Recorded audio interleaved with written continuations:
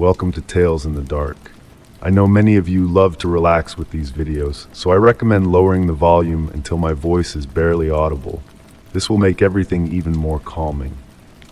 Before closing your eyes, let me know in the comments where you're listening from. Leave a like and subscribe to the channel so you don't miss more relaxing stories. Story 1. The night unfolded quietly, shrouded in a veil of mystery. It all began with a whispered secret that danced through the shadows, barely noticeable at first. Friends and acquaintances slipped away, vanishing into the darkness one by one. Each disappearance sent ripples of unease through my world, like stones dropped into a still pond.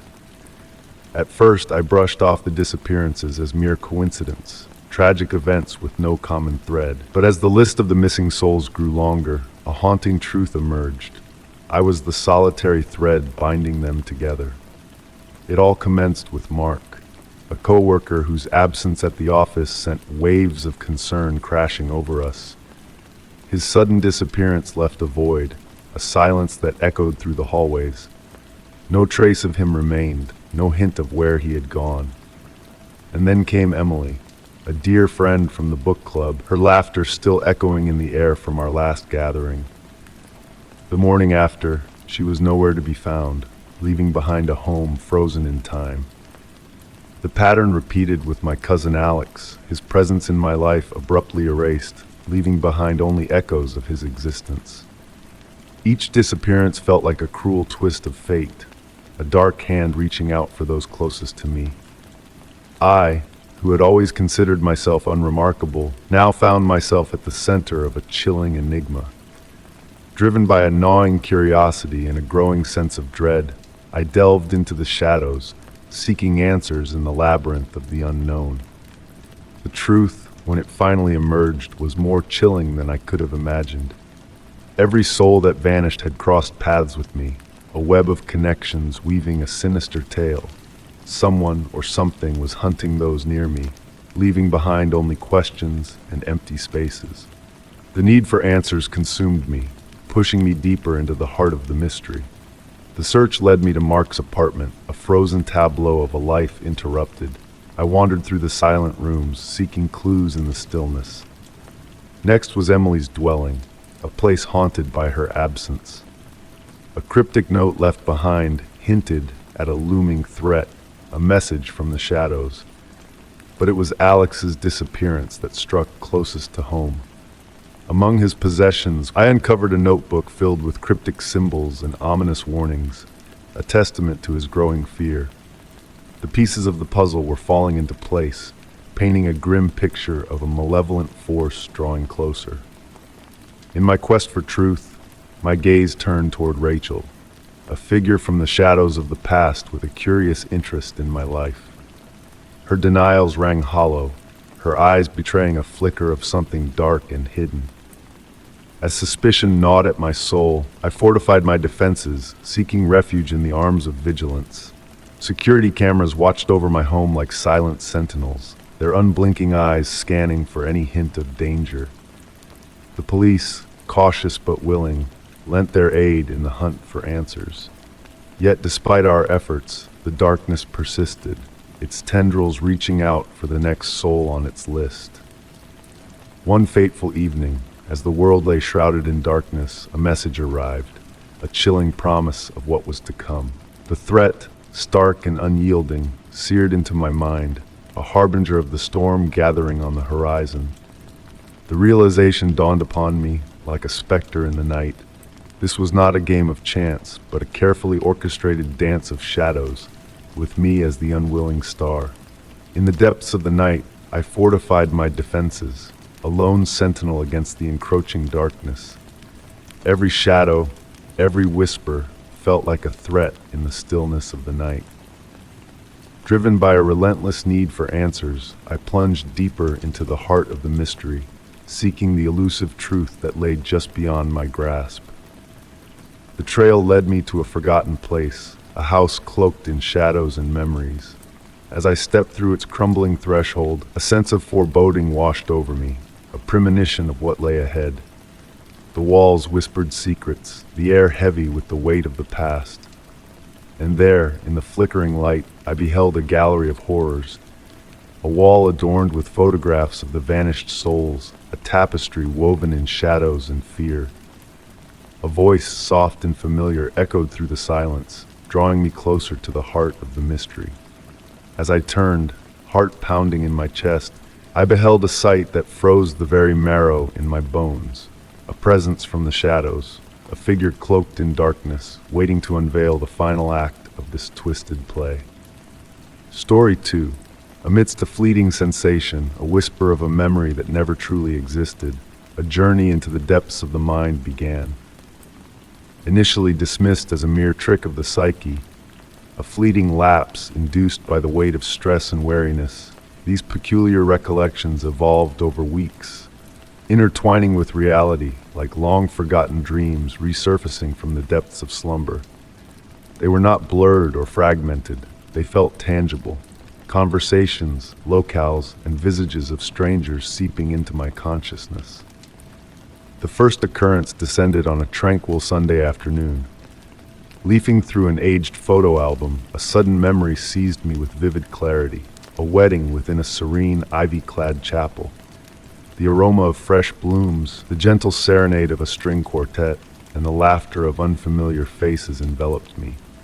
It felt so real that, for an instant, I was convinced of my presence, until the truth dawned that such an event never graced my past. Perplexed yet determined to dismiss it as a flight of fancy, I resumed my routine. However, the enigmatic memories refused to wane. Conversations with coworkers never had, events recounted to friends leaving them puzzled. Social gatherings, locales, personal milestones emerged in my mind, vivid and intricate, yet entirely false. The pivotal moment arrived one evening as I delved into a novel's pages. Within its confines, a passage unraveled, depicting a soiree at a waterside eatery. My chest constricted. I envisioned the candle-lit table, heard the clinking of glasses, and even captured fragments of dialogue, reminiscent of an experience I knew not to have lived. The sense of familiarity engulfed me, yet I had never partaken in such a gathering. Seeking solace, I commenced a journal, meticulously chronicling each illusory memory. I scoured through photographs, social media archives, and calendars in pursuit of validation for these phantom recollections. Consulting friends and family, I met unanimous bewilderment at the events I described.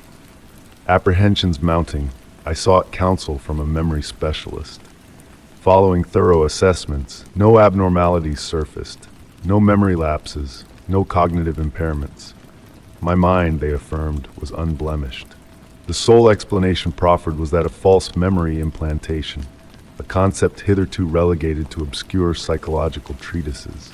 The notion, once ludicrous, gained traction as patterns emerged. Memories seemed tethered to recent visits to specific locales. A gala attendance recollection, though fictitious, coincided with a community event I had merely passed by. The labyrinth of uncanny coincidences propelled me deeper into the quest for truth. Amidst my inquiries, unsettling revelations surfaced. Names from fabricated memories aligned with an organization rumored to conduct covert psychological trials. Whispers of unethical experiments, manipulation of perception, implantation of artificial memories, haunted conspiracy circles. Skepticism metamorphosed into a chilling dread. Subsequently, surveillance commenced. Anomalies in my phone, scrambled emails, and anonymous threats urging me to cease probing. Initially brushed off as paranoia, the sense of being shadowed grew undeniable. Someone was cognizant of my investigation and sought to obliterate it. One evening, sifting through old files, discovery struck, a classified psychological dossier buried within an encrypted folder on my device. It delineated experiments mirroring my encounters, memory implantation tactics, behavioral conditioning, profiles akin to those I remembered. The document disclosed lead researchers, all affiliated with the suspected organization. The closing line sent shivers down my spine.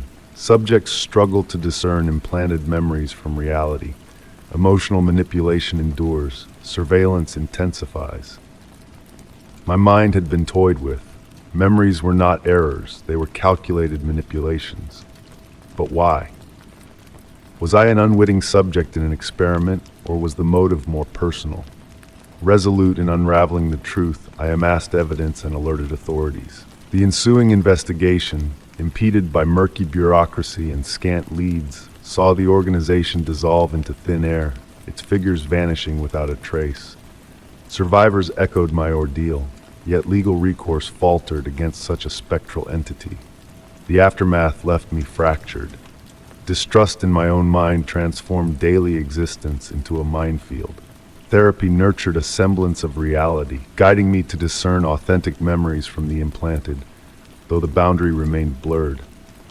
Time dulled fear's sharp edges but never wholly eradicated them. Living cautiously, documenting every detail, I navigated the scars of manipulation haunting my psyche's recesses.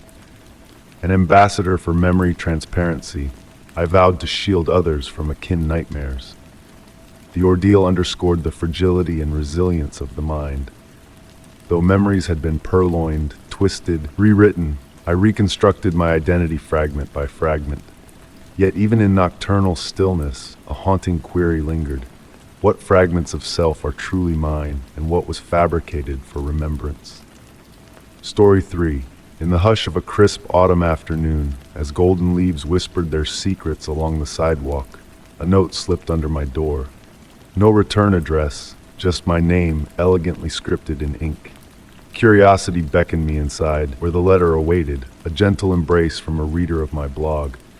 Their words danced like poetry, praising my thoughts on modern relationships. Yet beneath the warmth lay a subtle edge that stirred unease in my soul. Days passed, and another note found its way to me, this time more intimate. Details of my life unfurled on the page. My Wednesday walks to the cafe, my love for cappuccinos, the spot by the window that cradled my solitude. A chill tiptoed down my spine. How could someone know these fragments of my world, these whispers of my existence? Letters arrived with increasing frequency, each one peeling back layers of my life with unsettling precision. My sanctuary, my haven, my innermost thoughts laid bare in ink.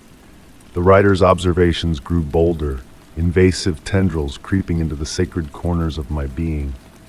I tried to dismiss it as a jest, a prankster's game, but the truth lingered in the details known only to one who had crossed the threshold of my home.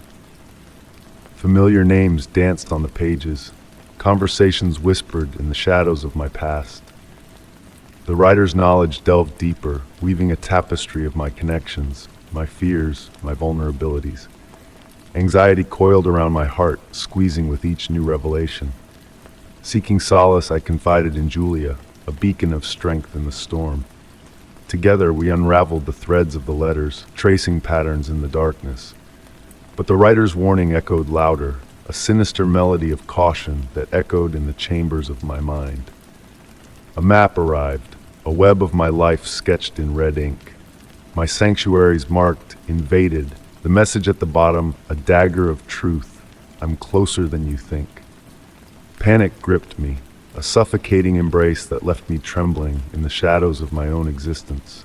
Police patrols increased, precautions taken, yet the letters persisted, each one a step closer to the edge of my sanity. A shadow lingered outside my window, a phantom presence that haunted my nights and stalked my days. Fear wrapped its icy fingers around my throat as I dialed for help, my voice a tremor in the night. The final letter came, a photograph capturing me in my solitude. The haunting words beneath it, a promise of eternal vigilance. I'm always watching. Don't forget that. With resolve born of desperation, I fled, seeking refuge in a new beginning, a fresh haven untouched by the shadows of my past. Silence fell in the wake of my departure, a balm for my weary soul.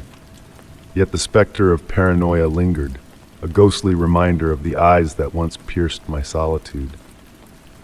The journey to reclaim my peace was long, the road winding with shadows and echoes of the past. As I resumed my blog, I treaded with caution, mindful of the fragile boundary between openness and vulnerability. The letters remained a haunting memory, a lesson etched in the corridors of my heart. They whispered of the importance of guarding one's privacy, of seeking help in the face of unseen threats. In the stillness of night, beneath the watchful gaze of the stars, I found solace in the knowledge that even in the darkest shadows, there is light to guide us home. And though the echoes of the letters lingered, I emerged stronger, a survivor of the shadows, a guardian of my own light. Story 4. It all started so quietly, almost unnoticed. The messages that began appearing in my social media inbox seemed like mere background noise at first.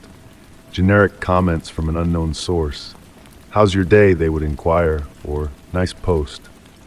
I brushed them off, thinking they were just harmless automated messages, perhaps spam.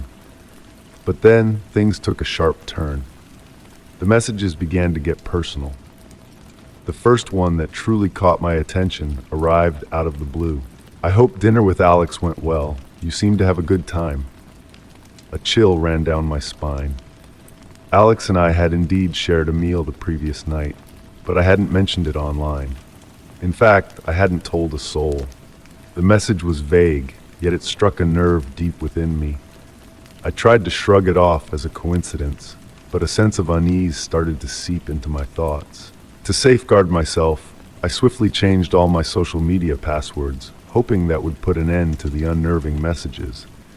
It seemed like the logical solution, and I convinced myself it would be enough, but it wasn't. The messages persisted, growing more specific, more intrusive. One day, another message appeared. "I saw you at the coffee shop yesterday.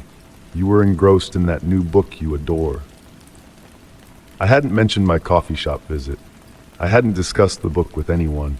Yet somehow someone out there knew every detail of my actions and had chosen to reveal it to me. The messages all came from a faceless account.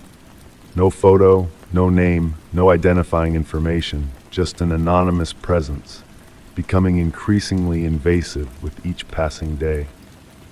I reported the account to the platform, hoping that would be the end of it. But hope proved fleeting. The next wave of messages delved into private conversations I had only shared with close friends and family. They referenced events I had kept off social media, even thoughts I had voiced in the sanctity of my home. One particularly unsettling message read, "I'm glad you and Lisa resolved that argument. You seemed much happier afterward." I had confided in no one about that conversation, not a soul. Desperate for answers, I turned to friends and family. Had anyone divulged details of my life without my knowledge? But they were as clueless as I was, their confusion only deepening my fear. The messages escalated, bringing with them an overwhelming sense of vulnerability. Seeking answers, I consulted a cybersecurity expert to uncover the source of this intrusion. They combed through my devices for malware or signs of hacking, but their report yielded no clues. There was no breach, no evidence of compromised devices. That revelation provided no solace. It meant that whoever was watching me wasn't solely relying on technology. They were closer, somehow more intimate in their access to my life. Consumed by paranoia, I began to alter my routines. I avoided my usual haunts and ceased sharing any aspects of my life online. I believed that by shutting every possible window into my world, I could shake off the omnipresent gaze that seemed to follow me relentlessly. Yet, the messages persisted. "I noticed you've been skipping the gym. I hope you're doing okay, maybe just taking a break." The suffocating level of detail in that message shattered me. I had disclosed to no one the reason for my gym hiatus, not even my closest friends. The knowledge that someone was tracking my movements in real time left me feeling utterly exposed. The anxiety began to gnaw at me. Every moment felt scrutinized, as if I were residing in a glass enclosure where nothing was sacred, nothing truly mine.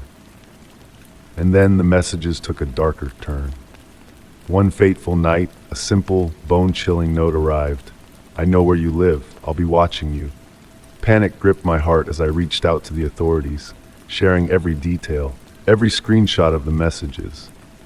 An investigation was launched, but the anonymity of the account, posed a formidable obstacle to tracking down the perpetrator.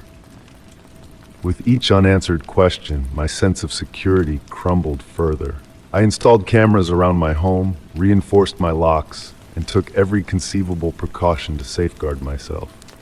But no matter how many safeguards I implemented, the sense of being watched never waned. The stalker's presence loomed over my daily existence like a shadow, unseen yet unrelenting.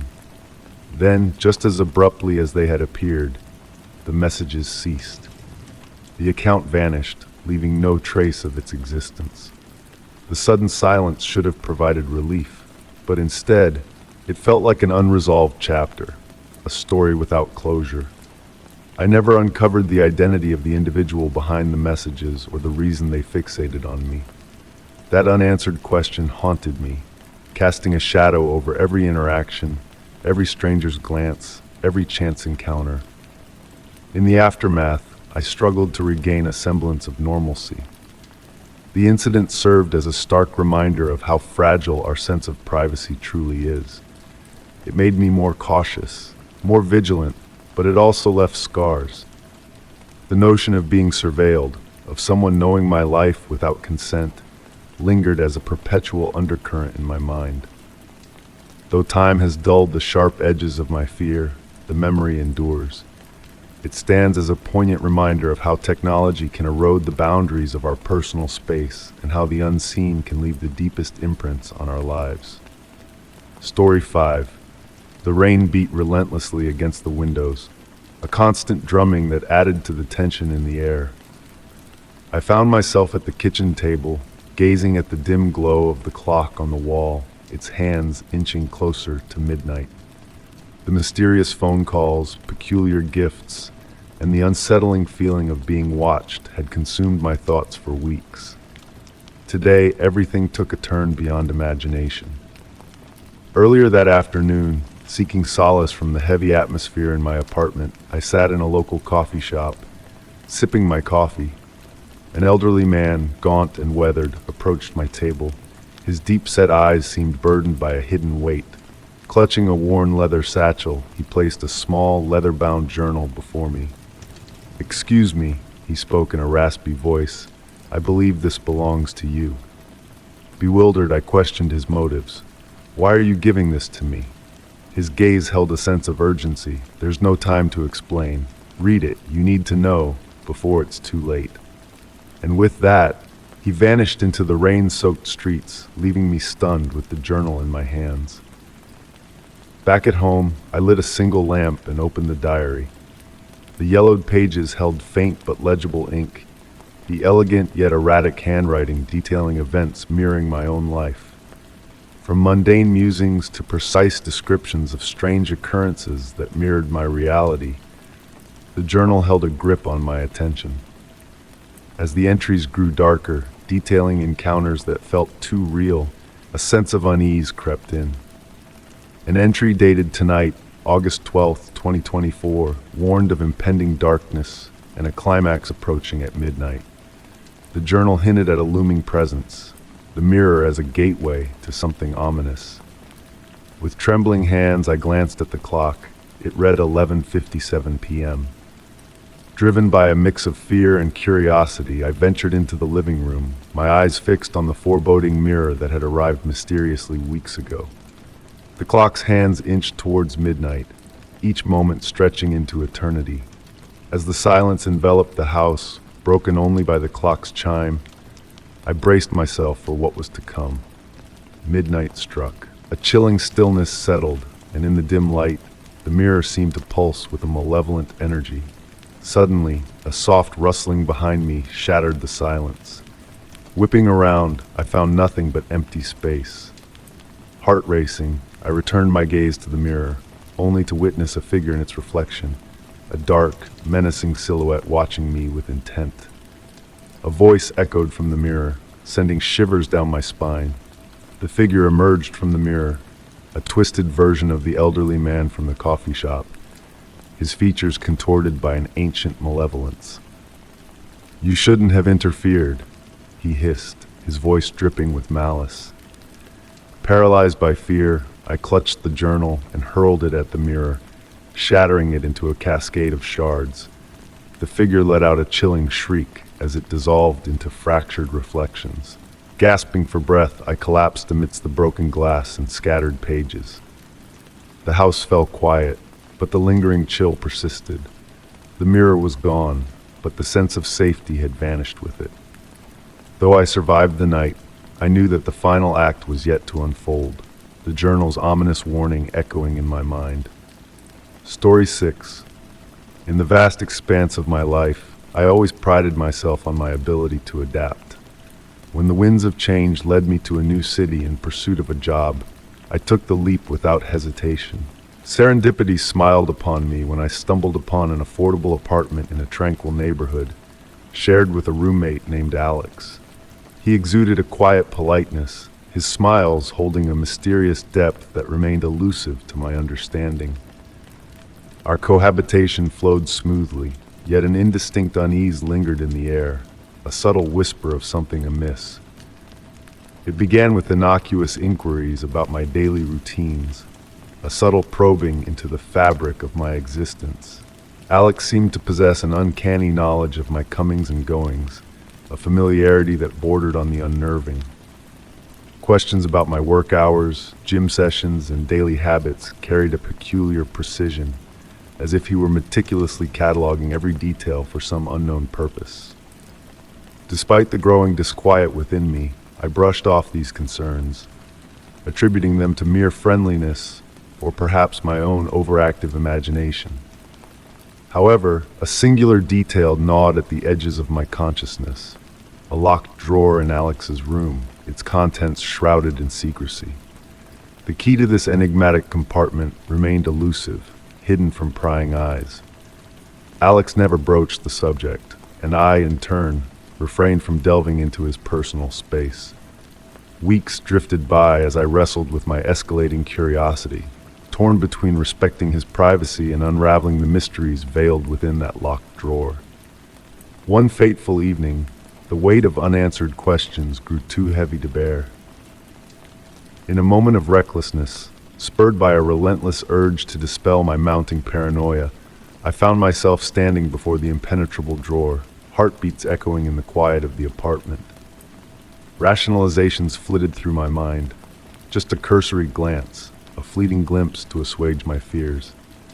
A rusty key, unearthed from an ancient box of odds and ends, trembled in my hands as it slid into the lock with an eerie precision. The drawer groaned in protest as it yielded to the key, revealing a trove of manila envelopes bulging with photographs and meticulous notes. At first glance, the images appeared mundane, fleeting snapshots capturing snippets of my everyday life. Yet, a creeping dread coiled around my insides as I sifted through the collection. Every facet of my existence, from mundane chores to intimate moments, lay bare before me, immortalized in haunting stillness. The photographs, especially the close-ups capturing my unguarded expressions, sent a shiver down my spine. It dawned on me with a sickening realization that Alex had been observing me, a silent spectator lurking in the shadows. As I delved deeper, my hands trembling, I uncovered a series of meticulously documented logs detailing my routines with unsettling precision. Innocuous observations mingled with cryptic annotations, painting a portrait of surveillance that transcended mere curiosity. My breath caught in my throat as the gravity of the situation unfurled before me. This was not an eccentric fascination, but a calculated act of invasion, an insidious form of stalking that had woven its tendrils into the fabric of my daily existence. A worn leather journal, concealed beneath a stack of aged papers, revealed the depths of Alex's obsession in chilling detail. Each entry dripped with fervor, a fervent desire to unravel the enigma of my being, to possess a comprehension that bordered on the fanatical. The words inscribed within the journal spoke of an insatiable hunger for intimacy, a longing to bridge the chasm that separated us. Alex's narrative painted me as a muse, a subject of study whose intricacies eluded his grasp. The apartment, once a sanctuary, now felt like a prison suffused with the echoes of his clandestine observations. The realization dawned on me like a dark tide. My privacy, my autonomy, had been violated in the most intimate of ways. As the shadows lengthened and the specter of Alex loomed ever closer, a primal fear gripped my heart. Hastily concealing the incriminating evidence within the confines of the drawer, I barely managed to compose myself before the jingle of keys heralded his return. His demeanor, as inscrutable as ever, betrayed no hint of the turmoil brewing beneath the surface. "Hey," his voice rang out casually, a facade of normalcy draped over his features. "You're back early." For a fleeting moment, the world around me blurred into a surreal tableau of distrust and trepidation. Every word, every gesture from him felt like a calculated maneuver, a chess piece in a game whose rules eluded my grasp. The hours dragged on, each passing moment laden with the weight of unspoken truths and unresolved tensions.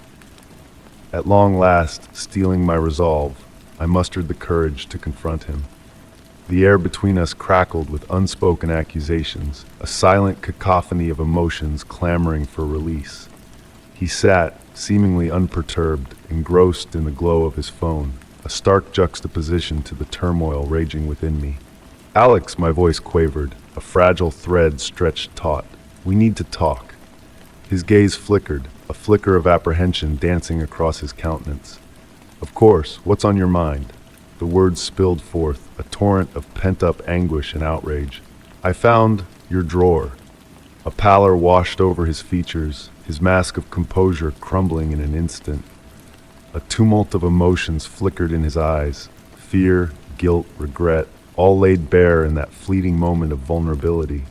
"I never intended for you to discover that." His voice wavered, laden with a weight of confession. It wasn't meant to unfold this way." My anger surged, a tempest of indignation roiling within me. "Watching me, photographing me, tracking my every move. What kind of twisted game are you playing?" His gaze faltered, his shoulders slumping in a gesture of surrender. "I only wanted to understand you better, to bridge the gap between us, to erase the loneliness that gnawed at my soul." The words hung in the air, a tenuous bridge between us forged from shards of shattered trust.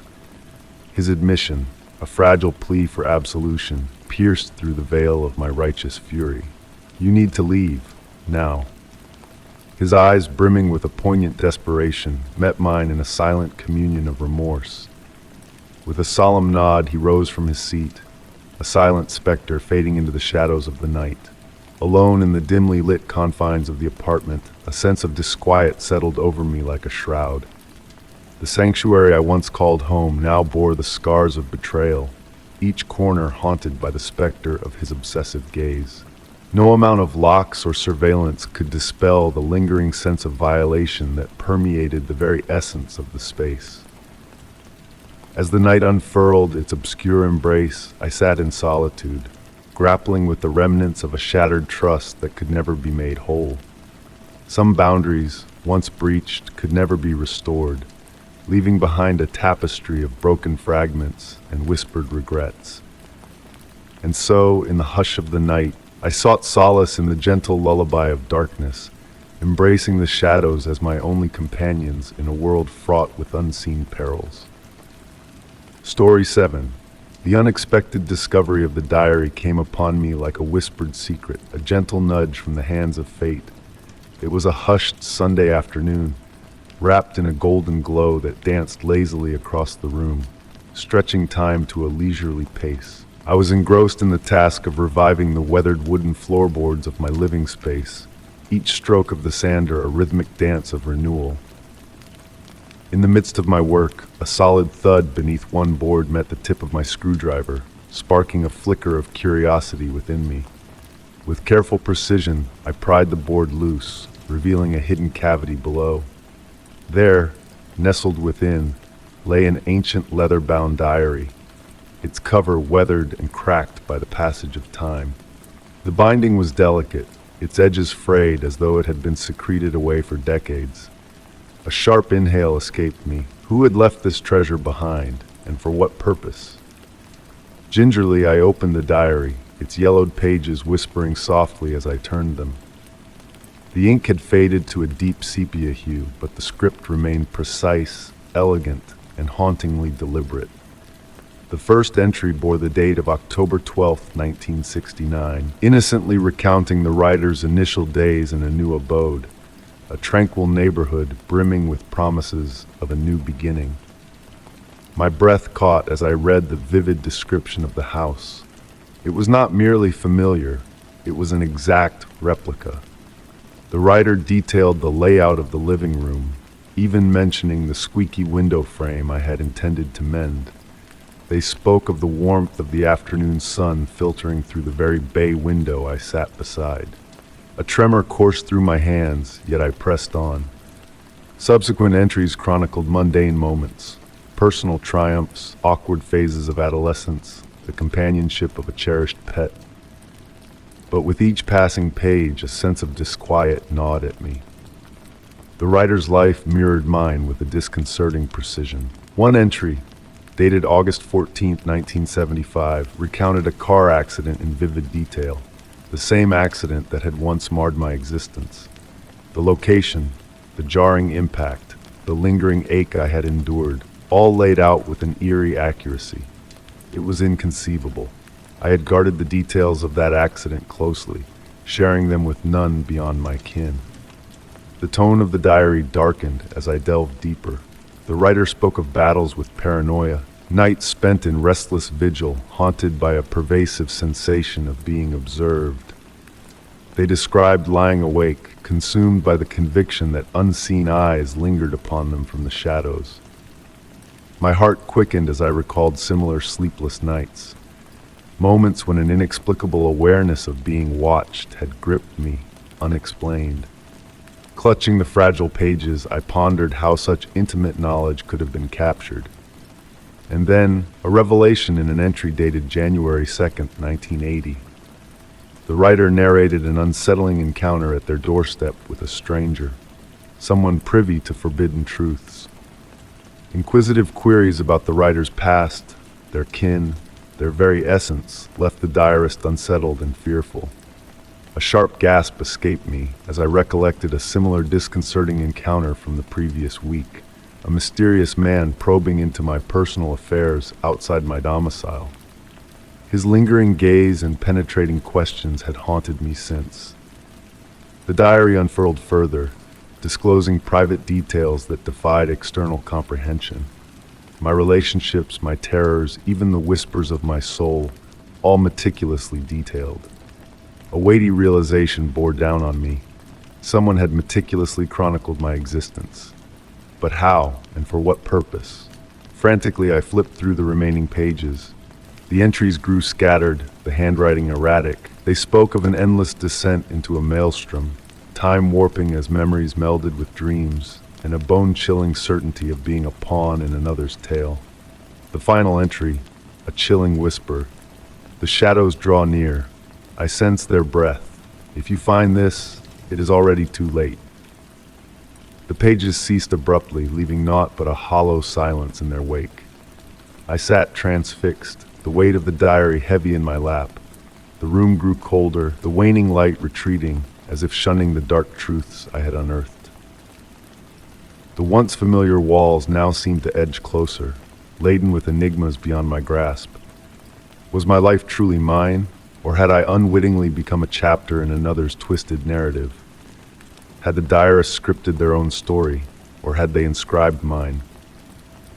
With trembling hands, I restored the floorboard, concealing the diary in its cryptic sanctum. Yet even as I secured the boards, I knew it was futile against the unease now rooted within me. That night, sleep eluded me. Each creak of the old abode resonated like a somber melody. Every shifting shadow seemed imbued with intent. I lay in the dark, ensnared in a web of unanswered questions. The diary had been a gateway to an alternate reality. Whether preceding mine or running parallel, I could not discern. And in the frigid quiet of my chamber, a lingering dread clung to me, whispering that someone was still writing, and I was the next chapter. Story 8. In the hushed stillness of our suburban enclave, the mysterious disappearance of my neighbor, Greg Thompson, reverberated like a silent echo through the neatly lined streets. Greg was a figure of enigmatic solitude, draped in a tweed jacket that seemed to carry the weight of his perpetual frown. Despite residing next door for years, our interactions were mere whispers in the wind, gentle nods and fleeting pleasantries. When Greg vanished without a trace, a disquieting void settled in, stirring a restlessness within me. There was something peculiar about Greg's house, an eerie ambiance of lifelessness that lingered in the air. The day he vanished, the stillness that enveloped his home felt palpable, as if the very walls held their breath in anticipation. The investigation by the authorities bore little fruit, shrouding Greg's disappearance in a cloak of mystery. No witnesses to his departure, no signs of forced entry, no traces of struggle. Greg had seemingly dissolved into the ether without a trace. The enigma of his vanishing gripped me, tugging at the threads of my curiosity until I could resist its pull no longer. I embarked on my own clandestine inquiry, starting with the threshold of Greg's abode. The unlocked front door, a stark deviation from Greg's cautious demeanor, beckoned me inside. Within, a pristine emptiness greeted me, each corner meticulously maintained yet curiously devoid of life. Books stood sentinel on shelves with precision, furniture untouched by dust, but the absence within whispered of a deeper mystery. In Greg's study, a hidden journal lay nestled in a drawer, its pages a tapestry of cryptic musings and enigmatic scribblings. One entry pierced through the veil of uncertainty. "I know what he's hiding. The truth must come out before it's too late." A chill skittered down my spine at those words, urging me to unravel the tangled web of secrets that Greg had woven. An old photograph, harbored in the journal's confines, unveiled a world unknown to me. Greg and a stranger stood side by side, their gazes piercing through the veil of time to meet mine with an unsettling intensity. Determined to unearth the truth, I ventured forth to trace the enigmatic figures captured in Greg's photographs, seeking answers to the questions that lingered in the shadows. Initial inquiries yielded little, painting a portrait of Greg as a recluse in the eyes of his acquaintances. It wasn't until a chance encounter with a local historian that a sliver of illumination pierced the darkness. Greg had been entwined with a clandestine community, shrouded in secrecy and whispered legends of perilous pursuits. The historian's cryptic allusions unfurled a tapestry of intrigue, leading me down a labyrinth of clandestine histories and veiled truths. Retracing my steps to Greg's dwelling, I delved deeper into the enigma that had consumed him. A concealed compartment yielded a trove of enigmatic documents, a tapestry of blueprints, a map etched with scarlet marks, and a circled location that sent a shiver down my spine, my own address. A cold dread crept over me as I pondered the implications of Greg's scrutiny of my life. What had he uncovered? And why had I become entangled in his enigmatic tapestry? Nights turned restless, haunted by phantoms of unseen chasers prowling the corridors of my mind. Each dawn unveiled subtle traces of intrusion, a chair askew, objects displaced, whispers echoing through the walls.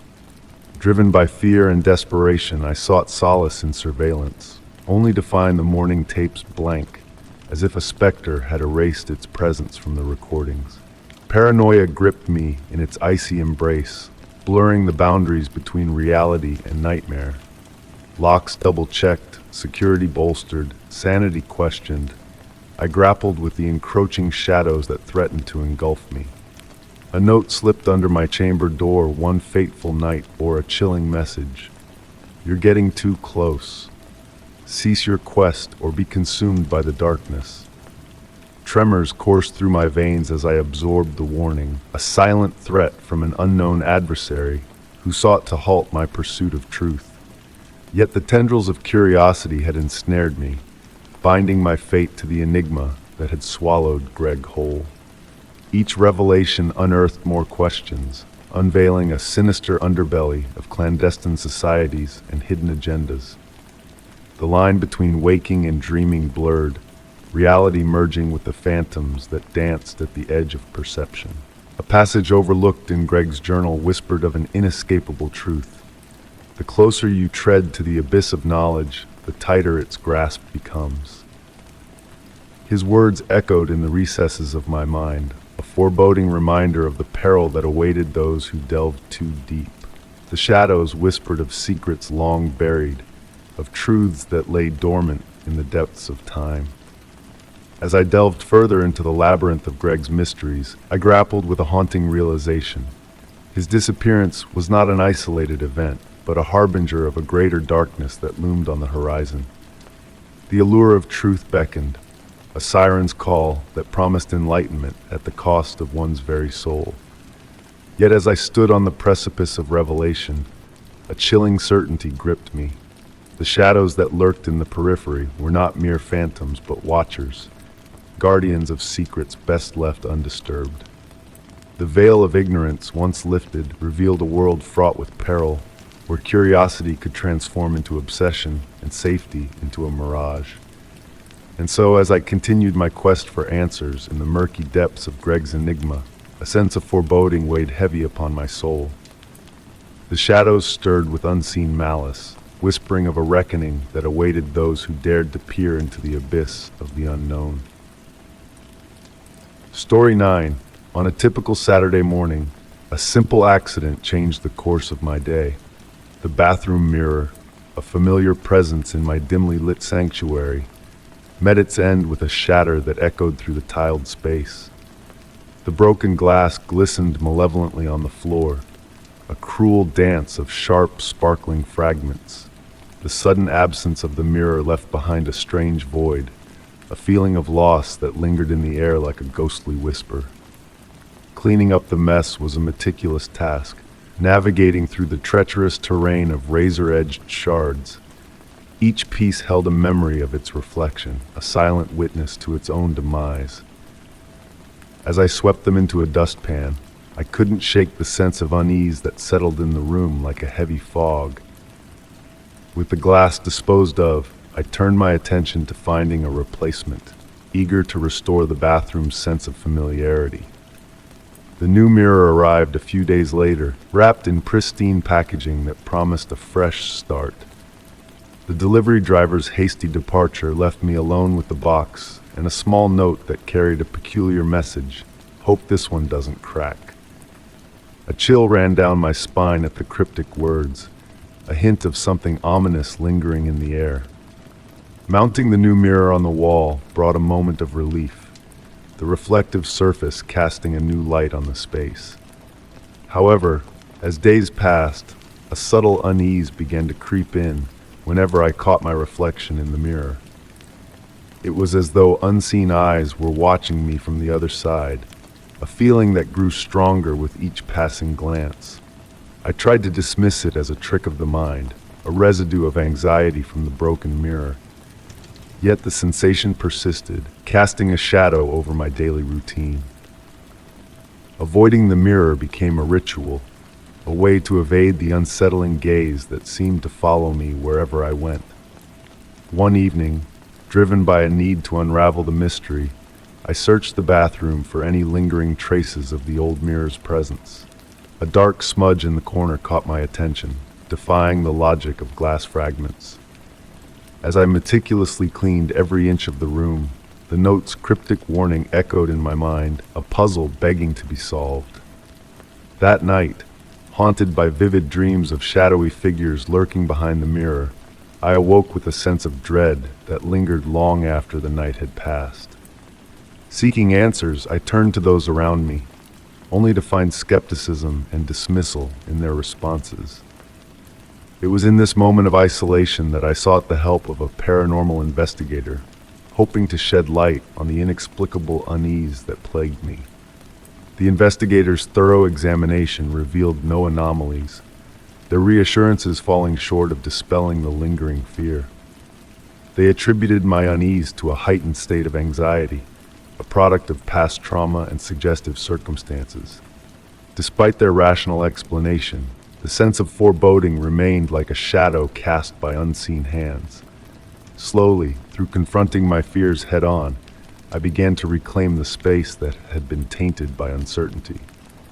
The mirror, once a source of apprehension, became a symbol of resilience, a reminder that fear thrives in the shadows of our minds. The note and the remnants of the old mirror remained tucked away, a testament to a lesson learned about the power of perception and the resilience of the human spirit. In the end, it wasn't the mirror itself that held sway over me, but the echoes of fear that lingered in its reflection. The journey through uncertainty had taught me that sometimes the most haunting mysteries are the ones we carry within ourselves, waiting to be unraveled with courage and understanding. Story 10. It all started on an ordinary Tuesday morning. The sun had just begun to peek over the horizon, and I found myself in a haze, habitually reaching for my phone. A missed call from an unfamiliar number caught my eye. No voicemail left behind, just a silent, unanswered ring that stirred my curiosity. Dismissing it as a wrong number or a pesky telemarketer, I carried on with my day. But the following day, that same mysterious number called again. This time, I decided to pick up. "Hello?"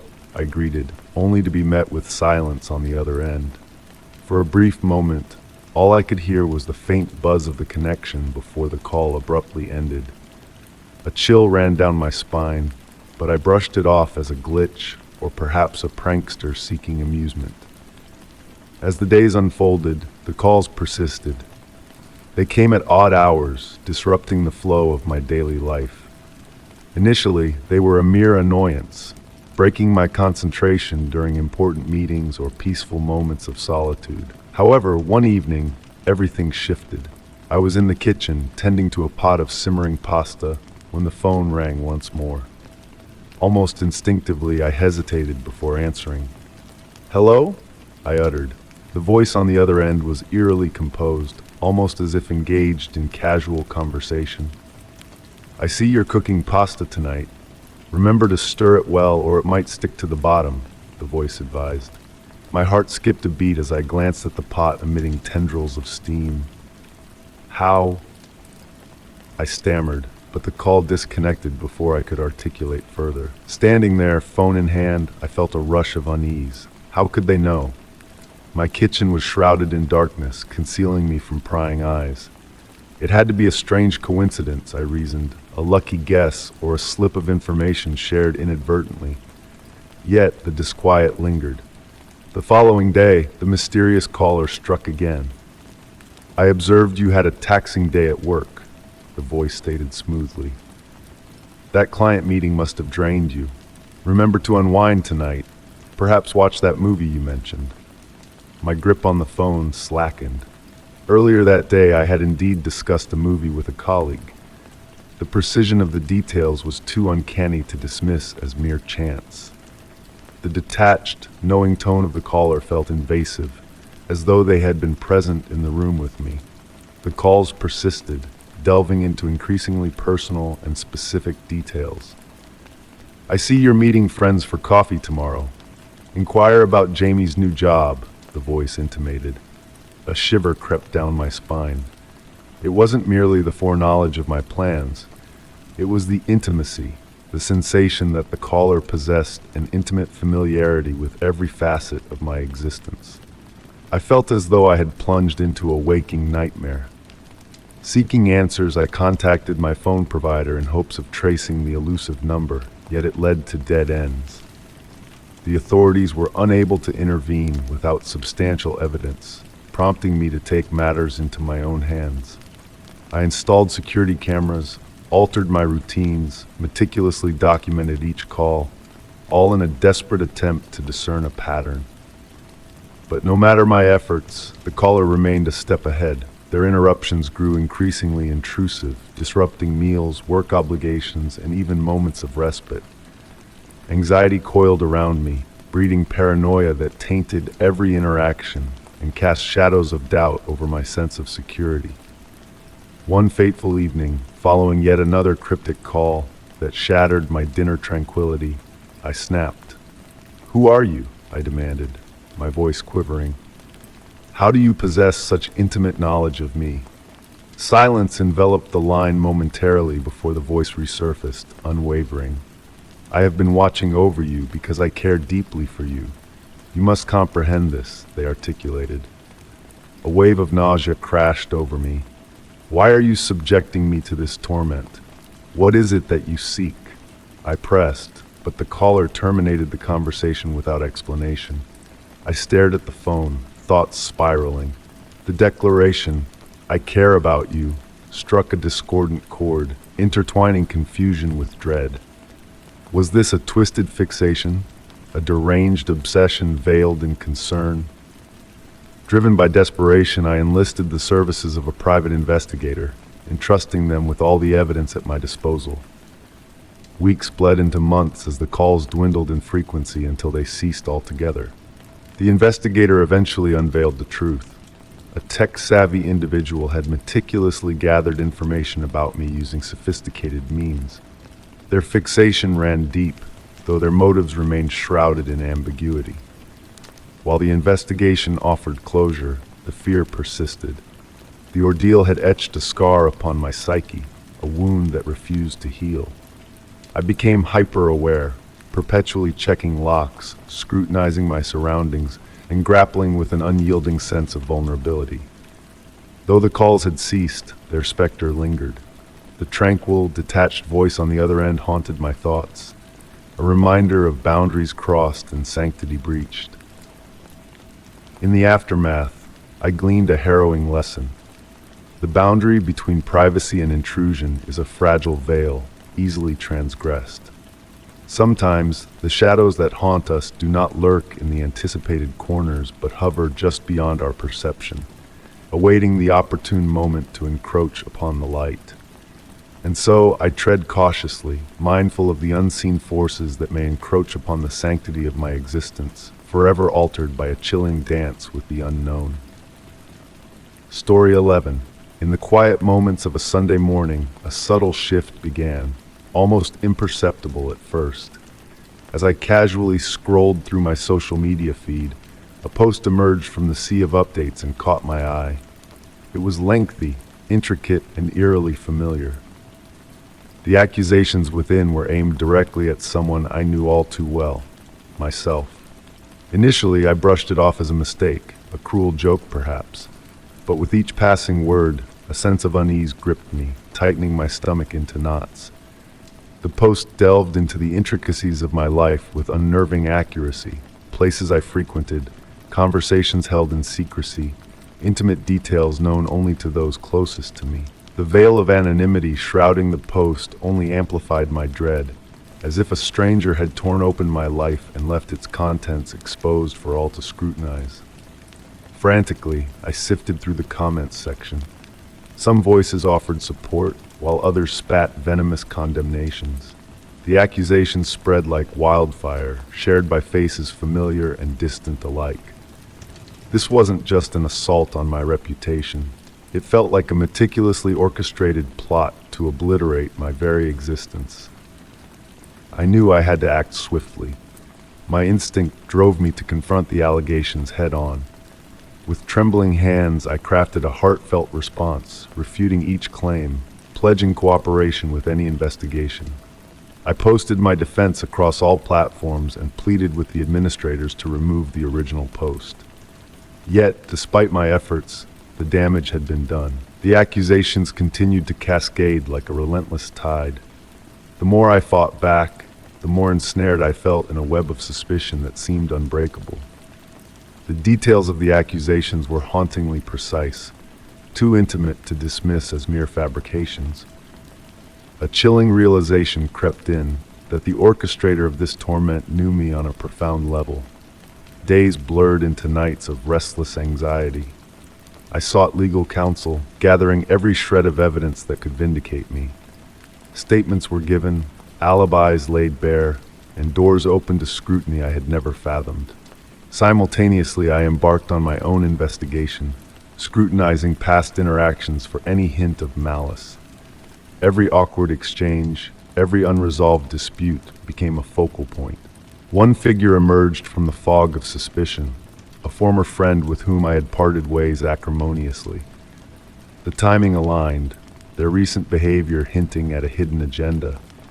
I confronted them with my suspicions, a tense exchange that left me questioning the authenticity of their denial. Weeks stretched into uncertainty as the search for truth dragged on. The trail of the anonymous post led to encrypted accounts, but no definitive link emerged. Each dead end plunged me deeper into a pit of helplessness. Then a glimmer of hope pierced the darkness. A tip, anonymous yet crucial, unveiled a treasure trove of digital evidence. Chat logs, schemes, meticulously crafted timelines unveiled the sinister machinations behind the smear campaign. The revelation struck like a thunderbolt. The puppeteer behind the curtain was a former employee harboring envy, bitterness, and a thirst for vengeance. Their elaborate web of deceit, fueled by a desire to see me crumble, involved a network of co-conspirators. The truth, stark and merciless, shattered any illusions of innocence. Legal repercussions followed, arrests were made, and justice was served. Yet the wounds inflicted ran deep. Rebuilding my life became a slow, arduous journey. While the law exonerated me, the court of public opinion remained stained by doubt. Relationships strained by suspicion required delicate repair, some irreparably altered by the shadows of doubt cast upon them. The ordeal etched hard lessons into my soul, lessons on trust, resilience, and the stark divide between private truth and public perception. I bore witness to the destructive force of a well-crafted lie, the fragility of one's reputation in the face of deception. Though the scars of betrayal linger, I refuse to be defined by them. The shadows may loom, but I emerge from the darkness stronger, wiser, determined to forge ahead on my own terms. Story 12. On a cool November evening, a peculiar shift in Max caught my attention. Our bond had weathered the years since college, forged through shared laughs, late-night studies, and culinary adventures across the bustling city. Max had always been my anchor, a steadfast presence in the chaos of life. But a subtle shift crept in, twisting the familiar into something unrecognizable. His phone buzzed incessantly, leading him to retreat for secretive conversations. His once easygoing demeanor turned guarded, his words clipped and defensive.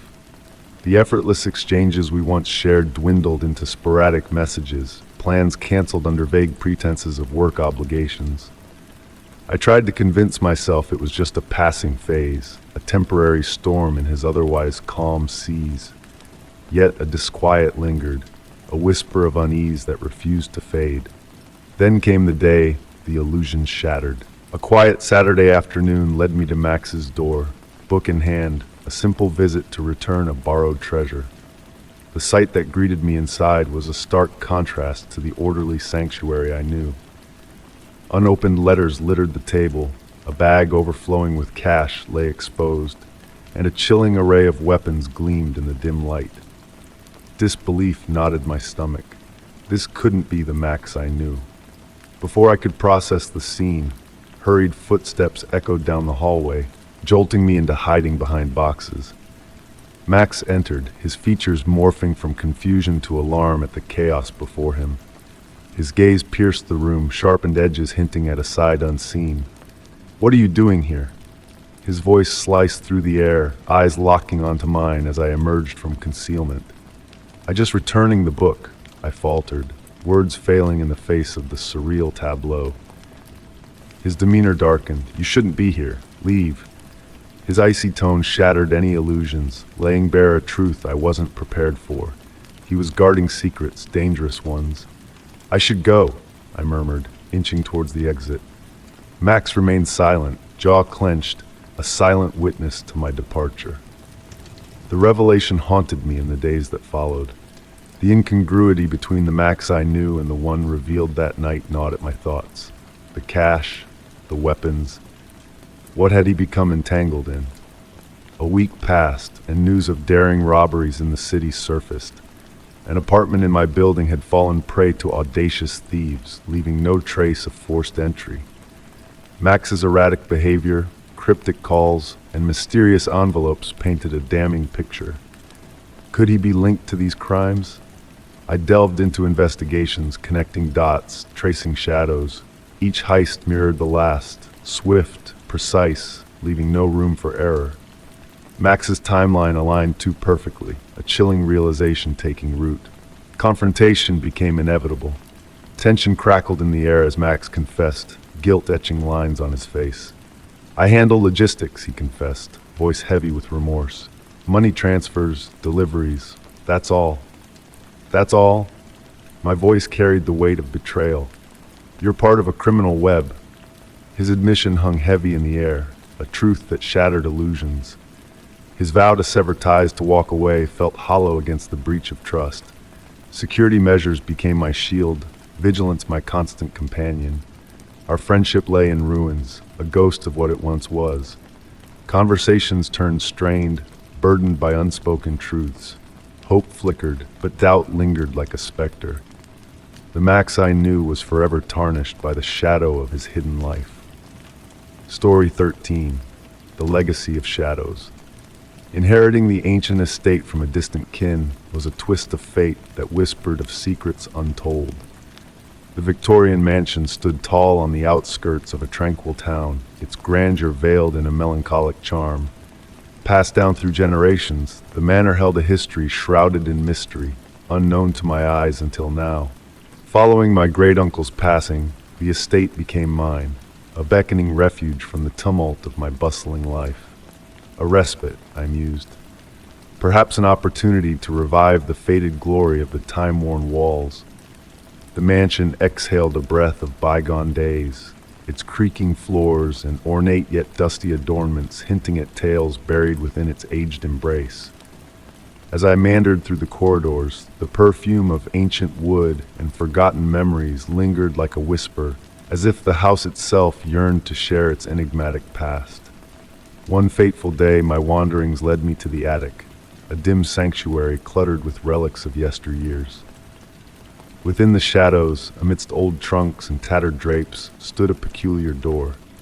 Hidden behind layers of neglect, its surface solid, its frame fortified with stubborn bolts, emanated an aura of mystery.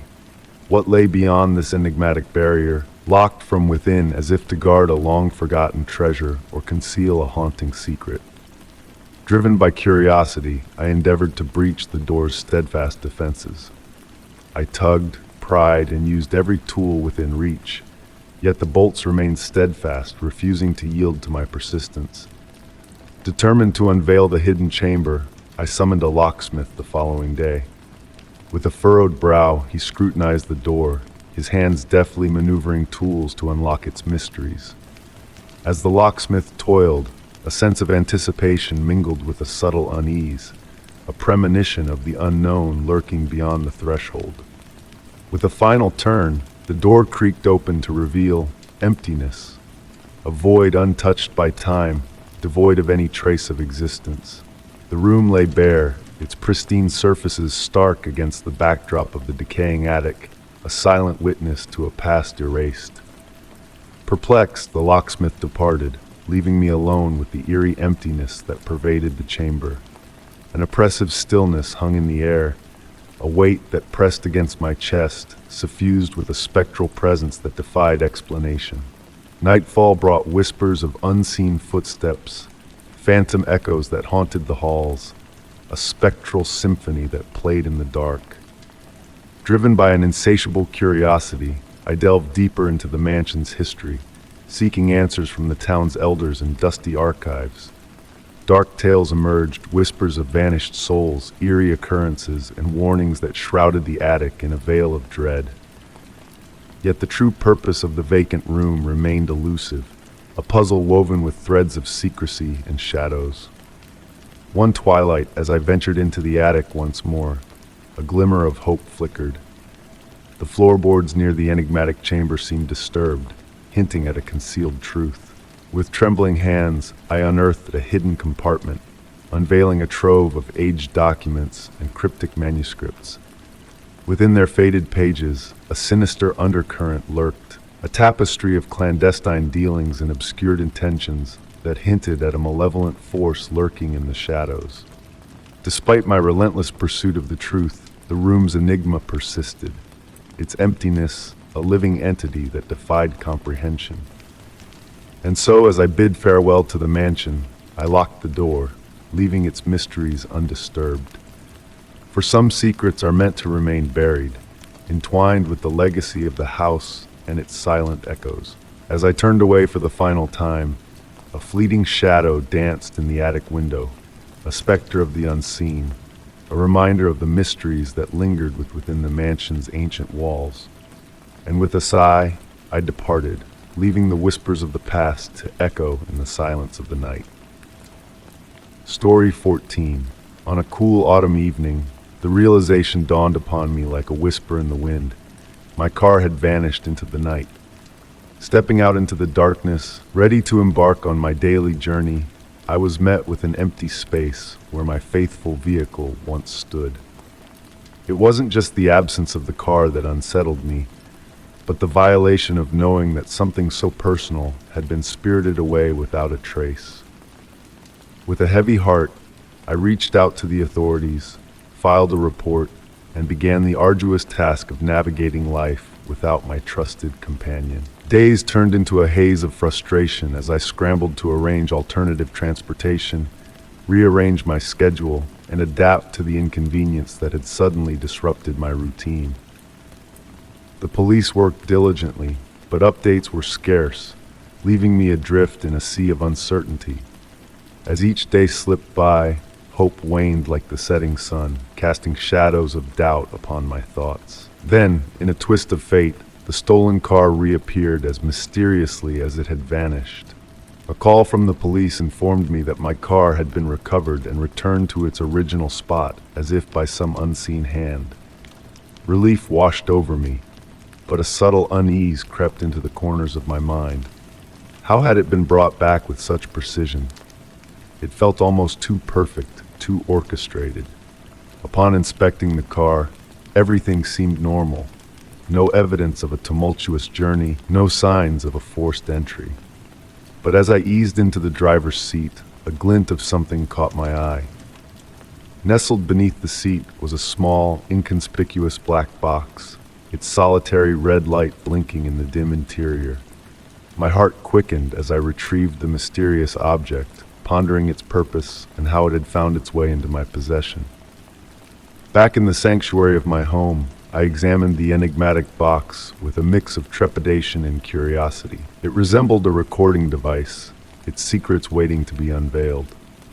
Intrigued, I connected it to my computer, unveiling a series of audio files that held fragments of my private life. Conversations, ambient noises, snippets of my daily existence captured without my consent. Each playback unraveled a chilling truth. My life had been under surveillance, my every move scrutinized by an unseen observer. The clinks of cups, the rustle of papers, the distant hum of traffic melded together to form a haunting tapestry of my private world. Questions swirled in my mind like leaves in the autumn breeze. Who had planted this device? Why had they listened to my most intimate moments? Was I a target or merely a pawn in a larger game? Seeking answers, I turned to the authorities, but the device yielded no clues, no markings to trace its origin. Their advice to remain vigilant offered little solace as the specter of paranoia cast its shadow over my days. Every stranger became a potential threat, every glance a cause for suspicion. Installing security measures became a necessity, altering my routines a means of survival. Despite my efforts, the fear lingered, a constant companion that chipped away at my peace of mind. Therapy became a refuge, a place to untangle the knots of anxiety that had woven themselves into my being. Slowly, I learned to distinguish between genuine concerns and the phantoms conjured by my imagination. Time passed, the immediate terror fading into a distant memory, yet the echo of that device lingered like a ghost in the night. The mystery remained unsolved, a riddle without an answer, but it left an indelible mark upon my soul. The violation of privacy served as a poignant reminder of the fragile boundaries that separate our public and private selves. The experience reshaped my perception of safety, urging me to guard not only the physical spaces I inhabited, but the intangible moments that defined my existence. Though the mystery remains unsolved, it stands as a silent admonition in a world where unseen eyes lurk in the shadows. It falls upon us to safeguard the sanctity of our private moments, to cherish the fleeting whispers of our lives in a world that never sleeps. Story 15. On a cool November afternoon, I crossed paths with Ethan R., a revered writer known for his intricate narratives and keen psychological insights. Struggling with a writer's block that had held my novel captive for months, I felt trapped in a void of creativity. When Ethan graciously agreed to meet me after I sought his guidance, a glimmer of hope ignited within me. His expertise seemed like the perfect catalyst to breathe life back into my stagnant manuscript. We rendezvoused at a quaint cafe nestled in the heart of downtown, its cozy ambiance a refuge from the crisp autumn air outside. Ethan exuded charm and eloquence, speaking fervently about the art of storytelling. His feedback on the premise of my novel was profound and exact, offering ingenious plot twists and delving into the depths of character motivations. His passion was contagious, leaving me invigorated and eager to immerse myself back into the world of writing. In the weeks that followed, Ethan and I maintained a close correspondence through emails and late-night conversations. His meticulous notes proved transformative, guiding my story into darker, more compelling realms. However, as I incorporated his suggestions, a disquieting pattern began to emerge. Ethan proposed introducing a significant trauma from my protagonist's past, uncannily resembling a personal family tragedy I had endured years ago. A chapter of my life I had never disclosed to anyone, let alone hinted at in my manuscript. He urged me to delve deeper into the protagonist's grief, echoing emotions I had struggled to articulate in reality. Initially dismissing it as mere coincidence, I convinced myself that Ethan's brilliance lay in his ability to tap into universal sentiments. Yet, the parallels continued to deepen. He suggested a subplot involving a fractured friendship post-betrayal, an echo of a falling out I had experienced with a dear friend in the past. The dynamics he described mirrored my own experiences too closely to be accidental. It felt as though he had plucked memories straight from my past. Then came his most unsettling suggestion, a mysterious figure haunting the protagonist, sending cryptic letters laden with personal details. A chill crept down my spine as I recalled receiving similar letters mere months before, vividly describing aspects of my daily life with unsettling accuracy. I had tried to bury those memories, but Ethan's suggestion brought them rushing back to the forefront of my mind. Despite the mounting unease, I continued to collaborate with him. Undeniably, his ideas enhanced my manuscript, weaving a tapestry of tension and emotional depth that had eluded me on my own. Yet the intrusive familiarity of his suggestions gnawed at me incessantly. One evening, following an intense phone call where Ethan once again alluded to something disconcertingly close to my personal life, I made a firm decision. I invited him to my apartment for a face-to-face discussion, resolute in my determination to confront the source of my disquiet. Ethan arrived promptly, exuding his usual air of confidence. He carried a weathered leather briefcase brimming with notes, the emblem of a seasoned mentor. However, that night, I viewed it in a different light. Seated across from each other at my dining table, drafts and scribbled ideas scattered around us, I took a deep breath. "Ethan," I began, my voice quivering despite my resolve, "I need to address something that has been troubling me. Your suggestions, some of them, they hit too close to events from my own life. It's unsettling." His expression shifted from polite interest to guarded concern. "I assure you that was never my intention. My aim was to aid in crafting a more authentic narrative." "It goes beyond authenticity," I persisted. "The stalker subplot, the family tragedy, the rift in the relationship, these are not merely plot devices. They are fragments of my reality." Ethan's gaze sharpened, his composed demeanor faltering slightly.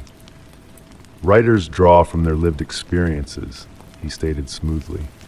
Perhaps our creative dialogue stirred up memories you had not fully explored. Fiction has a way of reflecting truths, often without our conscious awareness. His rationalization only fueled my suspicion. How do you account for knowing things I never divulged to you? I demanded. How do you explain the letters I received prior to our acquaintance? For a fleeting moment, a shadow flickered in his eyes, but just as swiftly, he regained his composure. At times, the boundary between fiction and reality blurs, he murmured softly. Maybe I probed too deeply, but isn't that what makes a narrative compelling? His words lingered in the air, pregnant with meaning. This was not merely about crafting an engaging story, it was about dominance. Ethan had not been aiding me in writing a book. He had been scripting me. The realization struck me like a bolt of lightning. I believe our collaboration ends here, I declared, my voice steady now. Thank you for your assistance, but I must see this through on my own. Ethan's expression hardened, but he nodded slowly. If that is your wish. Gathering his belongings, he departed without another word. As the door clicked shut behind him, a wave of relief washed over me, tinged with a residual sense of unease. Returning to my desk, surrounded by drafts tinged with memories of Ethan's intrusive presence, I resolved to reclaim my narrative. Deleting the files he had influenced, I began anew. The act of writing became a form of catharsis, a means to purge the lingering shadows he had cast over my life. Ultimately, Ethan's impact had urged me to plumb the emotional depths of my story, but at a grievous cost. He had crossed boundaries I had not even fathomed could be breached, leaving behind a lesson on control, privacy, and the fragile boundary between inspiration and intrusion. As I penned the final chapter of my novel, I realized I was not merely spinning a tale. I was reclaiming my own. Story 16. The unexpected ring of the doorbell shattered the peaceful tranquility of my afternoon. There were no anticipated deliveries, no scheduled visitors to explain the intrusion. The sound, though seemingly ordinary, echoed loudly in the silence of my home, leaving an unsettling feeling in its wake. With cautious steps, I approached the door and discovered a small, unassuming package resting on the doormat. Swathed in plain brown paper and secured with a simple twine, it offered no hint of its origins. No return address, no markings, nothing to reveal the sender's identity. Intrigued yet wary, I picked up the package, feeling its weightlessness adding to the mystery that enveloped it. Bringing it inside, I placed it gingerly on the kitchen counter, but the once familiar surroundings now felt eerily quiet, intensifying my growing sense of unease. Trembling hands reached out to untie the twine and unwrap the package, revealing a stack of photographs held together by a rubber band. Initially, the images appeared to be mundane snapshots of a house, but as I flipped through them, a gasp escaped my lips. These were no ordinary pictures. They were snapshots of my own home. Each photo depicted different angles and varying times of the day, capturing the essence of my dwelling in unsettling detail.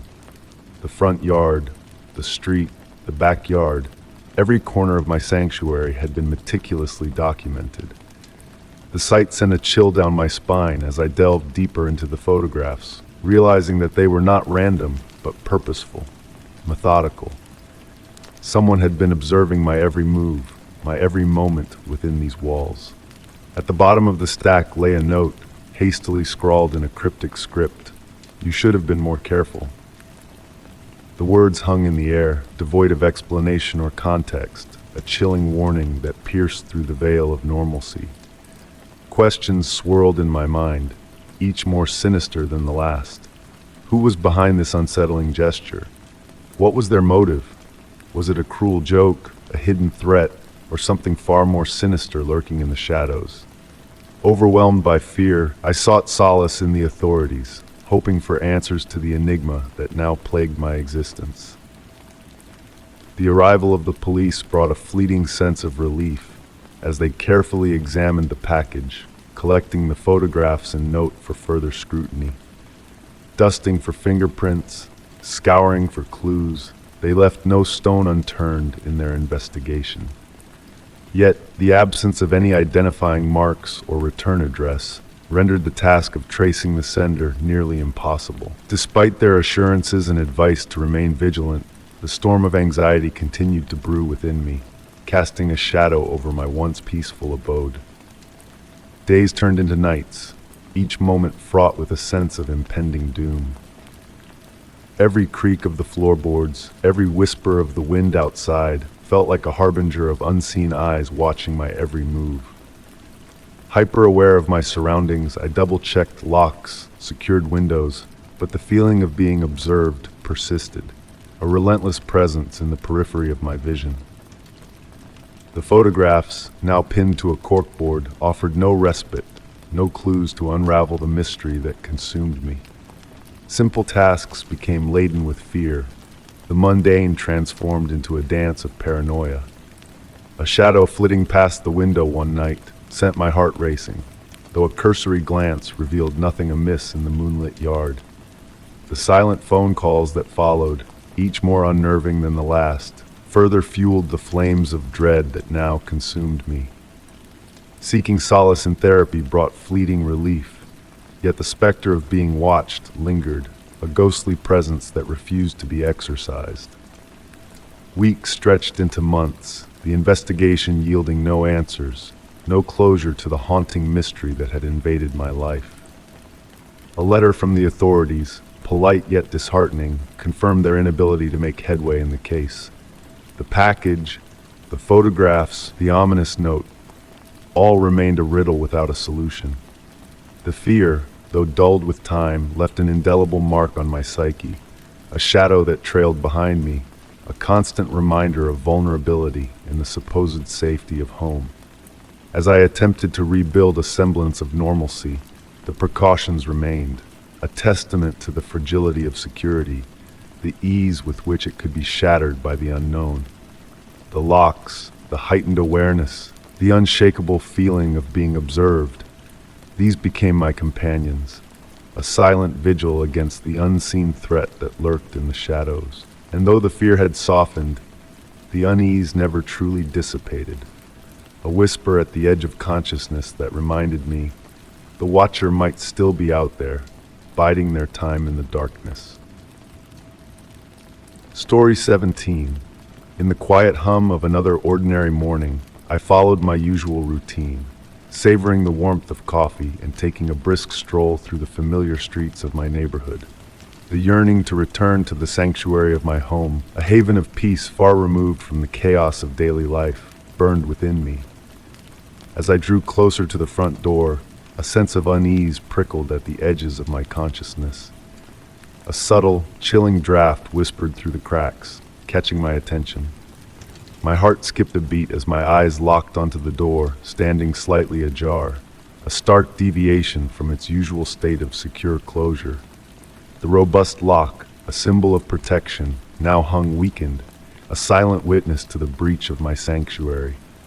I stood frozen in place, my breath caught in my throat, as the realization of intrusion washed over me like a tidal wave. With trembling hands, I fumbled for my phone and dialed the emergency number, my voice strained as I relayed the situation to the calm operator on the other end. Help was promised, urging me to stay put outside the compromised threshold. Time stretched infinitely as I waited on the porch, my mind a whirlwind of unanswered questions swirling in the air like restless spirits. Who would violate my space in such a manner, and for what purpose? The mystery gnawed at the edges of my consciousness, taunting me with its elusive nature. The arrival of flashing blue lights shattered the stillness of the street, casting an eerie glow on the scene before me. Law enforcement officers descended upon the area, their presence a reassuring anchor in the sea of uncertainty. With methodical precision, they combed through the house, meticulously examining every nook and cranny for clues left behind by the unseen intruder. Fingerprints were dusted, evidence collected, yet the phantom presence remained elusive, a ghostly whisper in the empty rooms. As the officers continued their investigation, I ventured inside, my eyes scanning the once familiar surroundings with a newfound sense of foreboding. The subtle disturbances became glaringly obvious in the wake of the violation. Personal items displaced, cherished photographs askew or missing, the jewelry box rifled through with callous disregard. Each room bore the mark of a meticulous search, a violation of the deepest corners of my personal space. The officers reconvened with me, their findings laid bare, but the hollow reassurances could not soothe the raw wound of invasion that festered within me. Left to my own devices, I painstakingly cataloged the missing pieces of my life, each absence a sharp reminder of the violation I had endured. The once sacred haven of my home now echoed with the unsettling presence of an intruder, a shadow that lingered in the corners of my mind. In the days that followed, I sought to restore a semblance of normalcy to my upturned world. Locks were reinforced, security systems upgraded, yet the creeping sense of unease persisted like a stubborn shadow. Every creak of the floorboards, every rustle of the wind outside, sent a shiver down my spine, a reminder of the fragility of security that had been shattered. The slow progress of the investigation offered little solace, leaving me to grapple with the aftermath of the violation on my own. Each day became a battle to reclaim a sense of peace within the walls that had been tainted by the unseen intruder. The experience had etched its mark upon me, a silent testament to the vulnerability of our most intimate spaces, the sanctity of our private moments. And as I sought to rebuild the shattered fragments of security, I carried with me the weight of that unsettling shadow, a reminder of the profound impact of violation on the human soul. Story 18. In the deep quiet of my living room, the phone rang once more, its sharp tone cutting through the stillness. I glanced at the screen, furrowing my brow at the sight of the unfamiliar area code that flashed before me. It had been weeks since these calls began, weeks of unsettling silence followed by whispers of my own life spoken by a voice unknown to me. This was no mere prank, it was a twisted revelation of my daily existence. With a hesitant hand, I answered the call, my heart drumming in my chest. "Hello?"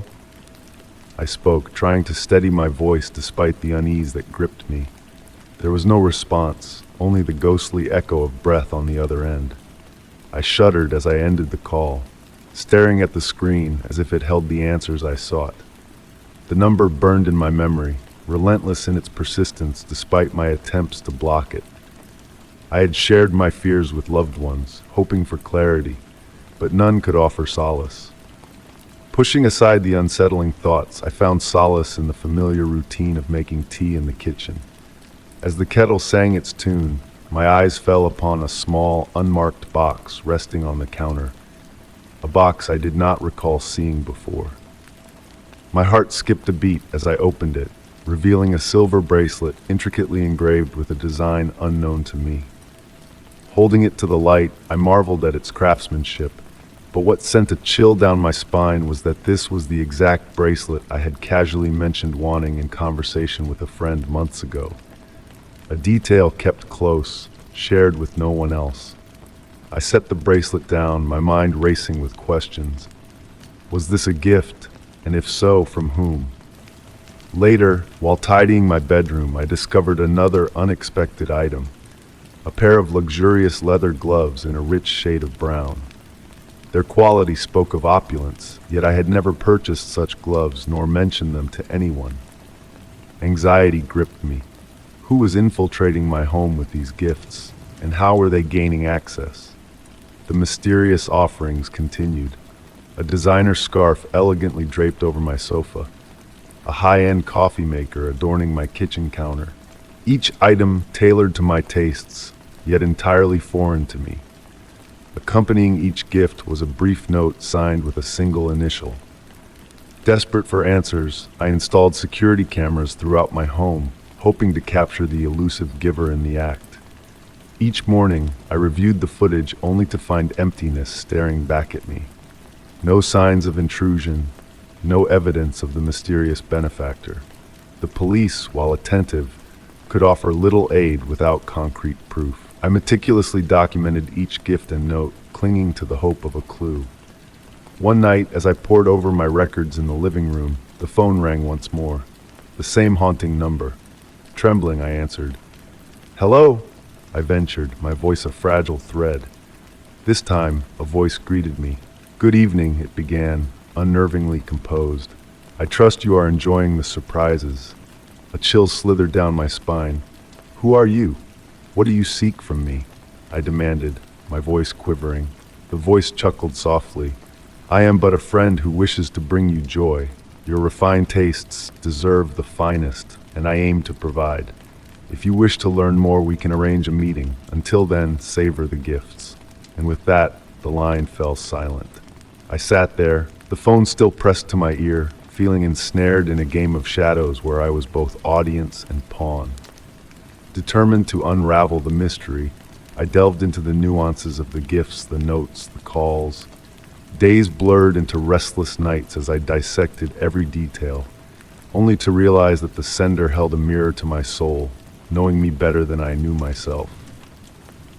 On a rainy evening, I returned home to find the most unsettling gift yet, a grand mirror, its ornate frame shimmering in the dim light. A folded note nestled in the corner bore an enigmatic message. The mirror reveals not just the present, but the echoes of the past. Meet me at the midnight crossroads of history. The cryptic summons hung heavy in the air, stirring a distant memory within me. With resolve in my heart, I readied myself for what lay ahead. The fear that had shadowed me now honed into a keen purpose. Midnight loomed, and I knew I must confront the enigmatic figure behind the gifts, the notes, the calls. I could no longer dwell in fear. Yet, as I prepared to embark on this journey, a haunting question lingered. Was I stepping into a trap, or on the cusp of unmasking the riddle that had consumed my existence? Story 19. As I settled into my new apartment, I hoped for a fresh start, a chance to escape the chaos of my past and embrace tranquility. The building, a charming mid-century structure with exposed brick walls and tall windows, exuded a cozy allure. Nestled on the second floor, my apartment offered a peaceful sanctuary, surrounded by a comforting solitude. The unit next to mine had sat vacant since my arrival, and for the initial weeks, all was serene. But then, the whispers began. At first barely discernible, the faint echoes of footsteps drifted from the empty neighboring apartment. Soft murmurs, almost inaudible, teased my ears as if someone whispered just beyond my reach. Occasionally, subtle sounds of furniture being shifted punctuated the stillness. I tried to dismiss the noises as mere quirks of an aging building, attributing them to settling floors and creaking pipes.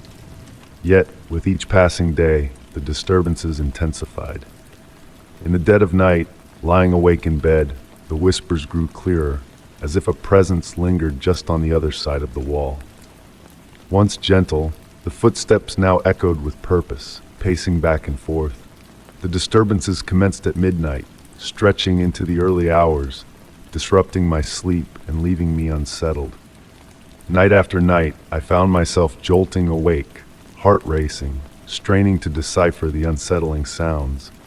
Pressing my ear against the wall in vain attempts to unravel the mystery, I met only silence in my own apartment, mingled with the faint traces of fear. Seeking answers, I turned to the landlord, a middle-aged man with a perpetually furrowed brow. He assured me the neighboring unit remained unoccupied, attributing the noises to the building's age. Promising to investigate, he left me with fleeting hope. Yet the disturbances persisted, each night growing more pronounced, more deliberate. The whispers turned urgent, the footsteps heavier, and on one chilling evening, the noises escalated into a frenzy. Furniture scraped, voices rose in muted panic, and an unseen weight was dragged across the room. The vivid sounds pierced the night, driving me to the brink of despair.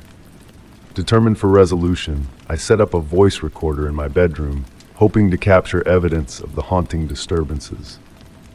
When I played back the recordings, my apprehension deepened. The unmistakable sounds of footsteps, whispered conversations, and shifting furniture confirmed my experiences, intensifying my dread. Armed with the recordings, I implored the landlord to take action, only to be met with polite dismissal. Weeks turned into months, and the disturbances grew more relentless. The whispers turned frantic, the footsteps relentless. On a particularly harrowing night, the cacophony of sounds reached a fever pitch, sending shivers down my spine. Unable to endure the tension any longer, I confronted the landlord, demanding a thorough investigation of the vacant apartment.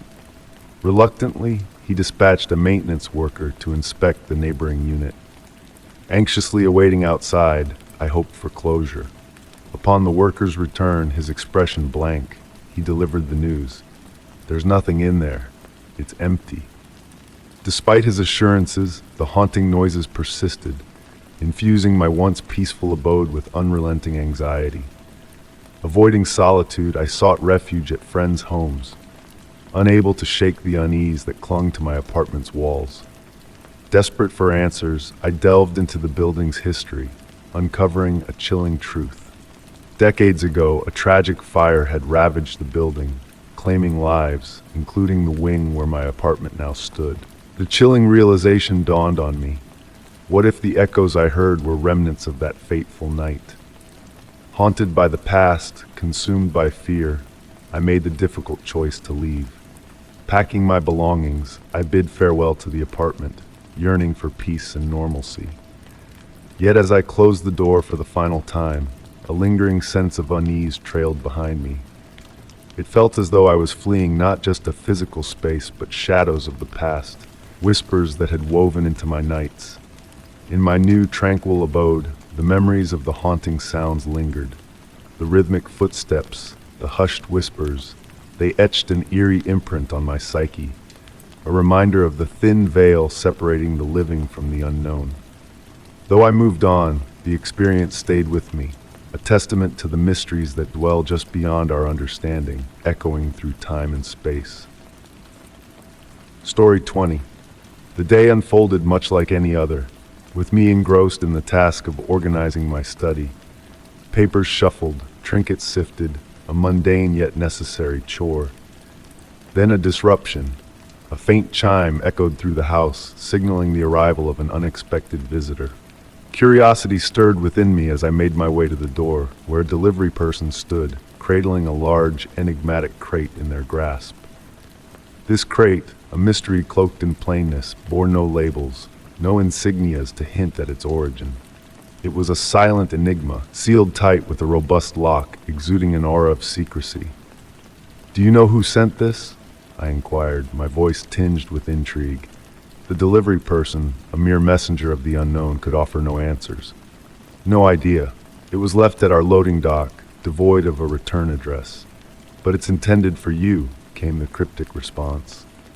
With a nod of gratitude, I carried the crate indoors, its weight heavy with anticipation. Placing it at the heart of my living space, it loomed ominously, a silent sentinel of mystery. I pondered its presence, a puzzle unsolved. No recent orders, no expected deliveries. Why had this enigmatic package found its way to me? Gazing at the unassuming box, my mind a whirlwind of curiosity and trepidation, I finally succumbed to the urge to unveil its secrets. The lid, protesting with a creak, yielded to my persistent efforts, revealing a trove of forgotten treasures that stirred a chill in my soul. Among the artifacts within lay a leather-bound journal, its pages a testament to my youthful musings. Memories long buried resurfaced as I traced the faded ink, a tapestry of emotions woven through time. Next, a box of photographs emerged, frozen moments of joy and sorrow captured in faded hues. Faces and places once dear, now distant echoes of the past, stared back at me from the weathered prints. Delving deeper, I unearthed bundles of letters penned with love, laughter, and longing. Each missive a portal to bygone days, evoking a symphony of emotions long suppressed. And there, nestled within the confines of a small jewelry box, lay trinkets of sentimental value. A silver locket, a pair of earrings, an heirloom ring, all lost to the passage of years, now returned in a mysterious twist of fate. As I grappled with the enigma before me, questions swirled like specters in the shadows. Who had orchestrated this clandestine reunion of my past selves? What motives lay behind this silent offering of memories? The absence of explanations only deepened the intrigue, casting a veil of uncertainty over the once familiar contours of my life. Days turned to nights, the enigmatic crate a haunting presence in my thoughts. Its contents whispered of forgotten chapters, of loves lost and moments cherished. Seeking solace in the familiar, I embarked on a journey of reclamation, organizing the artifacts of my past into curated collections, a labor of love and healing. With each photograph placed in a new album, each letter sorted by date, a sense of control emerged from the chaos.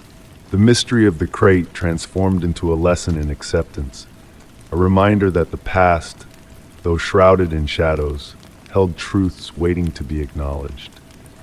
The sender's identity remained a riddle unsolved, a phantom lingering at the edges of my consciousness. Yet, in their silent gesture lay a profound revelation: the fragility of privacy, the impermanence of boundaries, the echoes of our past reverberating in the present. Through the enigma of the crate, I learned to cherish the fleeting moments, to embrace the transience of life's tapestry. The past, a ghostly companion, guided me towards a deeper appreciation of the present, a celebration of the ephemeral beauty that defines our existence. And so, as the crate faded into memory, its mysteries unresolved, I emerged transformed, a guardian of my history, a steward of my soul, forever mindful of the delicate dance between past, present, and the dreams that shape our tomorrows. Story 21. It all began on a typical evening, just like any other. Weary from the day's demands, I ambled into my bedroom, seeking solace in the familiar rhythms of home. Nonchalantly tossing my keys onto the kitchen counter, I meandered towards my room, yearning to unwind. Yet as my eyes drifted across the usual array of books and trinkets adorning my dresser, they halted at an unexpected sight: a camera. Initially, I brushed it off as one of my own gadgets, a remnant of my photography pursuits. My room often bore the scattered remnants of my hobby, from lenses to tripods. However, a sense of unease began to seep in as I drew nearer. The camera was positioned perfectly, capturing a wide-angle view of my room, encompassing the very spot where I had been reclining just moments earlier.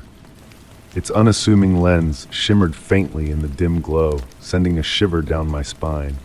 Surveying my surroundings for any other signs of intrusion, everything seemed ordinary. Yet the disconcerting sensation of being under scrutiny lingered, refusing to dissipate. My heart quickened as I tentatively reached for the camera, discovering a tiny SD card nestled within. With trembling hands, I inserted the card into my laptop, prompting the screen to flicker to life, unveiling a collection of video clips. Initially, the footage was mundane, scenes of me lounging on the couch, discarding a book onto the floor, or engrossed in work at my desk. These glimpses into my private moments, though innocuous, felt intrusively intimate. However, the tone shifted as the videos progressed. Images of my family and friends materialized on the screen. My sister at home watching TV, my best friend engaged in animated conversation at a cafe, my parents unwinding in their living room post-dinner. Each clip exuded a casual air, yet beneath the surface lay a deeply disquieting undercurrent. Someone had been observing them, monitoring their lives as closely as they had monitored mine. A sense of foreboding enveloped me as I navigated through the clips, each one amplifying the growing dread within me. The scope of surveillance extended beyond just my bedroom. It encompassed me and those dearest to me. Questions swirled incessantly in my mind. Who was behind this surreptitious scrutiny, and why? Driven by desperation, I scoured my memory for any anomalies, any peculiarities that might elucidate this intrusion. Yet nothing stood out. I harbored no adversaries, no conflicts that would render me a target. Attempting to contact my sister, then my parents, followed by my closest friends, proved futile, as each call diverted to voicemail. Their absence only deepened my anxiety, leaving me feeling isolated and vulnerable. Frustrated and apprehensive, I summoned the authorities. Upon their arrival, I recounted the unsettling ordeal, presenting them with the incriminating footage. Initially, they appeared dubious, but as they scrutinized the videos featuring my loved ones, their demeanor shifted to one of solemn concern.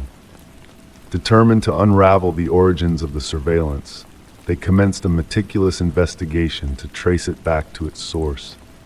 Yet, despite their efforts, the pervasive sensation of being watched persisted, casting a shadow of unease over my every move.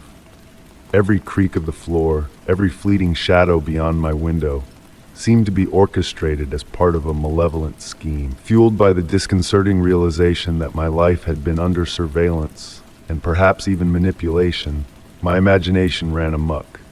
The inquiry progressed sluggishly, yielding no evidence of forced entry or tampering. The camera had been cunningly camouflaged, engineered to evade detection. Days turned into weeks, progress stagnated, and the absence of answers rendered me increasingly defenseless. Struggling to resume a semblance of normalcy, the damage wrought by the intrusion proved irreparable. Every sound, every flicker of movement at the periphery of my vision sent tremors of apprehension coursing through me. What was once my sanctuary now felt like a stage for a sinister game orchestrated by an unseen antagonist. One fateful evening, a chilling realization dawned upon me. Was the surveillance intended to inflict harm, or was it a sinister form of manipulation? The notion that this might be a psychological ploy designed to unsettle rather than overtly harm elicited a fresh wave of dread. The idea that someone could toy with my sense of security for their own amusement was a profound blow, surpassing even the fear of a direct threat. Determined to regain control, I meticulously documented every peculiar incident, every shred of evidence. Strengthening my home security measures became a ritual, installing cameras, motion sensors, and fortifying locks. Vigilance became my shield, a means to reclaim authority in a situation that had rendered me powerless. Though the investigation eventually reached an impasse, the enigma of the camera persisted, its enigmatic presence a haunting specter. The identity of the individual orchestrating the surveillance remained a mystery, their motives shrouded in obscurity. The ordeal left an indelible imprint, a stark reminder of how fragile our sense of security truly is. What was once a haven of safety now echoed with a constant awareness of vulnerability. Yet, amidst the shadows of fear and uncertainty, I discovered a resilience previously untapped. While the origins of the covert camera remained veiled in secrecy, its presence compelled me to confront my fears and safeguard what held utmost significance. Though vigilance could never supplant genuine peace of mind, it marked a modest triumph in a battle thrust upon me, a battle I was resolute to endure. Story 22. In the quiet of the night, a whisper of a tale unfolds. When my neighbor, Robert, disappeared without a trace, a ripple of concern touched the edges of our shared existence. The stillness that settled over his vacant apartment echoed through the corridors, a deafening absence where his presence once lingered. Robert, a man of quiet manners and gentle smiles, had a way about him that drew people in, despite his tendency to keep to himself. The gentle ticking of his antique clocks was a familiar companion to our days, a subtle reminder of his solitary life.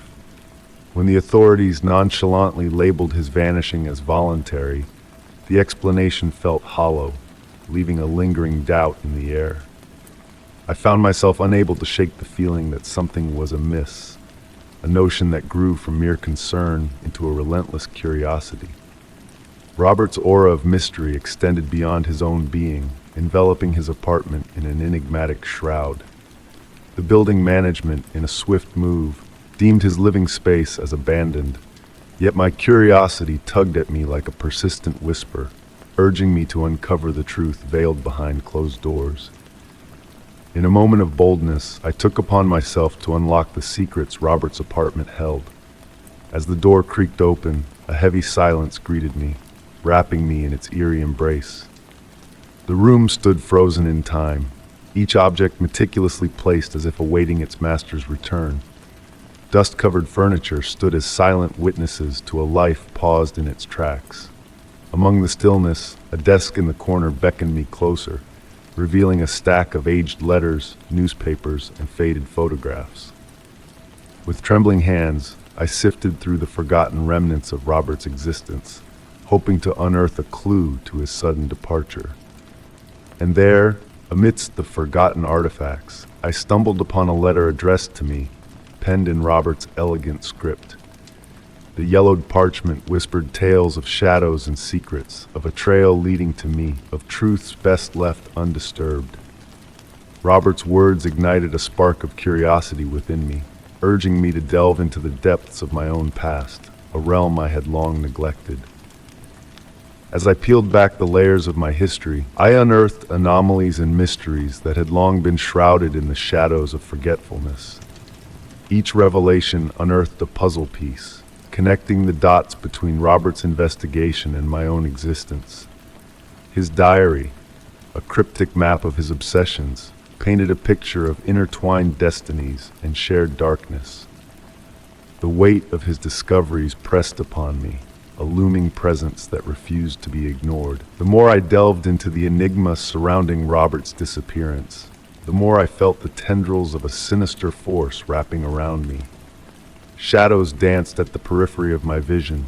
Whispers of a past long forgotten echoed through the chambers of my mind.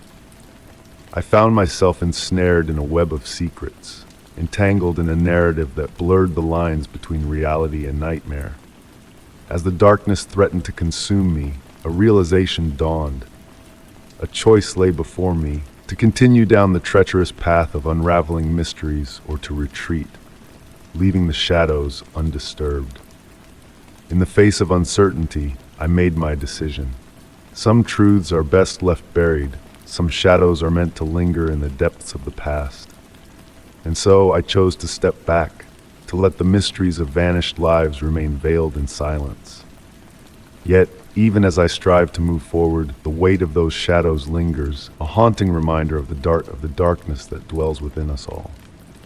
Story 23. In the quiet stillness of my home, a chilling discovery awaited me, forever altering my sense of security. The front door, usually a stalwart protector of my sanctuary, stood slightly ajar, a silent invitation into the unknown. With a racing heart, I cautiously pushed it open, the familiar creak of the hinges now a foreboding echo in the air. A metallic tang lingered, mingling with the stale scent of intrusion, pervading the once peaceful space. My haven had been breached. Every corner, every crevice had been rifled through, leaving chaos in its wake. Papers lay scattered on the floor, cushions displaced, and personal items haphazardly strewn about. The orderly tranquility I cherished had been shattered, replaced by a disarray mirroring the violation that had occurred. Standing frozen in the doorway, I struggled to comprehend the scene unfolding before me. Panic ebbed, giving way to a surreal disbelief, numbing in its intensity. Venturing further into the apartment, a heavy realization settled upon me. It wasn't merely the mess that unsettled me. It was the unsettling notion that something deeply intimate had been taken, a loss not yet fully grasped. And then, like a sudden storm, it hit me. My identity had been stolen. The crushing truth washed over me, leaving me breathless in its wake. Fumbling for my phone, I dialed my bank, clinging to a fragile hope that this was all a mistake. The automated system felt distant, guiding me through a labyrinth of options until I finally connected with a representative. Hello, I'm Alex Carter. I fear my identity has been compromised. My home was trespassed, and now my life feels upturned. Have there been unauthorized transactions? I spoke, my voice trembling with uncertainty. The representative's composed demeanor offered little solace as I confirmed my details, each answer unraveling a grim reality. Sizable transactions had drained my accounts in recent days. Despair settled in. While the representative pledged to investigate and secure my accounts, the road ahead loomed dauntingly long. As the calls to other institutions unfolded in a symphony of dread, the verdict remained consistent: frozen accounts, fraudulent activities unearthed, and a daunting list of procedures to reclaim what was mine. Days blurred into a whirlwind of legal strife and bureaucratic hurdles. Endless hours were spent on hold with financial entities, credit bureaus, and law enforcement, each interaction hammering home the violation endured. My existence reduced to paperwork and regulations, each demand sapping what little resolve remained. The violation lingered like a shadow. Daily alerts pierced through the monotony. Suspicious transactions flagged, new accounts opened under my name, debts accumulated by a stranger living a life that mirrored my own, yet felt alien. A maddening cycle ensued. Creditors demanded repayment for loans I never sought, ensnaring me in a relentless cycle of proving innocence, wresting back control of my identity inch by agonizing inch. Amid the turmoil, a chilling realization took root. Someone out there had assumed my life, living it with precision and intimacy that left me feeling like an outsider in my own skin. Financial losses cut deep, but the emotional toll ran deeper. The thief hadn't just stolen money, they had pilfered my sense of autonomy, my trust, my peace. Reclaiming what was lost felt insurmountable. Gradually, I began to rebuild. New defenses were erected, passwords fortified, accounts scrutinized, safeguards bordering on paranoia installed. Each small victory, restoring credit, halting fraudulent schemes, felt like a tentative step towards normalcy. Yet the scars remained etched in memory. The vision of my violated home persisted, a stark reminder of privacy's fragility. It wasn't only my identity snatched, it was my peace of mind, my very essence. Slowly, I redefined boundaries, sought solace in loved ones, and tentatively embraced security once more. But the shadow of violation lingered, a phantom of the interloper who not only stole my name, but a fragment of my being. Even now, I find myself haunted by the past, double-checking locks, scrutinizing transactions. The thief may have vanished, but their legacy endures, woven into the fabric of my days. Some wounds fade with time, others linger, a perpetual reminder that safety is a fleeting illusion, and within the confines of our homes, vulnerability lurks. Story 24. It all began with a solitary note slipped discreetly under my door, a simple piece of folded paper devoid of any signature. Intrigued, I lifted it and unfolded its contents. The message, meticulously typed in precise handwriting, conveyed a reminder: "Don't forget to pick up the dry cleaning today. I am aware of your 2 p.m. meeting." Initially, I brushed it off as a peculiar prank or a mistakenly delivered reminder from a neighbor.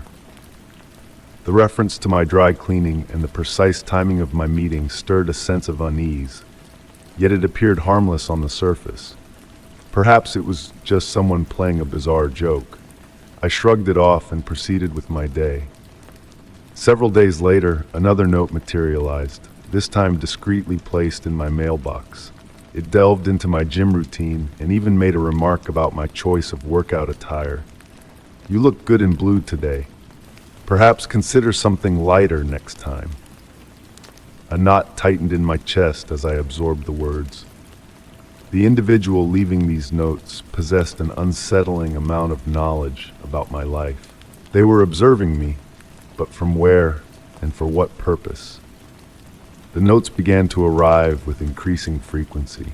Each one delved into disturbingly specific details, snippets of conversations with friends, mentions of family visits, and even references to a disagreement I had with a coworker. It seemed as though they were meticulously tracking my every movement. The most unsettling aspect was the polite and familiar tone of the notes, as if the sender believed we shared some kind of intimate connection.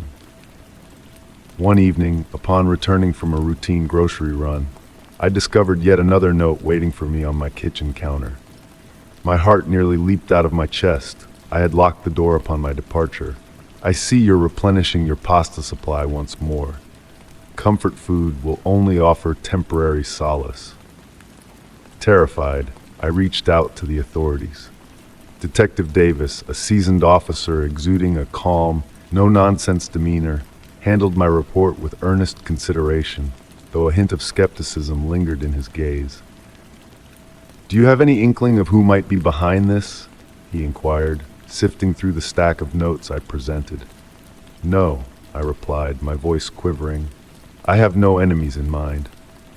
He reassured me of their commitment to investigating the matter and advised me to safeguard the notes while documenting any future occurrences.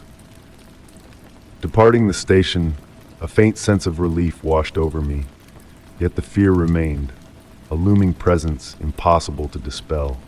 Days blurred into weeks, and the notes took a darker turn. What began as passive observations swiftly morphed into thinly veiled threats. "I am aware you skipped the grocery store visit last night.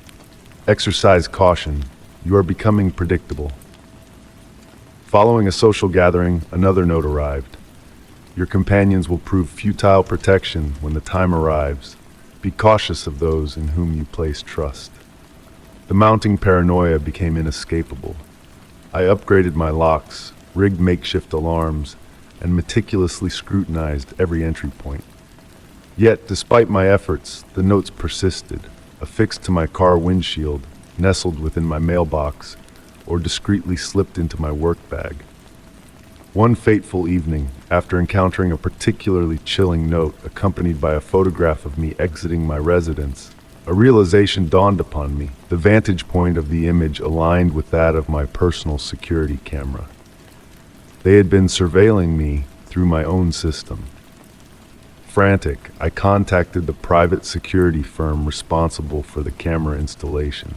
Following a thorough inspection, it was revealed that an individual had tampered with the system, gaining remote access to the live feed. My supposed bastion of security had been turned against me. The investigation took a sinister turn as Detective Davis collaborated closely with the security firm. After relentless pursuit, they traced the intrusion to a local contractor tasked with security installations within my building. Leveraging his position, he had been monitoring and shadowing multiple clients, fixating on me with alarming precision. Upon his apprehension, a trove of surveillance footage, detailed logs of my routines, and drafts of undelivered notes were uncovered. The revelation carried equal measures of horror and relief. The nightmare had reached its conclusion. The notes ceased. The shadows haunting my every step receded, leaving behind only the echo of fear. While life gradually returned to its familiar rhythm, the violation lingered, etched into my consciousness. My once sanctuary-like home now bore a tinge of insecurity. The ordeal underscored the fragility of privacy and the extremes to which some individuals will go to breach it. Though justice prevailed, the memory of those meticulously crafted, chillingly personal notes would forever remain etched in my mind. A perpetual reminder that even behind locked doors, genuine security is never guaranteed. Story 25. In the hush of a solitary Tuesday evening, a single phone call set a mysterious chain of events in motion. Nestled in the tranquility of my living room, where even the subtlest whispers felt amplified, the sharp ring of my phone shattered the stillness. Glancing at the screen, an unfamiliar number blinked back at me. Past midnight, an unusual hour for a call to pierce the silence. Despite my initial hesitation, my curiosity nudged me to answer. "Hello?" I ventured, my voice slicing through the quiet like a blade. A moment of silence followed, only the faint crackle of static on the other end. I strained to listen, but no words emerged. Abruptly, the call ended, leaving behind an unsettling unease that lingered long after the line went silent. The following night, at the stroke of midnight, the phone rang once more, the same enigmatic number illuminating the screen. Again, I answered. "Hello?" This time, the stillness was heavier, blanketed by a dense silence broken only by the whisper of static. No voices echoed through the void, just an empty quiet that sent shivers down my spine. Hastily, I disconnected the call, dismissing the discomfort as a prank or glitch. Yet the calls persisted. Night after night, at the same appointed time, the phone would ring its persistent melody.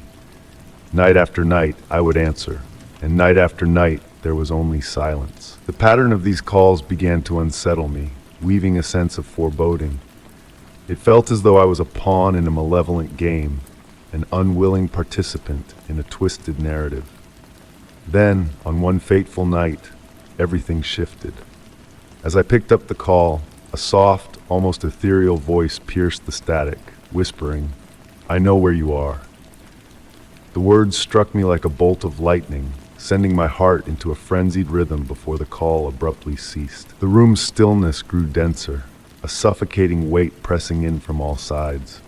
Despite my attempts to rationalize it as a cruel joke, the voice lingered, a haunting presence in my mind. Who was behind the voice? How did they know me? And most chilling of all, why were they calling? The next day, driven by a gnawing curiosity and creeping dread, I sought answers. Contacting my phone provider, I hoped for a resolution, but their records unveiled no trace of the calls. The number, they claimed, existed in no database, as though the calls emerged from the void itself. The realization constricted my chest, making each breath a struggle. Night after night, the calls persisted, always at the stroke of midnight. Each time the whispered message greeted me, "I know where you are." Anxiety crept into every crevice of my existence. Sleep became a distant luxury, my mind a whirlwind of uncertainties and terrors. Was I under surveillance? Pursued?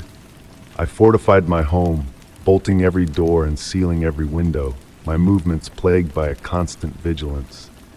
Yet the sensation of being watched lingered, an unshakable shadow trailing my every step. On a sleepless night, as the clock inched toward midnight, I resolved to confront the call head-on. Alone in the dimness of my living room, I clutched the phone with trembling hands, poised for the inevitable. At the stroke of midnight, the phone rang once more. Heart thundering in my ears, I answered. Initially, only static filled the line. But beneath the whisper, a faint background murmur emerged, like distant voices or rustling papers.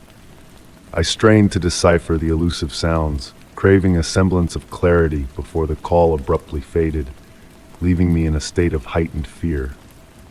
The dread that had gripped me for weeks now felt inescapable.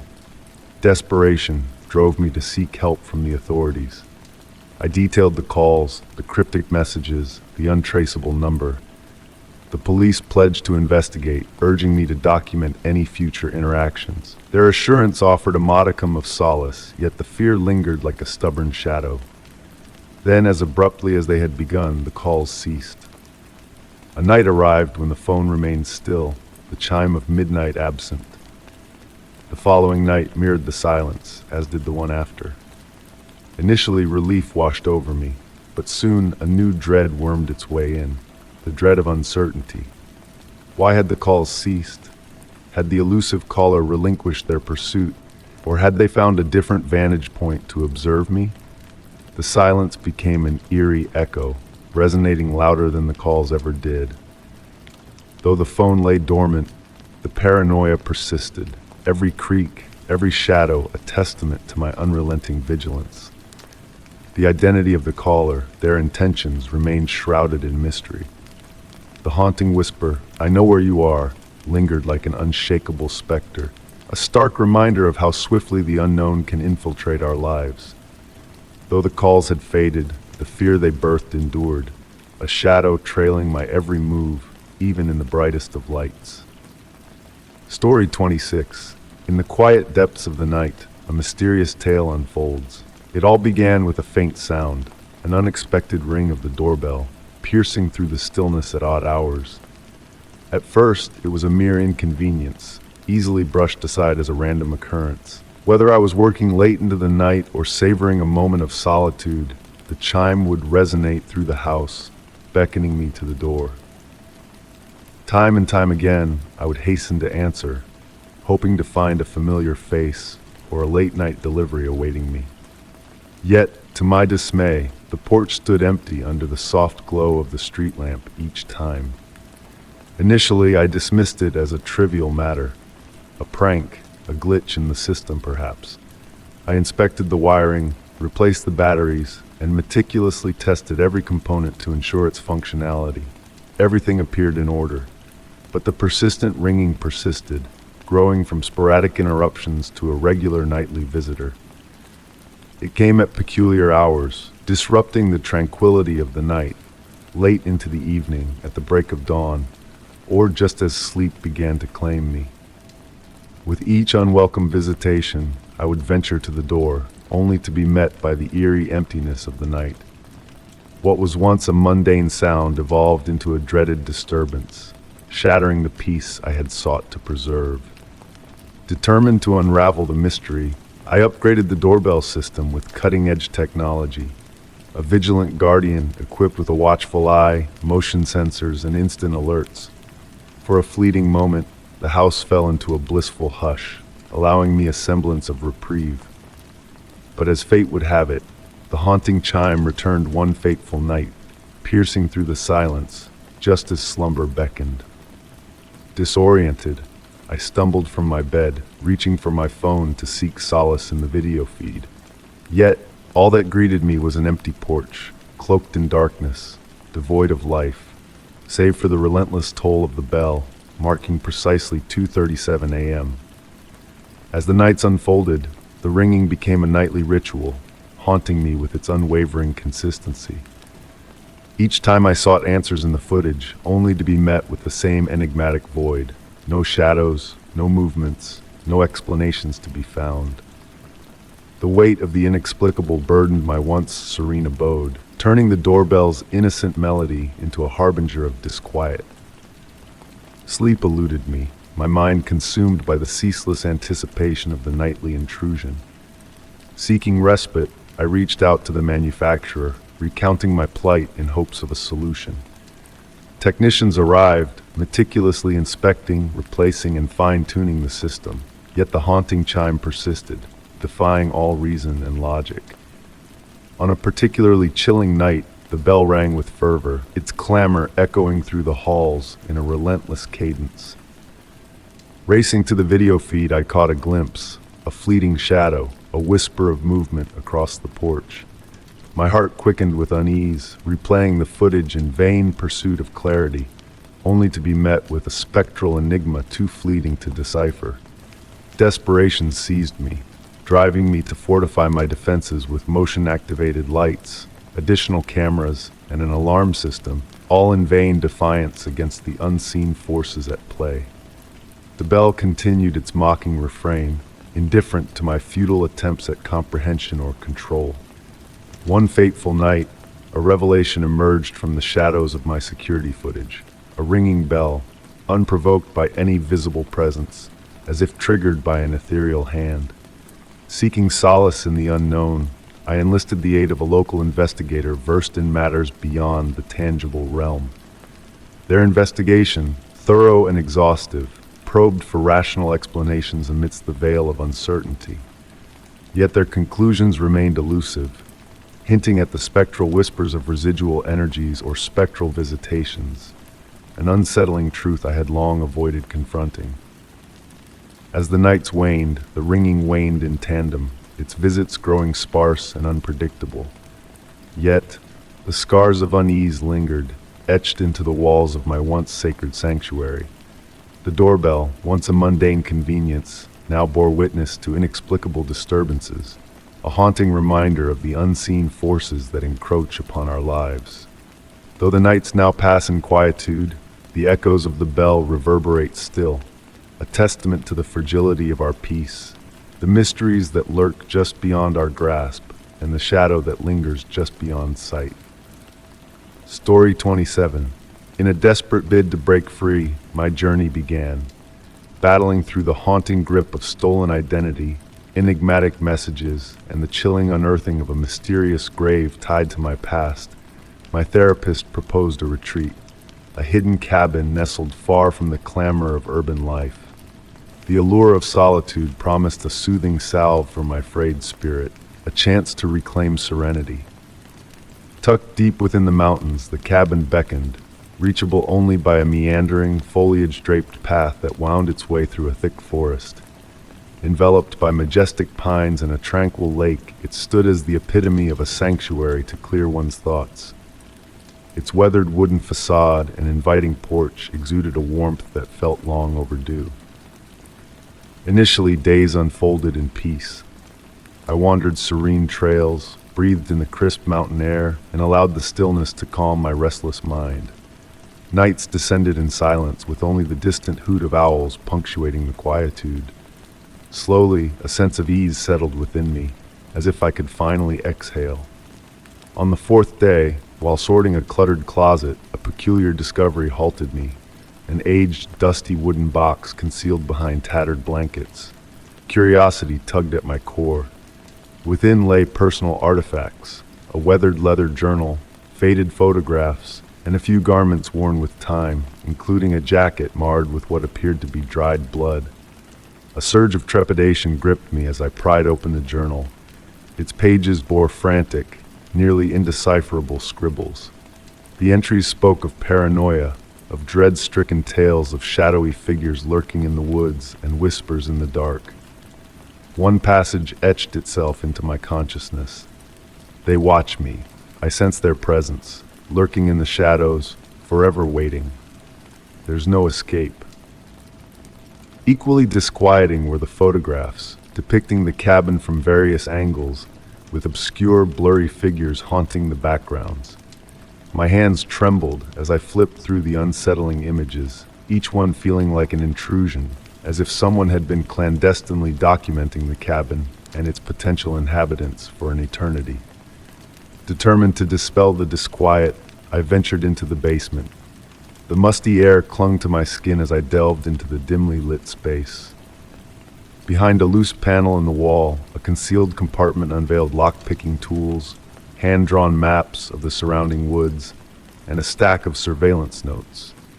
The meticulous records chronicled the movements of past guests, detailing their habits, appearances, and even emotional states.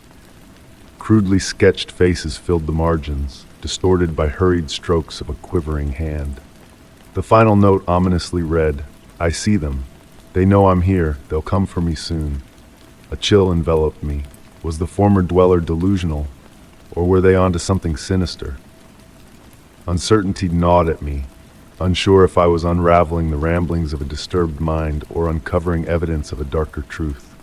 That night, the cabin's hush felt stifling. Every creak, every rustle outside sent my heart racing. Lying in bed, I strained to pierce the silence, past the throb of my own heartbeat. What once felt welcoming now morphed into a trap, its shadows concealing unseen perils. At daybreak, I reached out to the rental agency, craving answers.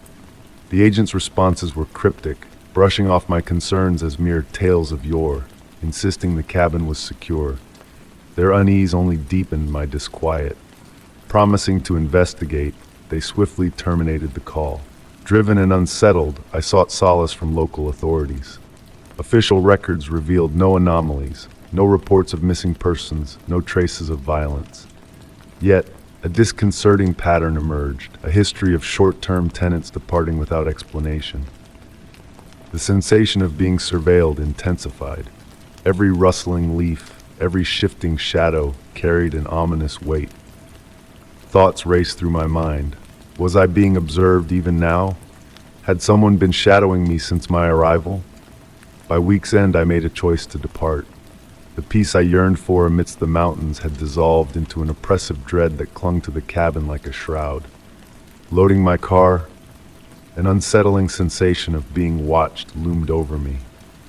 Eyes darting to the darkened forest edge, searching for signs of movement, I found none. Before pulling away, a final glance in the rearview mirror revealed a fleeting figure, half shrouded by tree shadows. Blinking, it vanished. The winding road swallowed the cabin from view, yet the suffocating fear of pursuit lingered. What I had stumbled upon, or perhaps what had found me, was not a specter to be left behind. The fear trailed after me, settling in the recesses of my mind like an unwelcome guest, whispering that shadows never truly lie vacant. Story 28. In the quiet of the night, a gentle chime broke the stillness, an invitation from a stranger named Jessica Mitchell. Her name a whisper on the wind, unfamiliar yet beckoning. Having recently planted roots in a new city, I saw her request as a glimmer of possibility, a chance to expand my circle in a world that felt vast and unknown. With a hesitant breath, I reached out to accept, my thumb lingering for a moment before pressing down. As swiftly as the digital world allows, Jessica's presence bloomed in my inbox, her words carrying a warmth that seemed almost too familiar for a stranger. Hey there. Thank you for welcoming me into your digital space. I've been eager to connect, to unravel the threads of your story. How are you settling into this new chapter of your life? Her message, a soft melody in the cacophony of my solitude. Our conversations began like gentle waves lapping at the shore, discussing shared interests, the hidden gems of our new city, and the weight of starting anew. Jessica's words wrapped around me like a comforting shawl, easing the ache of loneliness that had settled in my bones. But like a dream turning sour, the sweetness of her presence soon soured. With each passing day, her messages delved deeper, probing into the intimate corners of my life. Inquiries about family, passions, and details of my new sanctuary, questions that pricked at the edges of my unease.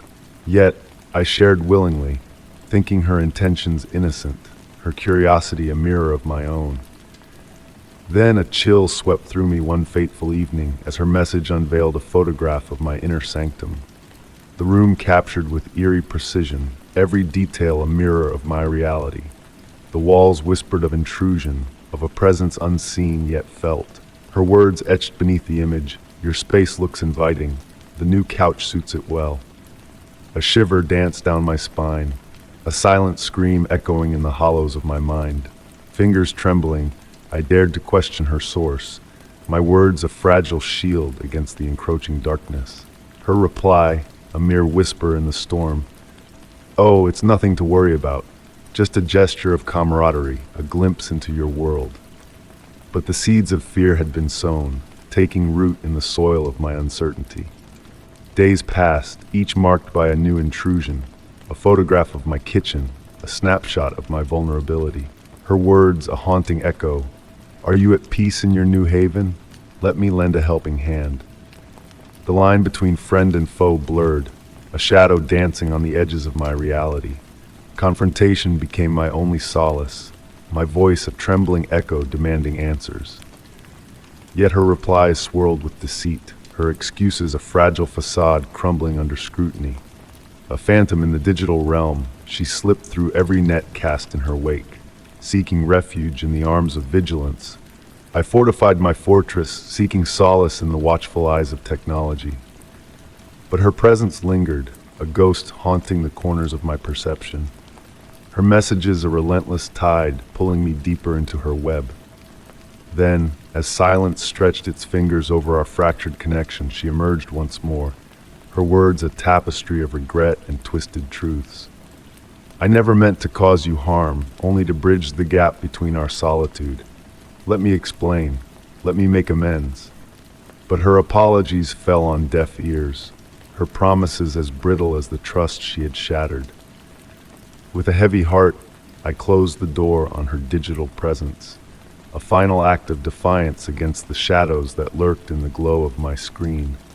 Yet, her specter lingered, a reminder of the fragility of trust, the depths of solitude.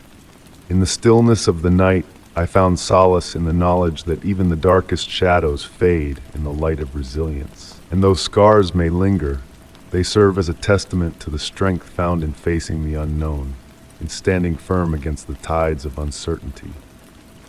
Story 29. The morning unfolded like any other, with gentle sunlight filtering through the curtains and the comforting hum of my coffee maker in the background. Yet the tranquility was shattered when I discovered a small package waiting on my doorstep. A plain brown box, devoid of any return address, bore only my name inscribed in an unfamiliar, meticulous script. A blend of curiosity and unease enveloped me as I carried the box inside, my fingers trembling slightly as I sliced through the tape with a knife and lifted the lid. Inside lay a stack of photographs, arranged with precision and secured by a simple rubber band. Each image portrayed a distinct moment from my life, meticulously captured. The first photograph depicted me in a local park, seated on a bench, lost in a book, unaware of the camera's gaze. A chill coursed down my spine as I realized that someone had observed me that day without my knowledge. The subsequent photos revealed me at various locations across the city, leaving the grocery store, dining at a cafe, browsing books at the library. In every snapshot, I stood alone, devoid of any companions. It seemed as though an unseen presence had shadowed my every move, meticulously documenting my solitary journey. As I reached the final photograph, a sense of foreboding gripped me.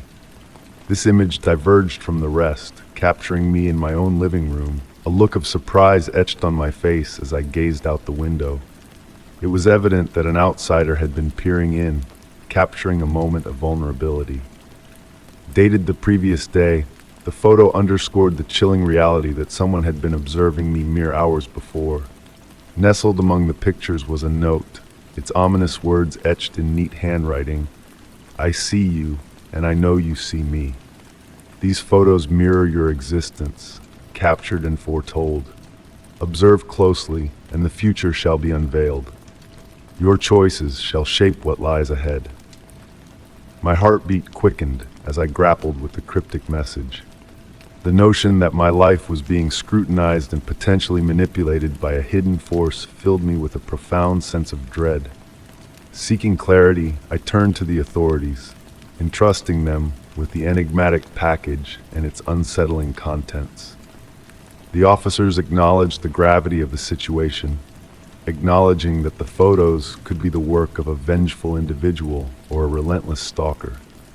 However, unraveling the motive behind the sender's actions proved to be a daunting task, shrouded in uncertainty.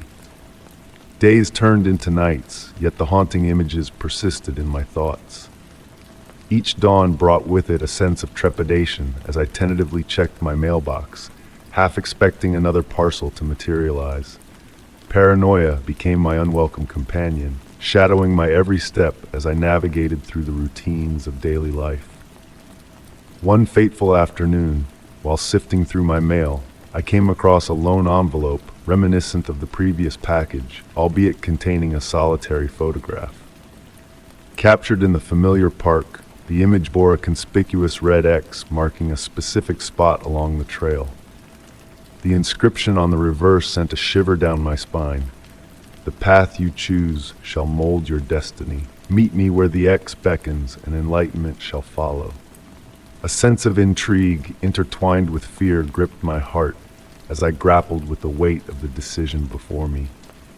The prospect of a clandestine rendezvous with an elusive figure loomed large, casting a veil of uncertainty over my thoughts. Resolved to confront the enigma head-on, I ventured to the designated location as twilight descended upon the park. The ambiance was hushed, punctuated only by the rustling of leaves and the distant echoes of the city. Stepping onto the path demarcated by the crimson X, I found myself ensconced in a secluded clearing, awaiting the unknown with bated breath. Moments stretched into eternity until a figure emerged from the shadows. A man cloaked in darkness, his countenance partially obscured by the brim of a hat. Halting a few paces away, he spoke in a voice that resonated with authority and mystery. "You have arrived," his words reverberated through the stillness. "I see you have followed the trail of clues." "Who are you?" I inquired, my voice tinged with a blend of apprehension and resolve. "What is your purpose in all of this?" Drawing closer, the man revealed a visage weathered by time, his gaze penetrating yet enigmatic. "I am but a witness to your journey, an observer of your responses to the unknown," he divulged. The photographs were meant to illuminate the patterns of your future and test the mettle of your spirit. Confusion mingled with a surge of emotion as I pressed for answers. Why subject me to this ordeal? What do you seek to achieve? Softening his demeanor, the man imparted a profound truth. Our choices define our essence. The photographs were not mere predictions, but a catalyst for self-discovery. Your reactions, your decisions, they chart the course of your destiny. I sought to reveal the intricate dance between the present and the future. As his enigmatic words hung in the air, I grappled with the weight of their implications. So, this was all a trial? More than a trial, he intoned, a revelation. You confronted fear and uncertainty, unveiling the reservoir of resilience within you. The tapestry of your future rests in your hands. Your response to adversity shapes the contours of the path ahead. With a final nod, the man receded into the shadows, his enigmatic presence dissipating into the night. Standing amidst the solitude, I pondered the profound encounter and the cryptic wisdom imparted. The photographs, the prophecies, the test, all woven into a tapestry designed to challenge my perceptions and choices. Departing from the park, a sense of closure and empowerment enveloped me, a newfound understanding of the transformative power of choice and the imperative of confronting the unknown with unwavering courage. Though the future remained veiled in uncertainty, I embraced the knowledge that my actions, my decisions, and my willingness to confront the enigmatic tapestry of fate would shape the chapters yet unwritten. Story 30. The insidious grip of fear that had woven itself into the fabric of my existence had become unbearable. What was once my sanctuary, my home, now felt like a labyrinth of secrets veiled in shifting shadows. Greg Thompson's inexplicable disappearance had left a void of unanswered questions that gnawed at my every waking moment. Despite my relentless pursuit of the truth, it remained elusive, slipping through my grasp like elusive mist. The unsettling certainty that I was being watched, monitored by an unseen presence, only intensified with each passing day. On a dreary afternoon, as rain tapped gently against my window pane, I discovered an unmarked envelope nestled in my mailbox. Its unassuming appearance, wrapped in plain brown paper with no return address, sent a shiver down my spine. With trembling hands, I brought it into the dimly lit confines of my kitchen, setting it down with a sense of foreboding on the worn wooden table. A hesitant pause, a racing heart, before I tore through the nondescript packaging to reveal a small black box within. My fingers quivered as I pried open the box, unveiling a solitary, unmarked DVD nestled within its confines. A surge of dread twisted my insides at the sight of it, a nameless fear coiling in the pit of my stomach. Who had sent this ominous package, and what dark secrets did it hold? With a deep breath, I inserted the DVD into the player, the whirring of the machine filling the room with a mechanical hum. At first, the screen crackled with static, a dissonant symphony of white noise that set my nerves on edge. Gradually, the chaotic imagery faded into focus, revealing a familiar setting, my own living room.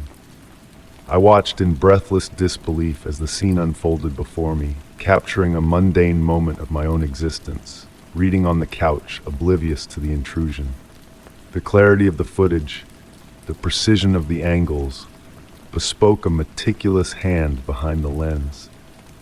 The timestamp in the corner revealed that this footage had been recorded 3 nights prior, a chilling realization that sent a chill down my spine. The camera's unblinking gaze traversed through my home, from the living room to the kitchen, then to my bedroom, capturing intimate snapshots of my private life. The absence of sound only deepened the eerie silence that enveloped me, a suffocating weight pressing down on my chest. As I halted the playback, gasping for air, the stark truth dawned upon me with chilling clarity. Someone had infiltrated my sanctuary, my refuge, watching my every move, recording my most vulnerable moments. I forced myself to continue watching, dissecting each frame with a growing sense of unease. The deliberate nature of the footage, the calculated staging of each scene, left no room for doubt. This was no random act of voyeurism. This was a targeted violation of my privacy. The realization struck me like a blow to the chest. This unseen observer wasn't merely peering in from the outside. They had been lurking within the confines of my home, a silent specter haunting my every step.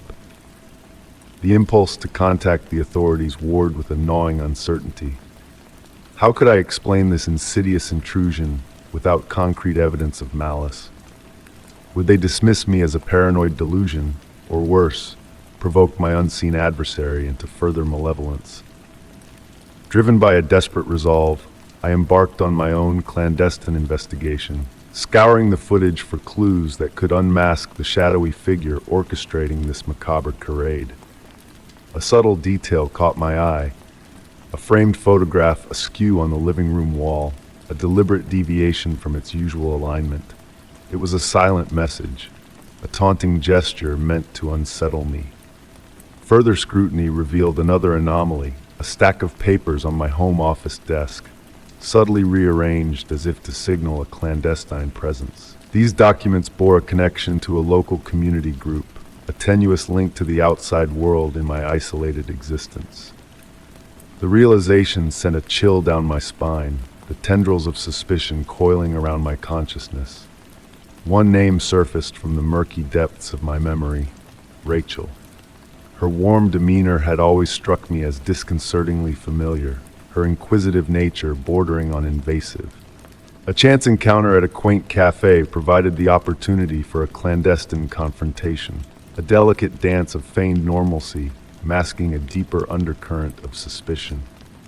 As we conversed, I observed her with newfound scrutiny, detecting a predatory gleam in her gaze, a calculating intensity that belied her facade of warmth. Beneath her veneer of congeniality, I sensed a cold, calculating intellect at work, a mind adept at deception and manipulation. My resolve solidified, a plan forming in the recesses of my mind. Returning to the confines of my home, I devised a cunning trap, subtle alterations to the environment designed to ensnare my unseen antagonist. Books shifted slightly off-center, drawers left ajar, furniture displaced by imperceptible degrees, all meticulously orchestrated to expose the hidden intruder in my midst. With bated breath, I awaited the morning light, a sense of trepidation mingling with a steely resolve. The inevitable confirmation came with a chilling finality. Each deviation rectified, each subtle alteration corrected with surgical precision. The realization struck me like a thunderclap. My every move was being monitored, cataloged by an unseen observer who held dominion over my existence. A sense of impending doom settled over me, a palpable dread that pervaded every corner of my besieged sanctuary. This sinister game of cat and mouse, this twisted narrative woven by an unseen puppeteer, had escalated beyond mere surveillance. It was a malevolent orchestration, a choreographed dance of deception and manipulation with me as the unwitting protagonist. The pieces of the puzzle coalesced in my mind, forming a mosaic of terror and intrigue. The enigmatic package, the invasive footage, the subtle manipulations, all were strands in a tapestry of malevolence, a warning writ large in the fabric of my reality. This was not the end of the story. It was merely the prologue to a darker, more insidious chapter yet to unfold. The shadows whispered secrets of unspeakable horrors, their tendrils reaching out to ensnare me in a web of deceit. As the veil of night descended, shrouding my world in a cloak of darkness, I knew that the true horror had only just begun. The sinister forces that conspired against me lurked in the shadows, their intentions veiled in mystery, their machinations unfolding with relentless precision. And so, I braced myself for the chilling unknown that awaited. A solitary figure in a world fraught with peril and uncertainty. The night beckoned with whispered promises of revelations and reckoning, its embrace a cold comfort in a realm where reality blurred with nightmare. The story was far from over. It was only just beginning. Story 31, On a cool autumn evening, with leaves whispering beneath our feet and the sky painted in hues of gold, a sense of tranquility enveloped our backyard as I prepared for a small family gathering. Laughter danced through the air, blending with the gentle rustling of leaves, creating a serene melody for the night. Amidst setting up the picnic table, a peculiar sight caught my eye, a small object hovering in the sky. Initially, I brushed it off as a bird or a distant plane, but as it inched closer and positioned itself directly above our yard, it became evident. It was a drone. The presence of the drone unsettled me. I tried to dismiss it, attributing it to a neighborhood event or a hobbyist's creation.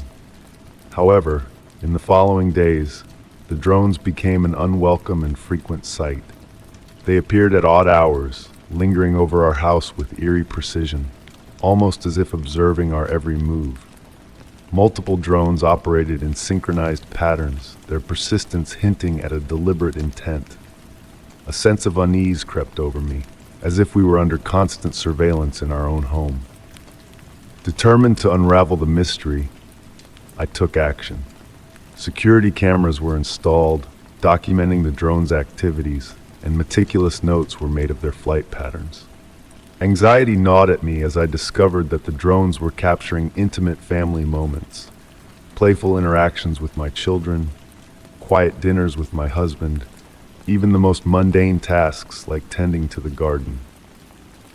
Seeking help, I shared the footage with local authorities, hoping for a swift resolution. Yet their response was tepid, citing the challenges of tracing small drones operated from afar. Faced with a lack of progress, I delved deeper into the investigation. Hours of security footage revealed a distinct pattern in the drone's movements, indicating a methodical and calculated interest rather than random surveillance. Seeking insights, I visited a local drone enthusiast club, only to be met with evasive responses that fueled my suspicions. A breakthrough came when, upon reviewing the footage once more, a chilling discovery was made.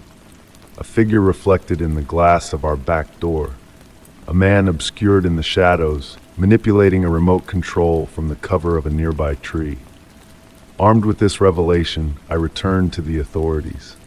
This time, they took swift action, launching a formal investigation that led them to a nondescript house a few blocks away.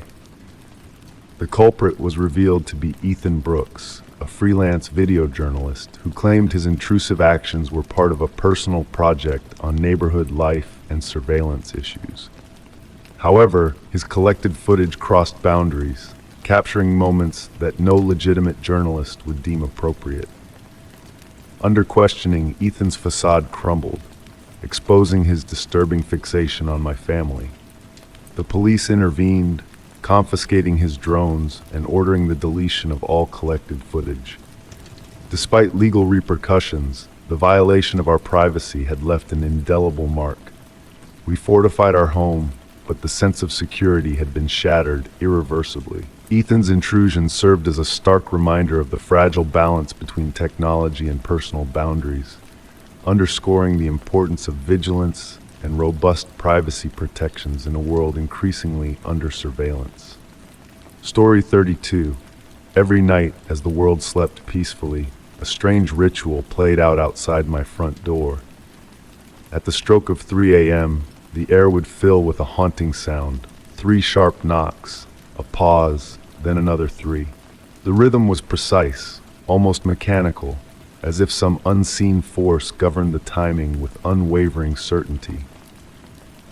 Initially, I tried to dismiss it as a trick of my mind, a figment of my imagination born from long, restless nights. Perhaps it was merely a neighbor playing games or a stray animal brushing against the door in the dark. But the knocks persisted, growing louder and more insistent with each passing night, as if challenging me to acknowledge their presence. One bitterly cold night, the sound shattered my fragile resolve. The sharp knocks echoed through the stillness of the house, cutting through the silence like a knife. Heart racing, I slipped out of bed and tiptoed towards the front door. Peering through the peephole, I saw nothing but the empty porch, bathed in the faint glow of the street lamp. With hesitant breaths, I cautiously opened the door. The night enveloped me in its icy embrace as I stepped onto the porch, scanning the yard for any signs of life. Shadows danced in the flickering light, but the street lay deserted. No footprints marred the snow, no evidence of any intrusion. It was as if the sound itself had been swallowed by the darkness, leaving behind an eerie stillness. Yet to my dismay, the following night brought the same relentless knocking.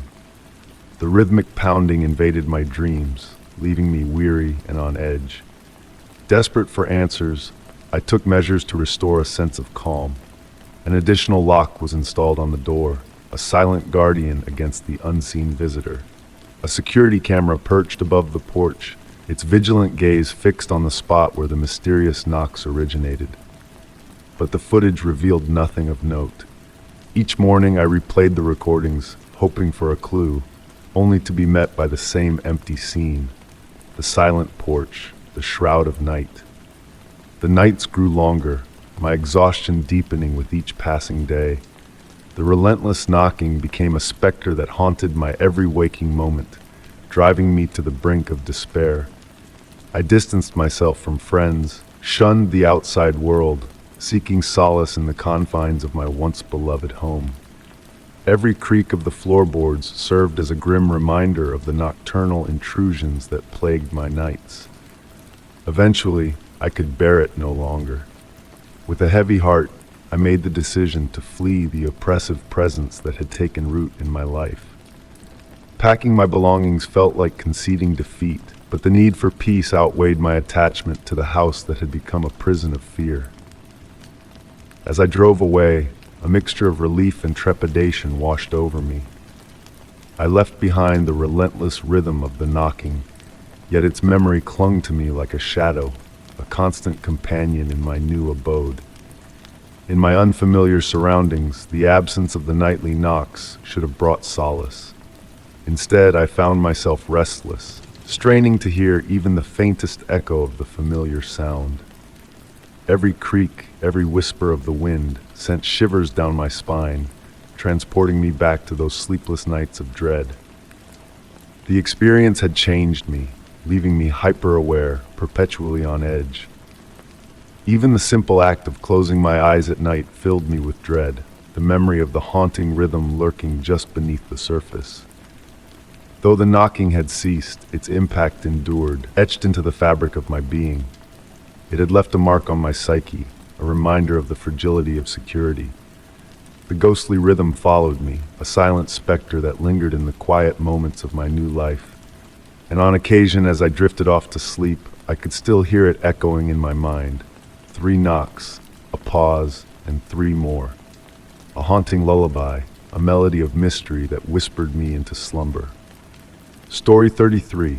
In the midst of turbulent months filled with chaos and uncertainty, I found myself adrift, yearning for a sense of normalcy. Seeking refuge, I sought solace within the serene confines of the local library. The hushed whispers of ancient tomes and the familiar aroma of weathered pages beckoned to me, offering respite from the tumultuous storm raging within my mind. One crisp autumn day, while wandering through the labyrinthine shelves of mysteries, my hand brushed against a dusty, weathered book bound in cracked leather. Its title had faded into obscurity, a forgotten relic of the past.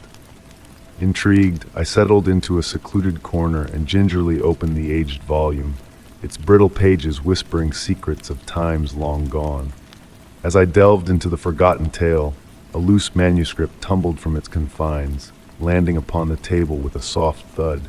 A collection of yellowed pages, adorned with haphazardly scrawled words and bound by a frayed string, lay before me. The ink had bled with age, as though eager to divulge its enigmatic contents. With a mix of curiosity and trepidation, I began to decipher its cryptic script. The words danced upon the page, weaving a tapestry of enigmatic prose that straddled the realms of reality and mystique. What began as a mere journal, or perhaps a discarded novel, soon transformed into a chilling revelation. Each passage chronicled moments from my own life with an unsettling precision, delving into the depths of my routines, family history, and even the shadows of recent unspoken horrors. A sense of foreboding gripped my heart as I uncovered entries that transcended mere recollection and ventured into the realm of prophecy. The manuscript spoke of events yet to pass, mirroring the identity theft, cryptic messages, and the eerie sojourn at the remote cabin. It seemed to possess an uncanny insight into my deepest fears, as though the writer had peered into the very depths of my soul.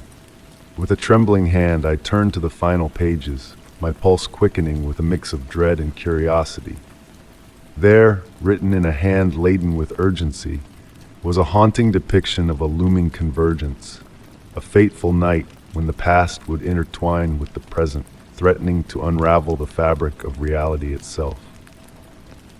The revelation shook me to my core. How could this forgotten manuscript, concealed within the confines of a library tome, hold such intimate knowledge of my existence, both past and future? Driven by a relentless need for answers, I sought the guidance of Mrs. Carter, the venerable head librarian whose wisdom spanned decades. Together, we embarked on a journey to unravel the mysteries that bound us to the enigmatic manuscript.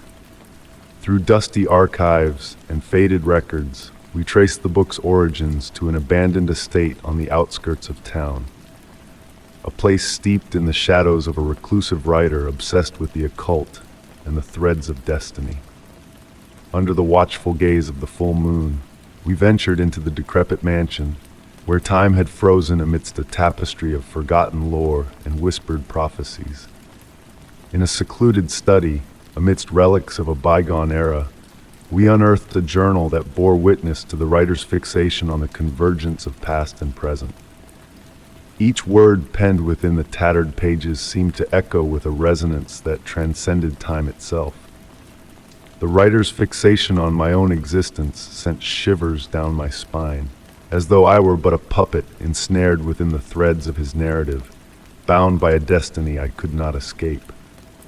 As the night waned and the shadows lengthened, we departed the estate with more questions than answers, haunted by the specter of the writer's ominous words. The moon cast an ethereal glow upon our path, illuminating the veil of uncertainty that shrouded our steps. Alone in the quietude of my apartment, bathed in the silvery luminescence of the moon, I pondered the revelations that had unfolded before me, the manuscript, the mansion, the veiled truths that had emerged from the depths of obscurity. And in that moment of introspection, a revelation dawned upon me. The convergence foretold was not a mere collision of temporal forces, but a reckoning of the soul, a journey into the depths of my own fears, regrets, and untold mysteries. The shadows of the past had arisen not to torment but to guide, illuminating a path toward acceptance and enlightenment. As the echoes of the past faded into the stillness of the night, a newfound sense of clarity enveloped me, dispelling the lingering specter of fear. The future remained a tapestry of uncertainties, yet within the embrace of the moonlight, I found solace in the realization that to confront the darkness within was to embrace the light of truth. And in that revelation, I discovered a profound sense of peace and acceptance, unshackled from the burdens of the unknown. Story 34. Late one evening, as the final glimmers of sunlight danced their last waltz behind the horizon, Sarah found herself in a restless state within her suburban abode. Normally she felt cocooned in safety within these familiar walls, but on this particular night, an eerie tension hung in the air, casting a shadow over her peaceful routine. As Sarah readied herself for bed, a sense of unease crept over her. An unexpected discovery awaited her, unraveling her sense of security and catapulting her into a nightmare she never fathomed. It all began with a small, unfamiliar device nestled among her kitchen appliances. A tiny black camera, sleek and inconspicuous, perched atop the microwave. Sarah's heart skipped a beat as she realized it had not been there before. Her mind swirled with confusion and a touch of fear as she stared back at the unassuming lens of the camera. With trembling hands, she switched it off and made her way to the bedroom, hoping sleep would bring solace. But as she entered the room, another chilling surprise awaited her. A second camera discreetly fixed in the corner of the ceiling, blending seamlessly with the neutral paint. The realization hit her like a bolt of cold lightning. There were cameras in her home that she had not placed. Questions flooded her mind. Who had installed them? Why? And how long had they been watching? The implications of this invasion of privacy sent shivers down her spine. Seeking answers, Sarah turned to her phone, frantically searching for ways to detect hidden cameras. The fear of being watched consumed her, not just the act of surveillance, but the violation of her intimate moments. As the night deepened, she mustered the courage to review the footage from the cameras. Connecting her phone to the devices, Sarah discovered they were equipped with memory cards. With a racing heart, she accessed the videos, praying for a benign explanation. But her worst fears materialized as she watched herself unaware and vulnerable in her own home. Moments she believed were private, now laid bare for an unknown viewer. Reporting her discovery, an officer arrived swiftly, taking the cameras into evidence. Though reassured by the authorities, Sarah's trust in her sanctuary had been shattered. Days turned to weeks with no answers in sight, leaving her in a perpetual state of anxiety. Every creak of the floorboards, every unfamiliar sound, amplified her fear. Her once cozy haven now felt ominous and foreign. A letter with a chilling message arrived anonymously, confirming that she was being watched, fueling her terror further. Sarah took precautions, altering her routines and fortifying her security, but the haunting presence of the unknown watcher lingered. The police investigation yielded little, leaving her to grapple with the uncertainty and violation that had tainted her life. Months passed, and while Sarah tried to reclaim her sense of normalcy, the scars of that night remained etched in her psyche.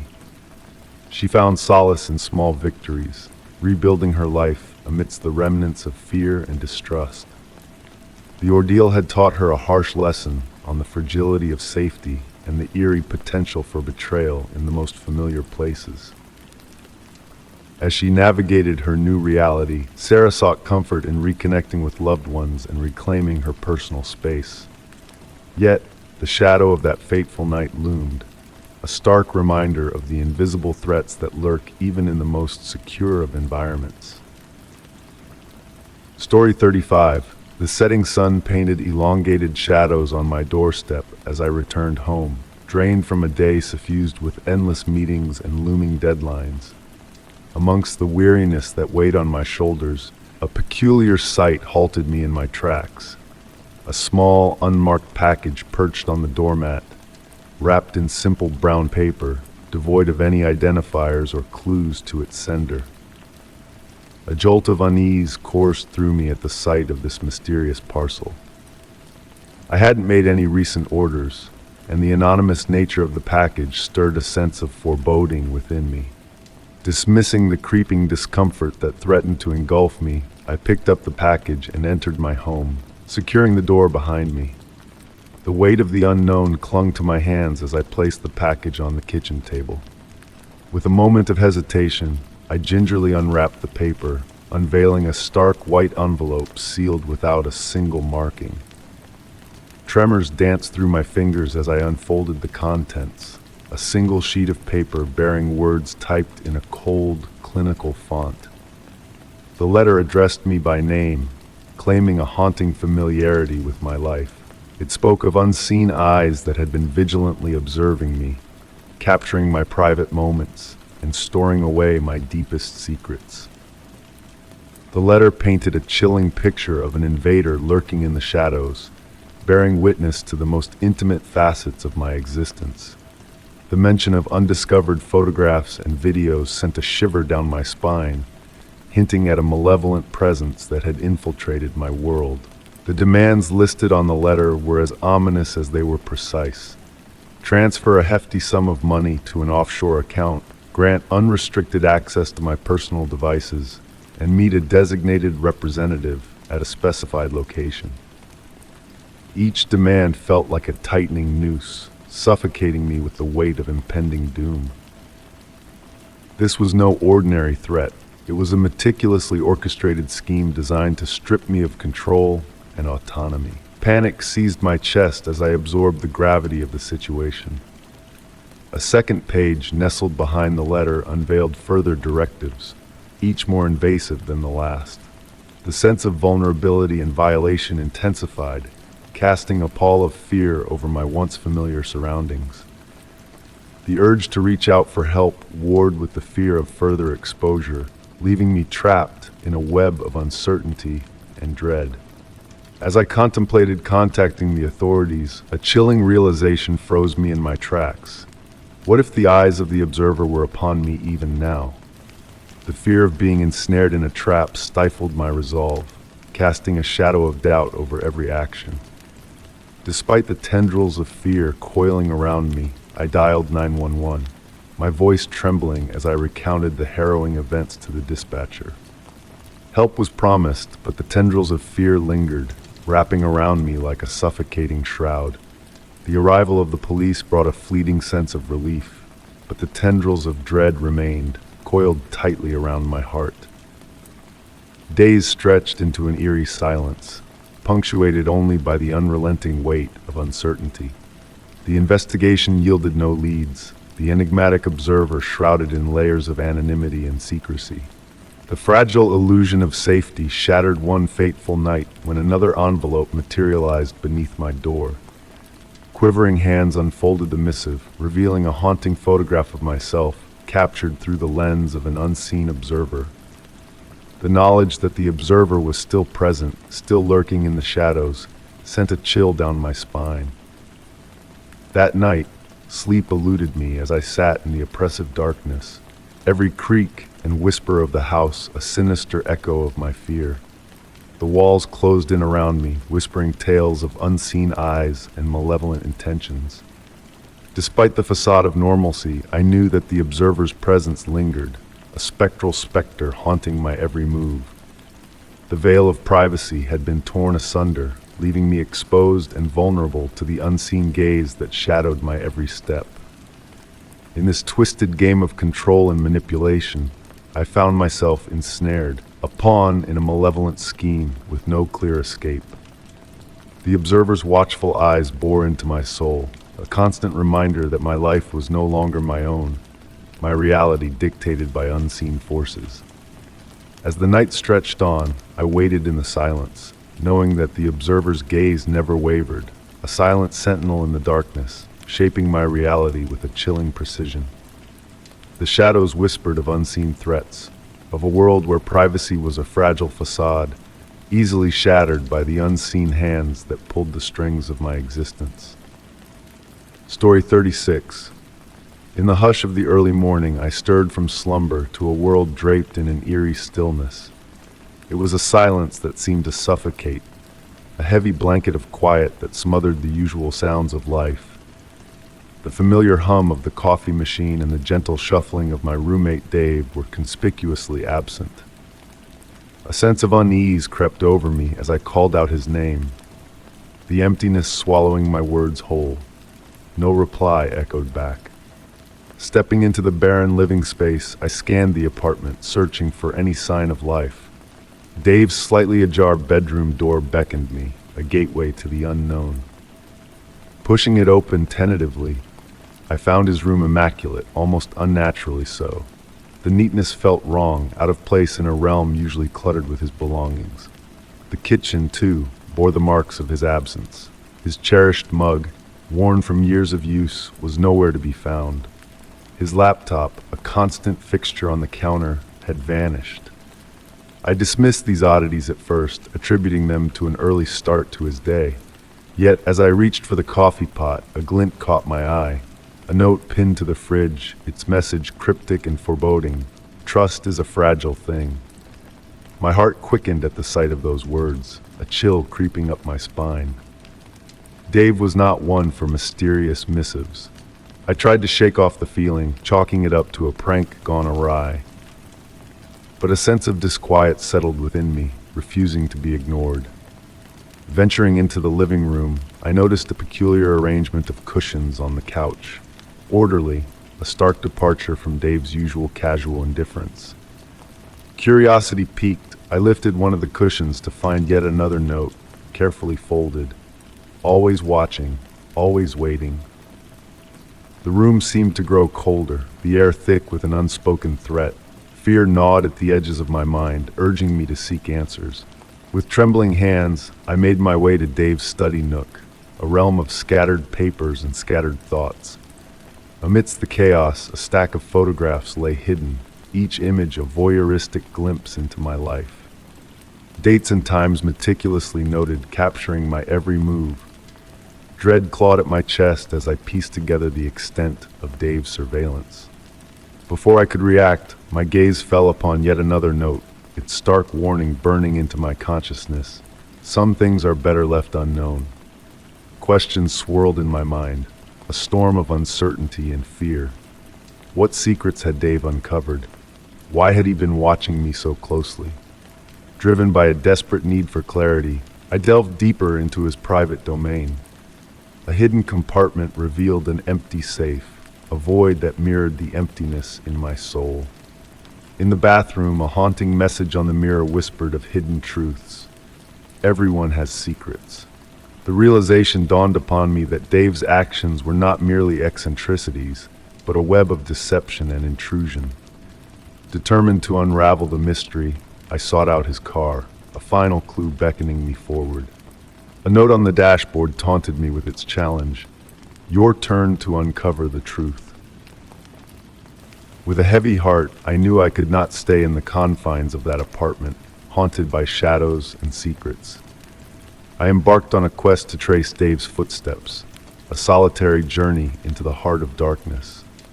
At his workplace, whispers of his sudden disappearance shrouded in mystery. His friends, like me, were left in the dark, grappling with the enigma of his vanishing act. Hours turned into days, the weight of uncertainty pressing down upon me.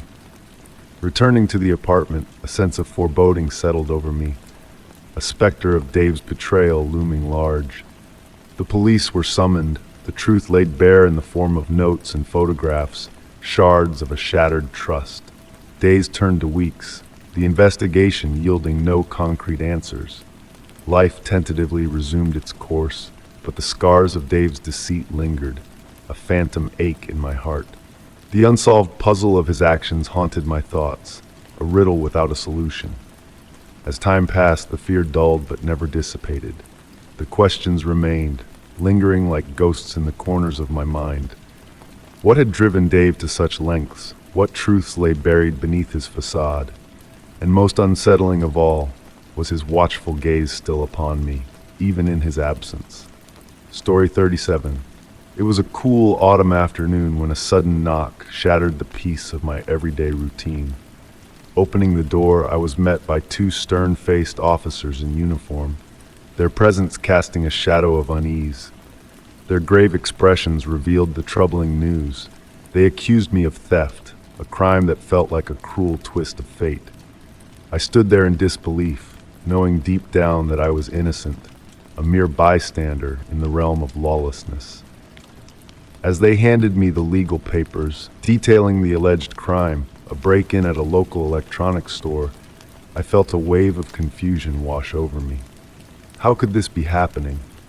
I had led a quiet, law-abiding existence, miles away from the murky waters of criminality. Yet the evidence laid before me was damning. My fingerprints found at the scene, surveillance footage capturing a figure resembling me, and a witness claiming to have spotted me near the crime site. It was a carefully crafted web of deceit, woven to ensnare me in its trap. Seeking refuge in the expertise of Sarah, a seasoned defense attorney known for her sharp mind and unwavering determination, I clung to the hope that truth would prevail. Together, we embarked on a journey to unravel the intricate threads of deception woven around me. Our first hurdle was to dissect the evidence presented against me. The fingerprints, eerily identical to mine, raised suspicions in Sarah's keen eyes. She demanded the original surveillance footage, intent on scrutinizing every pixel for inconsistencies.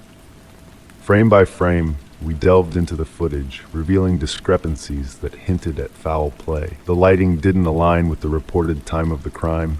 Shadows danced in unnatural ways, a clear sign of tampering. Determined to unearth more clues, we ventured to the electronics store, a humble establishment marred by a shattered rear window, a gateway for the unknown intruder. In the alley behind the store, a trail of footprints beckoned our attention, meticulously placed, as if meant to deceive. Interviewing neighboring shopkeepers, we stumbled upon a revelation. The witness who had pointed the finger at me was plagued by failing eyesight, his testimony unreliable. The fragile facade of the case against me began to crumble, and then a breakthrough emerged. Sarah unearthed a sinister connection between the store owner and a local criminal mastermind, a shadowy figure known for orchestrating intricate schemes to frame others and evade consequences. The pieces of the puzzle fell into place. The break-in was not a random act, but a calculated move in a larger scheme of deception. The store owner's mounting debts painted a vivid picture of desperation, the crime merely a pawn in a game of deceit. Armed with this newfound knowledge, we confronted the authorities, armed with forged records, manipulated evidence, and the damning link between the store owner and the criminal puppeteer. Initially met with skepticism, Sarah's unwavering resolve and compelling evidence began to sway the tide in our favor. Witnesses from the criminal's inner circle emerged, shedding light on the elaborate web of lies spun to frame an innocent soul. The legal battle was arduous, each court hearing a painful reminder of the nightmare thrust upon me. But slowly, like cracks in a dam, the truth emerged, washing away the fabricated accusations. The store owner and his co-conspirator were apprehended, their elaborate charade exposed for all to see. Though my name was cleared in the eyes of the law, the scars of betrayal ran deep. The vulnerability I had felt, the fragility of personal security laid bare before me, lingered like a shadow in the recesses of my mind. Justice may have triumphed, but the emotional toll endured long after the gavel fell.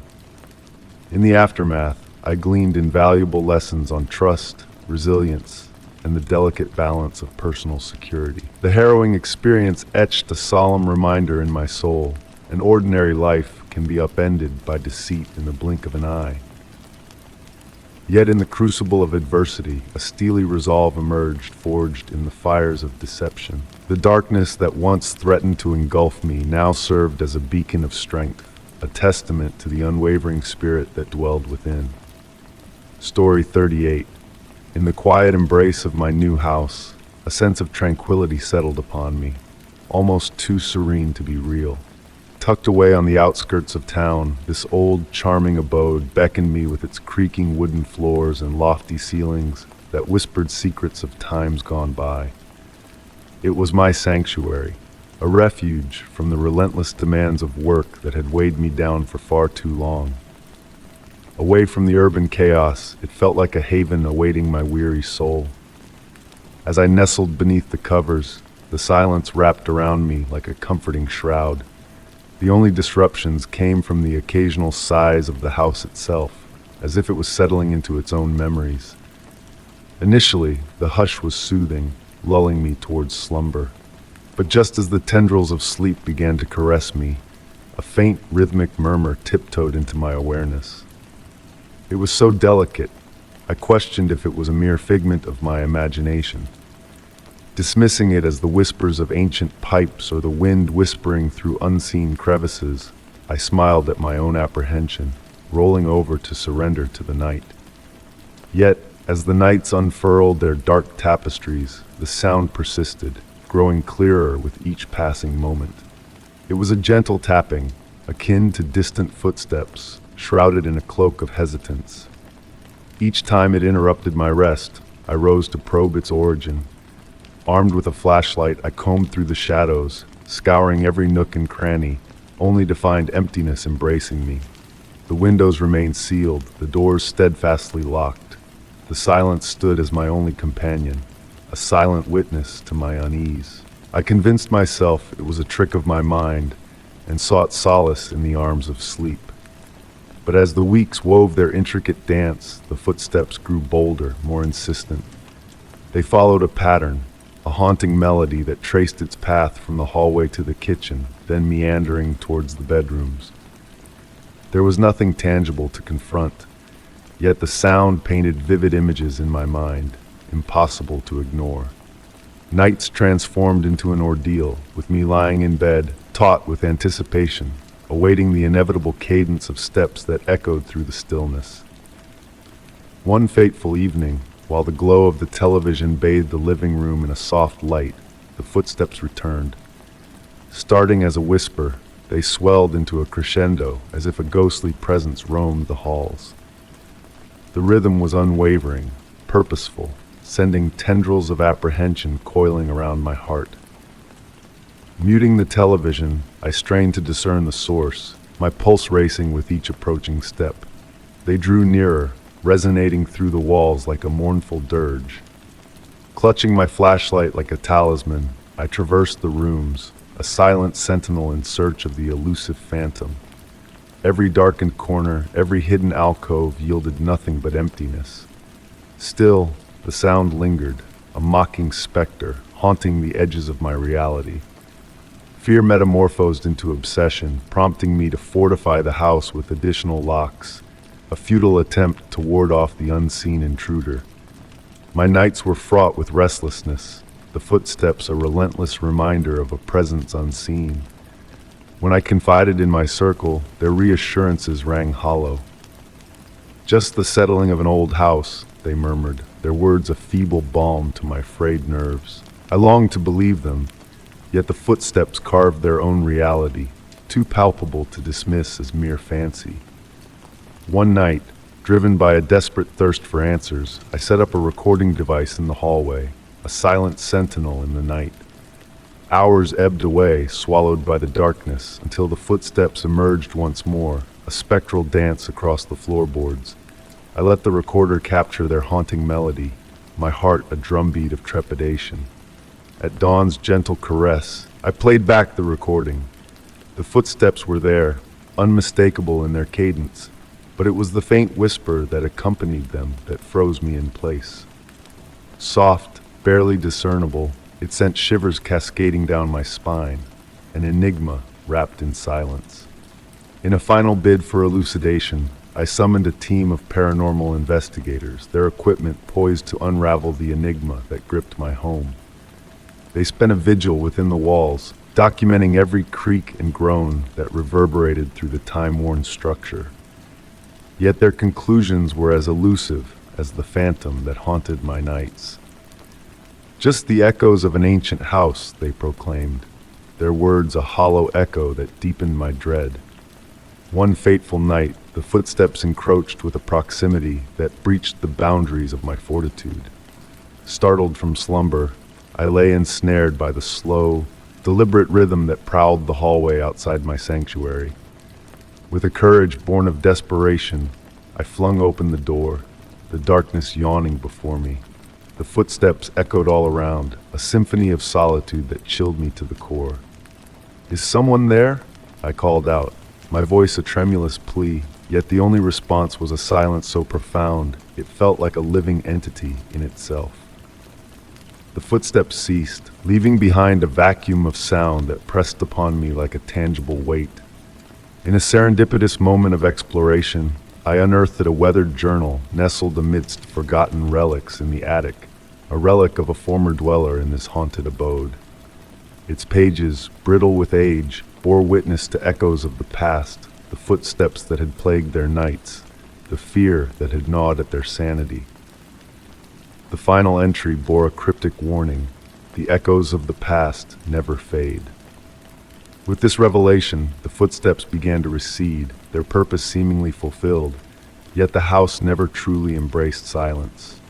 On nights draped in shadows and silence, when the world held its breath in reverence, I swore I could still discern their faint echo, a reminder that some echoes, some memories, linger forever in the hidden recesses of our reality.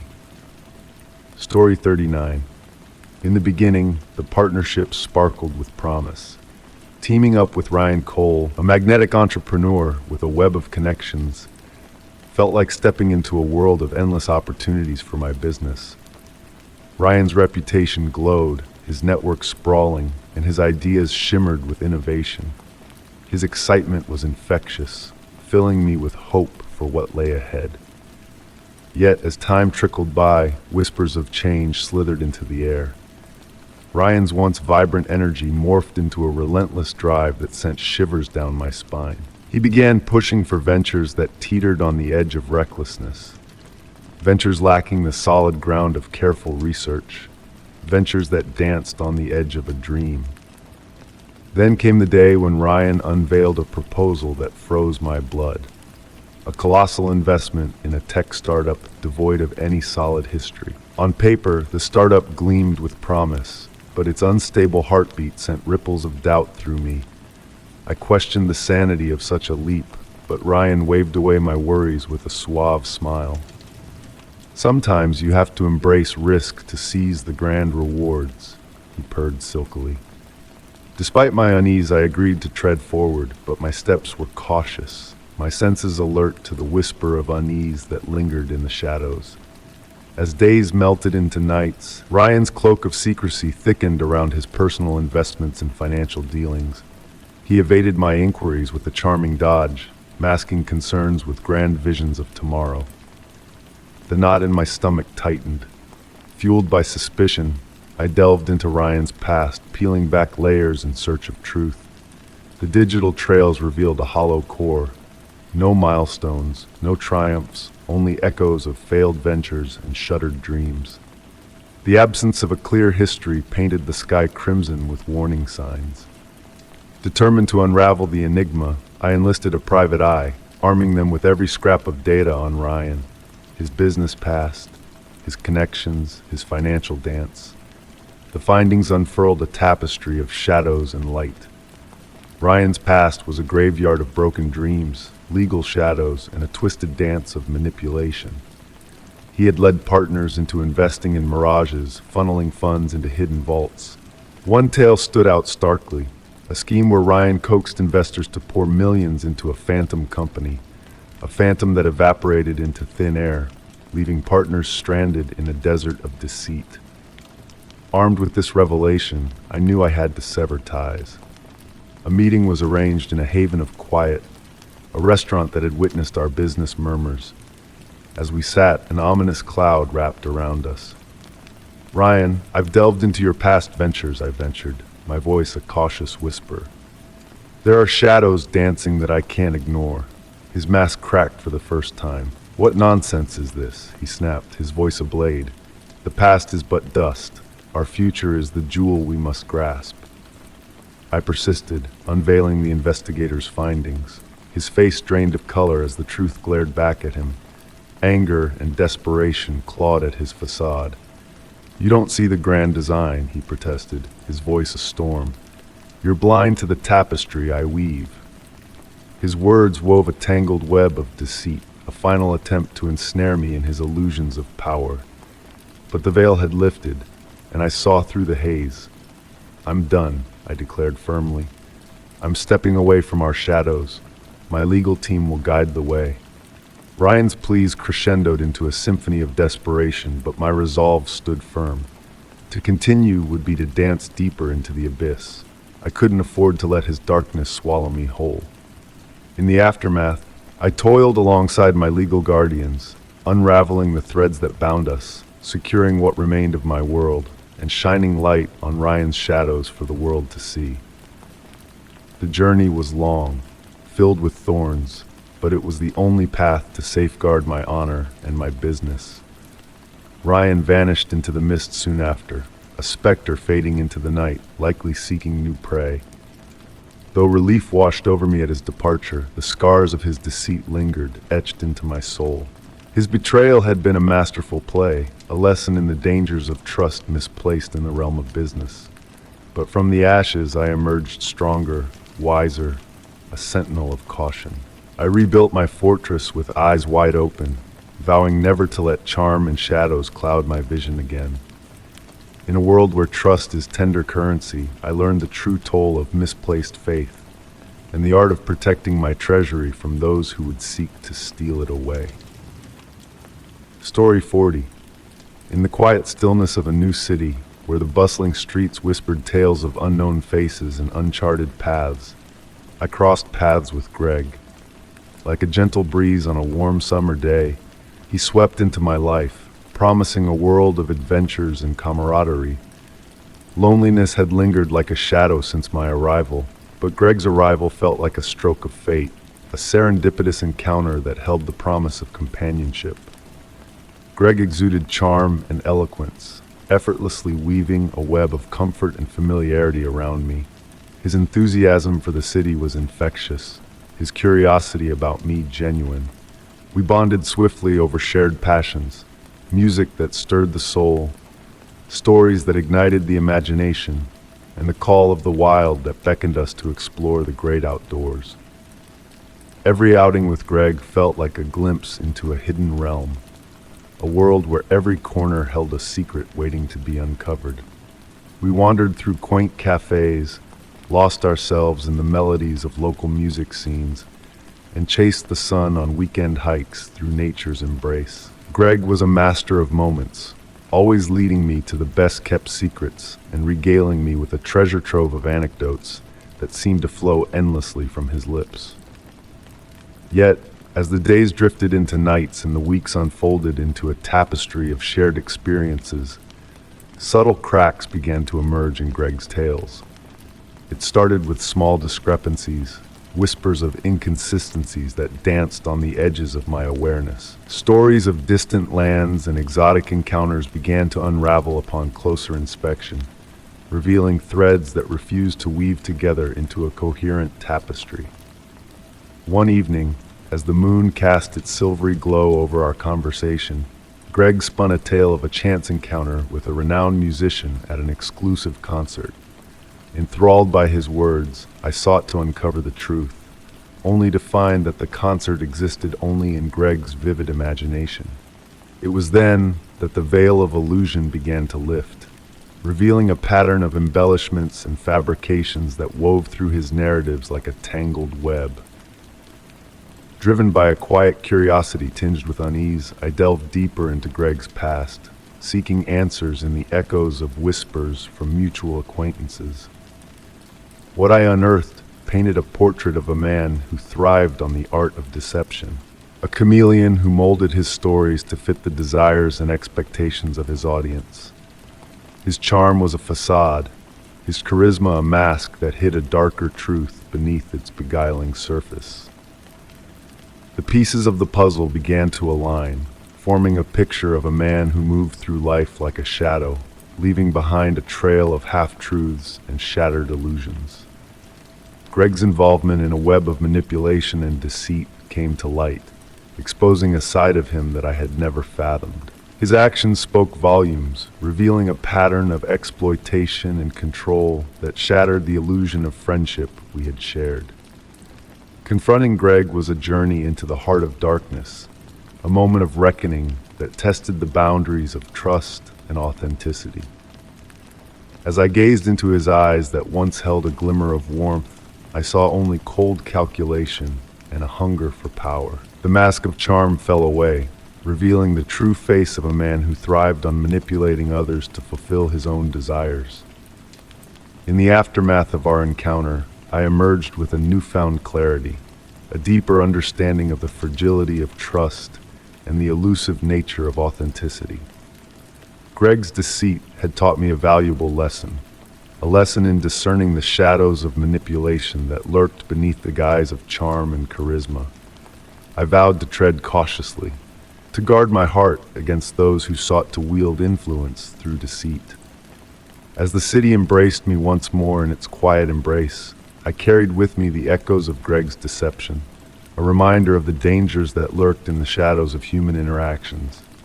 But amidst the darkness, a flicker of light remained, a beacon of truth and sincerity that guided me towards genuine connections and a steadfast commitment to staying true to myself. Story 41. The park opposite my apartment has always been my haven, a tranquil oasis amidst the chaos of city life. Every evening I am drawn to its peaceful embrace, wandering its winding paths and inhaling the serene calm that melts away the stresses of the day. The city lights shimmer delicately on the surface of the small pond, casting a mesmerizing spell that never fails to lull my restless mind. Here in this sanctuary of stillness, time seems to slow down, granting me a moment of respite from the world's relentless pace. I stumbled upon this refuge shortly after moving into my apartment, and it quickly became an integral part of my daily ritual. The rhythmic crunch of gravel beneath my feet, the whisper of leaves in the breeze, the distant hum of urban life, all blend into a symphony of tranquility that helps me unwind. It was on one of these serene evening walks that I first noticed him. An elderly gentleman seated on a bench, strategically positioned to have a clear view of my apartment building. Initially, he appeared like any other park visitor, unassuming, easily overlooked. Clad in a simple gray coat that bore signs of wear yet was meticulously maintained, and a fedora tilted just so, casting a shadow over his features. Days turned into weeks, and I gradually became aware of the peculiar nature of his presence. He was a constant presence, unfailingly occupying the same bench at the same time each evening. It wasn't overtly menacing or aggressive, but there was a deliberate quality to his demeanor that began to unsettle me. His stillness felt foreign amidst the park's natural calm. It was almost as if it was calculated, intentional. I found myself increasingly conscious of his gaze, even when his eyes remained hidden beneath the brim of his hat. A sensation crept up my spine, a sense of unease, not quite fear, but a disquieting awareness. The sanctuary that had once brought me solace was undergoing a subtle transformation, becoming tinged with an unsettling complexity. Weeks passed and the routine persisted. I left my apartment, made my way to the park, and there he sat, watching, ever watching. I tried to rationalize his presence, telling myself he was merely an elderly man enjoying the evening air, following his own routine like I followed mine. Yet deep down, a nagging feeling persisted. On a crisp autumn evening, the air thick with the scent of fallen leaves heralding the approaching winter, I could no longer ignore the situation. My curiosity mingled with a growing sense of unease, pushing me to confront the enigma before me. As I neared his bench, my heart quickened, though I maintained a facade of composure. "Excuse me," I began, my voice steady yet tinged with uncertainty. "I've noticed you here every evening." He turned slowly, a deliberate motion that sent a shiver down my spine. When his eyes met mine, they held an unexpected tranquility. No malice, no threat, just a disconcerting sense of purpose. "I am watching over you," his voice soft and measured. "Sometimes people need a guardian, even if they are unaware." His words lingered in the air, pregnant with a significance I struggled to grasp. They carried both reassurance and a veiled warning, hinting at something beyond my comprehension. I yearned to probe further, to demand answers, yet his serene demeanor gave me pause. Mumbling a vague excuse, I retreated, my mind a whirl of unanswered questions. That night, within the confines of my apartment, I felt exposed. The sensation of being observed persisted, if anything, intensifying. Subsequent weeks unfurled into a controlled descent into paranoia. I made discreet arrangements to relocate, careful not to divulge my reasons to friends or family, fearing they would dismiss my concerns as mere imagination. But the feeling of scrutiny persisted, too potent to be dismissed. Moving day arrived, and the new apartment offered a fresh start, a haven far removed from the park and its mysterious visitor. I hoped the change of scenery would help dispel the lingering specter of constant surveillance. The initial nights in my new abode were serene. I unpacked, settled in, and began to unwind.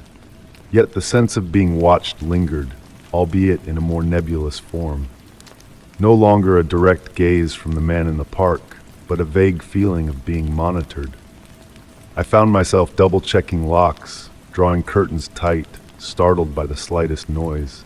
The experience had redefined my perception of safety and privacy, leaving me perpetually on edge. Months slipped by, the man in the park fading into a ghostly memory, a tale that might have been spun from thin air. Yet the impact endured. I grew more vigilant, more attuned to my surroundings. The notion of a guardian watching over me, whether real or imagined, had etched itself deep into my psyche.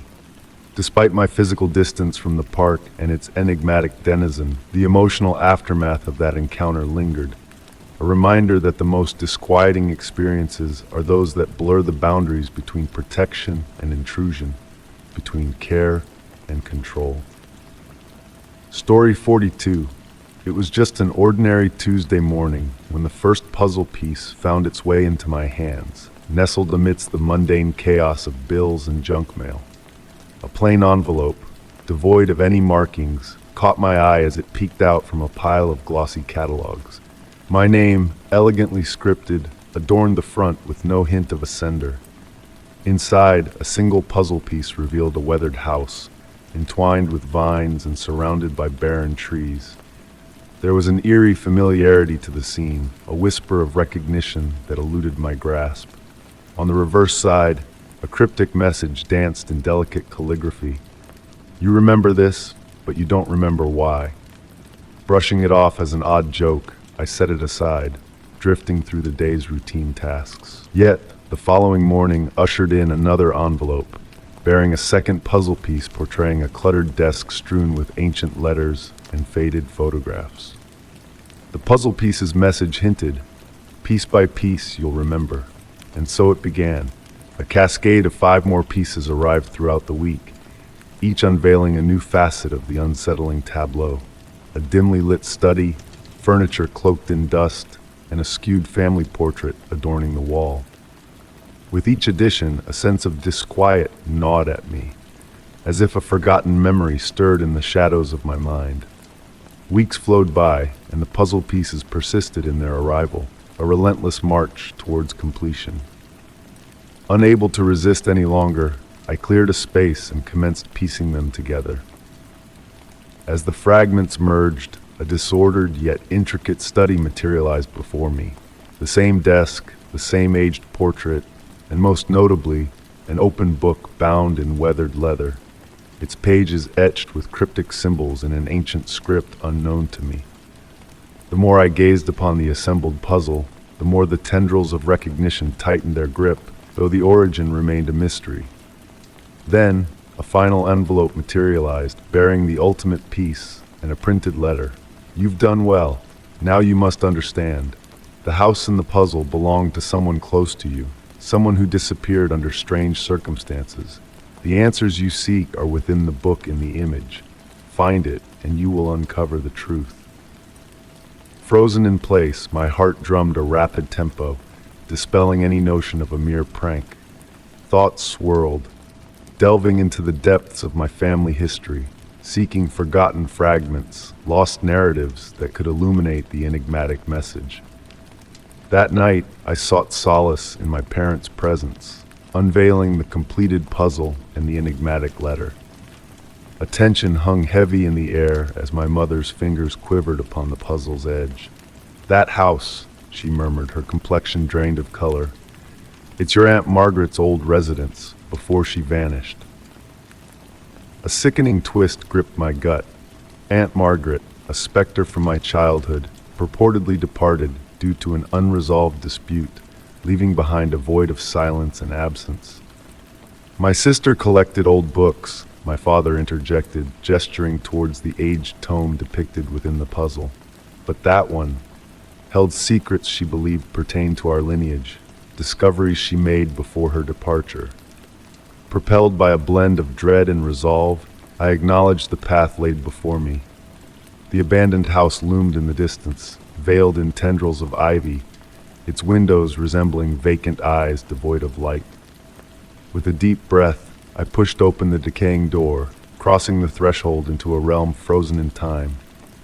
The interior mirrored the puzzle's depiction with eerie precision. Cobwebbed furniture, forgotten relics, and scattered parchments strewn about. Guided by flickering light, I navigated towards the desk immortalized within the puzzle, adorned with ancient manuscripts and worn leather-bound volumes. And there it lay, the Book of Mystery, untouched and beckoning. Hesitation lingered before I dared to unfurl its secrets. At first glance, the pages whispered in forgotten tongues, inscribed with arcane symbols and faded ink. Yet, buried within the depths, a handwritten journal emerged, Margaret's voice chronicling the revelation of ancestral shadows, betrayals, concealed identities, and a sinister bequest entwined with the very abode enveloping me. The journal's final entries trembled with urgency and fragmentation. They know what I've unearthed. The book harbors the answer, but it also harbors the curse. Abruptly, the narrative ceased, leaving a void pregnant with ominous weight. A rustling, faint and elusive, stirred behind me, the echo of fabric caressing aged timber. My flashlight quivered as I whirled around, yet the house stood cloaked in silence, shadows deepening their embrace. Clutching the journal, I fled into the night's chill, breath catching in my throat. The house lingered behind, a sentinel of secrets unveiled yet shrouded in enigma. Returning home, I secured the book within a guarded chest, its essence lingering in the air like a specter refusing to fade. The puzzle pieces, no longer mere fragments of a chilling game, had led me to a truth veiled by my family's silent pact. Aunt Margaret's disappearance bore the weight of obscured truths, the same secrets now etched upon the pages before me. The past, a specter haunting and patient, awaited its reckoning. And within the depths of my being, a whisper echoed. The puzzle remained incomplete, its final chapter adrift in the mists of uncertainty. Story 43. In a room I didn't recognize, I awoke with my heart racing in my chest. The walls around me were stark white, devoid of warmth or comfort. The air carried a faint scent of disinfectant, sharp and clinical. A solitary window, its blinds faded, allowed a feeble stream of dim light to filter in, casting shadows across the empty space. Bolted to the floor was a bed, a cold metal chair, and a small table, the only remnants of furniture in the room. My phone, wallet, and keys were nowhere to be found, leaving me disoriented and anxious. Struggling to recall how I had arrived in this unfamiliar place, my mind drew a blank beyond my usual evening routine. A mundane night at home, reading a book, setting my alarm for the next day, nothing out of the ordinary. But now, a sense of unease crept over me like a shroud. Panic gripped me as I made my way to the heavy steel door, only to find it firmly shut. I pounded on it, shouting for help, but my cries echoed back to me in the sterile silence. No response came, save for the relentless thudding of my own heartbeat in my ears. Forcing myself to calm down, I scanned the room for clues, hoping to make sense of my predicament. My eyes settled on a small table next to the bed, where a plain notebook and a pen lay. With trembling hands, I opened the notebook, expecting answers, but finding instead a chilling revelation. Page after page detailed my daily life with eerie precision, my routines, my interactions, my movements meticulously chronicled. It was as though someone had been watching me, studying me for weeks on end. Before I could fully grasp the implications of this unsettling discovery, a metallic sound reverberated through the room, signaling the unlocking of the door. Stepping inside was a man clad in a white lab coat, his eyes cool and calculating behind reflective glasses. His demeanor was unnervingly composed as he greeted me with a detached smile. He explained that I had experienced a blackout episode and needed observation due to external influences impacting my perception and memory. His cryptic words left me bewildered, my fear mounting with each passing moment. What external factors? Who were these people monitoring me? Before I could demand answers, he produced a strange device and mentioned conducting tests, leaving me with a sense of impending dread as he departed, the door locking ominously behind him. Left alone once more, my mind raced with questions and uncertainties. Was I being manipulated? Was my reality being warped by unseen forces? The room felt like a prison, suffocating me with its sterile confines. In a desperate search for escape, I combed every inch of the room, discovering a hidden message beneath the bed, a cryptic warning that sent shivers down my spine. Reality is subjective. Trust no one. The hours blurred together as I grappled with the implications of those words, my sense of time slipping away in the oppressive stillness of the room. When the door opened again, a woman entered, her demeanor as calculated as her gaze. Dr. Elise Carter, she introduced herself, her questions probing and insidious, designed to elicit specific responses. It became clear that she wasn't here to help me, but to manipulate me, to shape my reality to fit their narrative. As she departed, leaving me with a chilling sense of foreboding, I knew I had to take matters into my own hands. With trembling fingers, I used the pen from the table to pick the lock of the door, a frantic act of defiance against my captors. As the door swung open, revealing a dimly lit hallway stretching into the unknown, I steeled myself for the challenges ahead. This wasn't just about escaping a room. It was a battle to reclaim my autonomy, to defy the forces seeking to control my mind and shape my reality.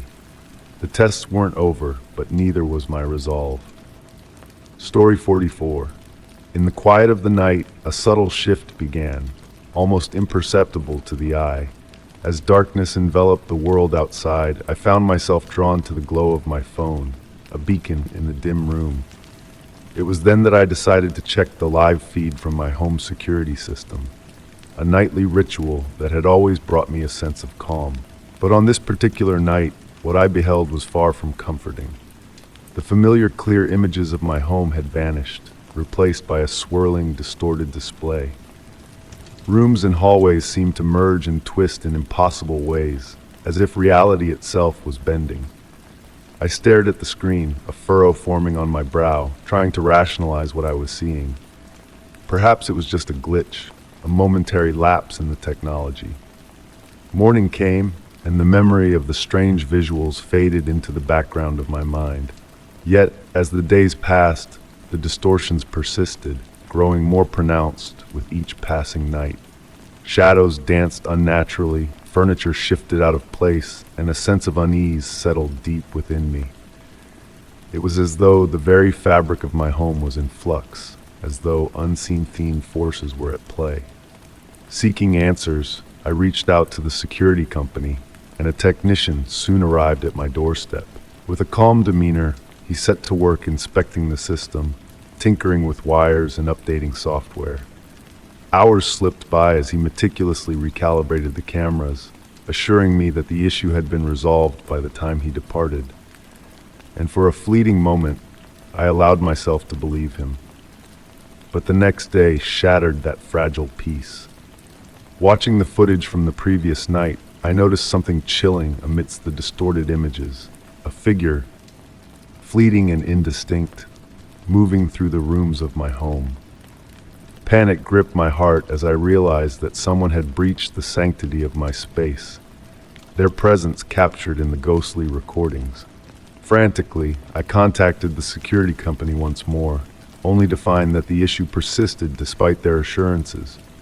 Shadows continued to dance, objects shifted mysteriously, and the figure, silent and elusive, haunted the footage like a specter. The feeling of being watched, of being intruded upon, gnawed at my sanity, leaving me adrift in a sea of uncertainty. Turning to an independent security consultant for answers, I grasped at straws in search of a solution. The consultant proposed theories of external interference and sophisticated hacking attempts, each possibility more terrifying than the last. The notion that my privacy had been violated from afar sent shivers down my spine, a cold realization of the vulnerability that lurked within the very walls of my home. Despite all efforts to rectify the situation, the distorted recordings persisted, a constant reminder of the intrusion that had taken place. I fortified my home with extra locks, carried a personal alarm wherever I went, but the feeling of unease remained, a shadow that refused to dissipate. Every sound, every flicker of movement became a harbinger of unseen danger, a phantom threat that lingered just beyond reach. Weeks turned into months, and as the security company offered to replace the entire system, I realized that the damage had already been done. The sense of security I once held dear had been shattered, replaced by a lingering fear that refused to fade. Even with the new system in place and the strange recordings ceased, the memories of that haunting figure lingered, a reminder of the fragility of our peace of mind. I tried to move on, to adapt to the new normal, but the unease clung to me like a shadow, a constant companion in the silence of the night. The answers to the mystery remained elusive, buried in the static of those unsettling recordings, leaving me to ponder the unknown forces that had disrupted my sense of safety.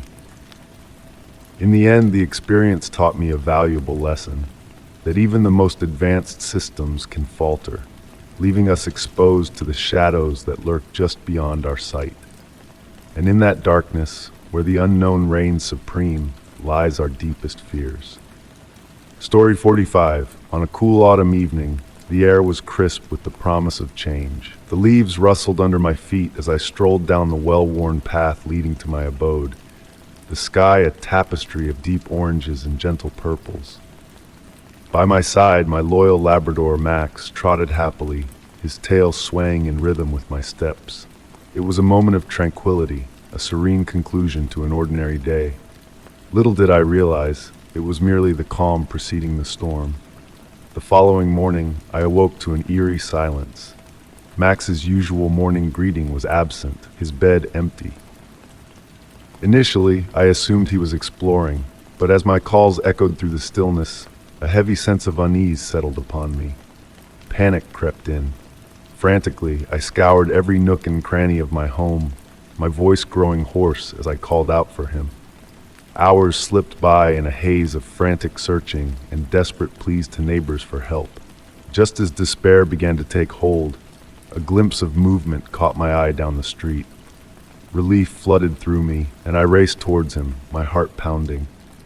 Yet, as I knelt to greet him, a peculiar detail caught my eye.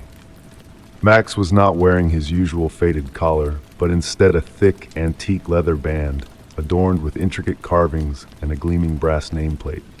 A knot formed in my stomach as I reached out to touch it, my fingers brushing against a small note tied with twine.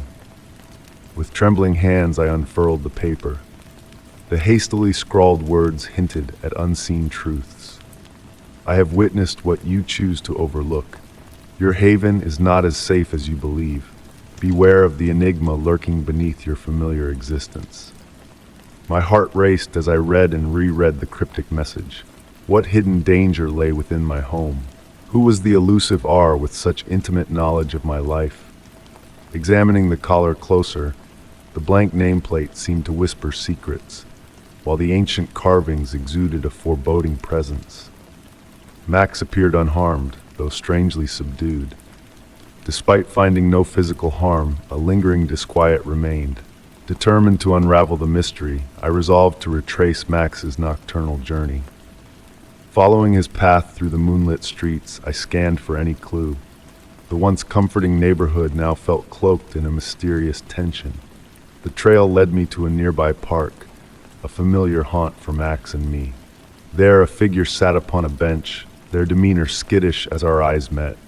Though vaguely familiar, I could not place them.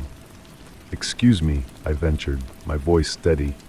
"Have you noticed anything unusual here? My dog vanished last night and returned wearing this peculiar collar."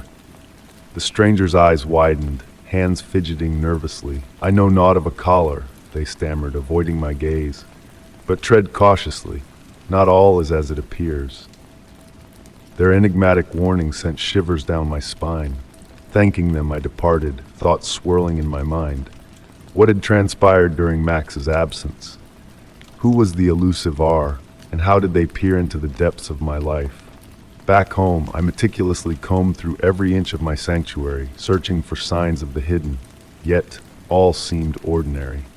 The familiar sights and sounds masked an unseen truth, a presence unseen but keenly felt. Days turned to weeks, the uncanny sensation never fully dissipating. I monitored Max closely, vigilant for any hint of distress or peculiar behavior.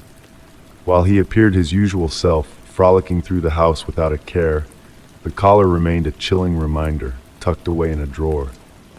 The unanswered questions gnawed at me. Who was R, and what lay beneath the facade of my existence? The once secure haven now felt like a stage for a sinister play, the rules of which eluded me. Those semblances of normality returned, the memory of the cryptic note and the ominous collar lingered like a haunting melody. The comfort and safety I once associated with my home now gave way to doubt and apprehension. As autumn's leaves continued their descent, a sense of foreboding settled in my bones, a whisper of an ominous beginning. Story 46. In the midst of seeking solace from the chaos of everyday life, a peaceful retreat turned into a haunting mystery. The idea was simple. A week away in a secluded cottage, a refuge far from the bustling city. The rental I stumbled upon online seemed like the perfect hideaway, nestled deep within the tranquil woods. The glowing reviews painted a picture of charm and serenity that beckoned me to escape. Without a second thought, I booked my stay, craving the change of scenery that awaited me. Upon arrival, the cottage unfolded before me, just as the pictures had promised. A cozy haven with a crackling fireplace and expansive windows framing the enchanting forest outside. The living room exuded warmth, adorned with vintage furniture that whispered of a bygone era. My days drifted by in peaceful reverie, wandering along meandering paths where sunlight danced through the trees. Evenings were spent wrapped in the embrace of a good book, the crackling fire casting a gentle glow across the room. The stillness was a soothing balm, interrupted only by the soft rustle of leaves or the distant call of an owl. It was a dreamlike existence, until a chilling discovery shattered the tranquility. One quiet afternoon, a glimmer caught my eye behind the smoke detector on the ceiling. A subtle gleam, almost imperceptible, yet it drew me in with a magnetic pull. Curiosity tugged at my senses, prompting me to fetch a ladder and a screwdriver, determined to unveil the hidden secret. To my disbelief, hidden within the smoke detector was a tiny camera, its lens staring back at me with a silent accusation.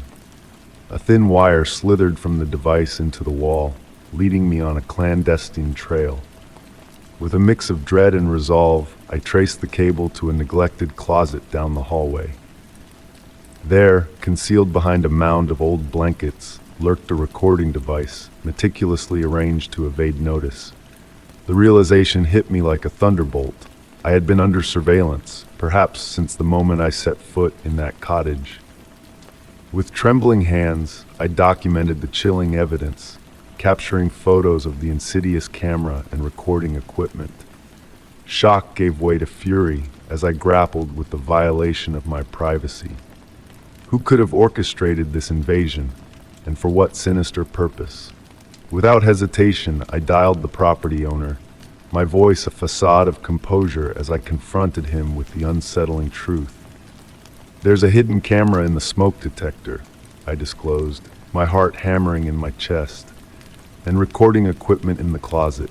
Care to explain?" The owner's response wavered between denial and discomfort, his words failing to soothe my frayed nerves. "I have no knowledge of this," he stuttered, his assurances ringing hollow. "It must be a misunderstanding. I'll come over right away to investigate." Yet his rushed arrival and flustered demeanor did little to assuage my mounting unease. The sanctuary I had cherished now felt tainted, every corner harboring a potential threat. With a heavy heart, I made the decision to depart, hastily gathering my belongings and ensuring nothing remained behind. Locking the cottage behind me, I left the hidden surveillance intact, trusting the owner to rectify the breach of trust. As I drove away, questions swirled in my mind like restless spirits. Who had violated my privacy in such a despicable manner? Was this an isolated incident or part of a larger, more sinister scheme? The notion of unseen eyes watching my every move haunted me, a chilling reminder of vulnerability in the supposed safety of solitude. Upon returning home, I sought solace in seeking justice, reporting the violation to the authorities and alerting the rental platform to prevent others from enduring a similar ordeal. Yet the specter of intrusion lingered, casting a shadow over my sense of security. The once idyllic cottage, a beacon of tranquility, now stood as a cautionary tale, a stark warning of how trust can be shattered in an instant.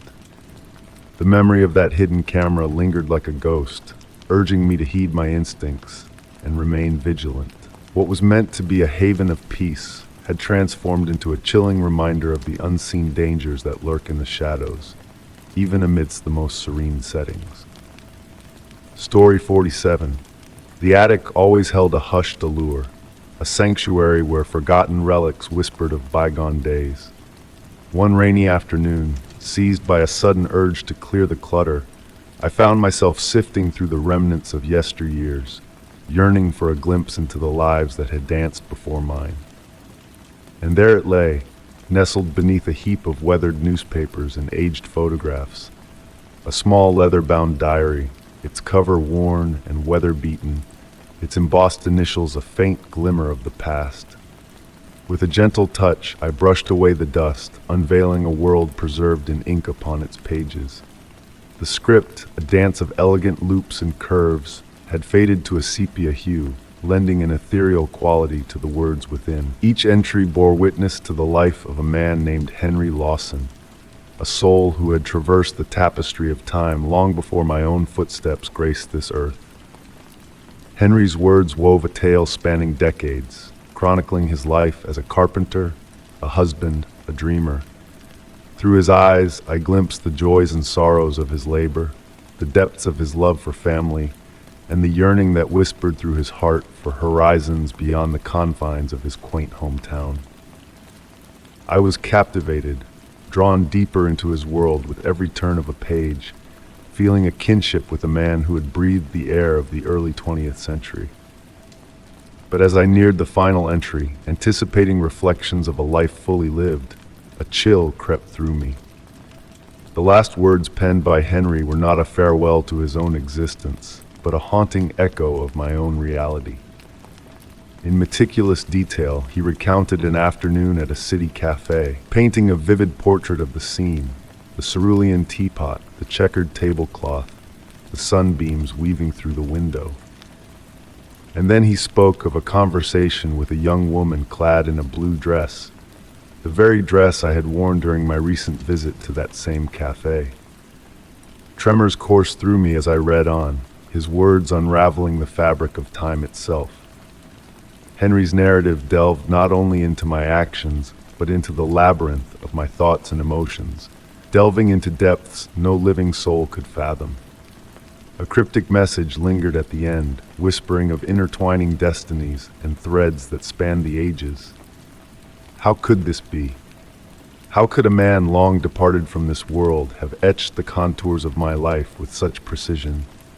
Driven by a hunger for answers, I delved deeper into the diary, seeking solace in the words of a ghost from the past. The historian's words offered no respite, hinting at a reality where past and present danced a clandestine waltz beyond our comprehension. Returned to the attic, I unearthed an old photograph of Henry, his eyes kind, his visage a specter from a bygone era. Hours slipped by as I gazed upon his likeness, pondering the invisible strands that bound our lives across the chasm of time. In the days that followed, a sense of disquiet mingled with a strange serenity, like ripples upon a tranquil pond. Henry's words lingered, a tapestry weaving his essence with mine, a silent reminder of the intricate web that binds us all. The diary, once a relic of a solitary existence, now stood as a conduit between past and present, a vessel brimming with echoes of lives intertwined. And in the quiet of night, I cradled the diary close, a beacon of enigma and revelation. For within its weathered pages lay a truth that transcended time, a truth that whispered of the interconnectedness of our souls, of the reverberations that echo through the corridors of eternity. Henry's final words echoed in the chambers of my heart, a soothing balm to the unrest that stirred within. "The threads of time have woven my life into yours," he had written. And perhaps, just perhaps, he was right. Our stories, disparate yet entwined, painted strokes upon a canvas vast and unending, a masterpiece unfurled across the boundless expanse of existence. Story 48. In the quiet embrace of a crisp autumn afternoon, I venture to the untamed wilderness of my new abode. A grand old Victorian house, its time-worn floors whispered tales of yesteryears, while the neglected garden beckoned for attention. Once inhabited by an elderly soul for decades, the house stood silent for a year before my arrival, a silent witness to the passage of time. The overgrown backyard, a chaotic tangle of weeds and bushes, became my sanctuary from the chaos of unpacked boxes that still cluttered the rooms within. With a sense of purpose, I plunged into the moist earth, the scent of fresh soil mingling with the whispers of the wind. Each scrape of the shovel against the ground carried a soothing cadence, lulling me into a trance of tranquility. Lost in the rhythm of my labor, visions of a transformed garden danced in my mind. Lush green grass, vibrant blooms, and a serene stone patio bathed in the glow of summer twilight. But my reverie was shattered when the shovel struck an unexpected obstacle, firm and unyielding. Intrigue ignited within me as I uncovered a weathered wooden box, its surface bearing the marks of time's relentless passage. Heavy in my hands, it held a mysterious weight that stirred a mix of excitement and trepidation in my heart.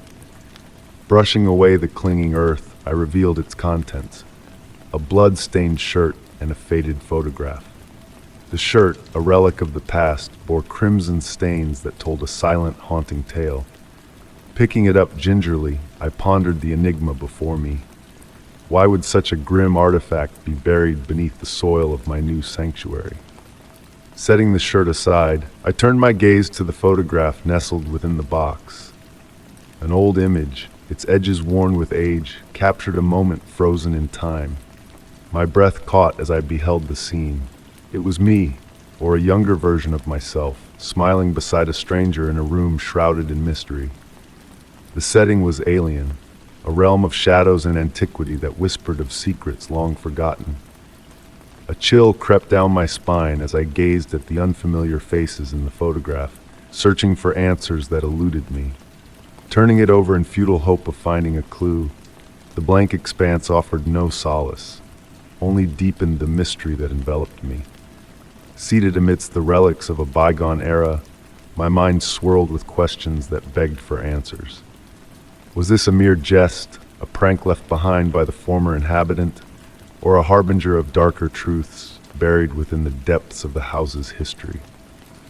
Determined to unravel the enigma, I delved into the annals of the past, scouring old records and faded documents in search of a glimmer of truth. Days turned into nights as I immersed myself in the quest for knowledge, seeking guidance from the wizened keepers of history. A chance encounter with Mrs. Whitaker, a guardian of tales untold, shed a flicker of light on the shadows that cloaked my home. Her words hinted at forgotten whispers of a past shrouded in mystery, urging me to seek the wisdom of the aged denizens who dwelled in the neighborhood's quiet corners. Door by door, I ventured forth, gathering morsels of memories from those who had witnessed the house's evolution through the passage of time. Fragments of recollections emerged, painting a portrait of lives intertwined with the walls of the grand old house. Yet, the tale of the buried box and its grim contents remained a puzzle unsolved, a riddle that teased the edges of my understanding. Driven by an unyielding curiosity, I turned to the photograph for guidance, seeking answers within its faded frame. With the aid of a skilled artisan of images, the picture revealed its age, whispering of a bygone era in the early 20th century. Yet, The identities of the figures within eluded comprehension, their enigmatic smiles frozen in a dance of shadows and light. A chance discovery amidst the dusty pages of a forgotten journal ignited a spark of hope within me. A mention of a hidden chamber within the house's depths, sealed off from prying eyes for untold years. Heart racing with anticipation, I ventured into the bowels of the house, guided by the faint echoes of history that beckoned me forth. Behind a veil of shadows, concealed behind a facade of normalcy, I uncovered the secret room, a sanctuary of forgotten whispers and lost memories. Dusty relics of a bygone era greeted me, their silent testimonies weaving a tapestry of intrigue and deceit. Photographs whispered of gatherings long past, their faces etched with a tension that mirrored my own unease. A thread of connection emerged, linking the photograph, the blood-stained shirt, and the hidden chamber in a web of secrets that begged to be unraveled. Yet the truth remained elusive, a specter that haunted the corridors of my mind, taunting me with its enigmatic allure. As days turned into weeks and weeks into months, the house revealed its secrets in tantalizing morsels, each fragment adding to the tapestry of mystery that enveloped me. But the final chapter eluded my grasp, slipping through my fingers like grains of sand in an hourglass. In the end, I left the house behind, haunted by the shadows of its past and the unanswered questions that lingered in its wake. The memories of the blood-stained shirt, the enigmatic photograph, and the hidden chamber followed me, whispering of a tale left untold, a mystery destined to remain buried in the depths of time. And so, the house stood silent once more, a sentinel of secrets and shadows, its mysteries hidden from prying eyes. Perhaps some enigmas are meant to be shrouded in darkness, their truths known only to the whispers of the night. Story 49. In the hazy moment of awakening, the world around me appeared as a blurry whisper, shrouded in a disorienting fog that clung to my senses like a heavy weight. I found myself bound, my wrists tightly secured behind my back, while a rough fabric veiled my sight. Panic threatened to overtake me, but I willed myself to breathe, to remain composed.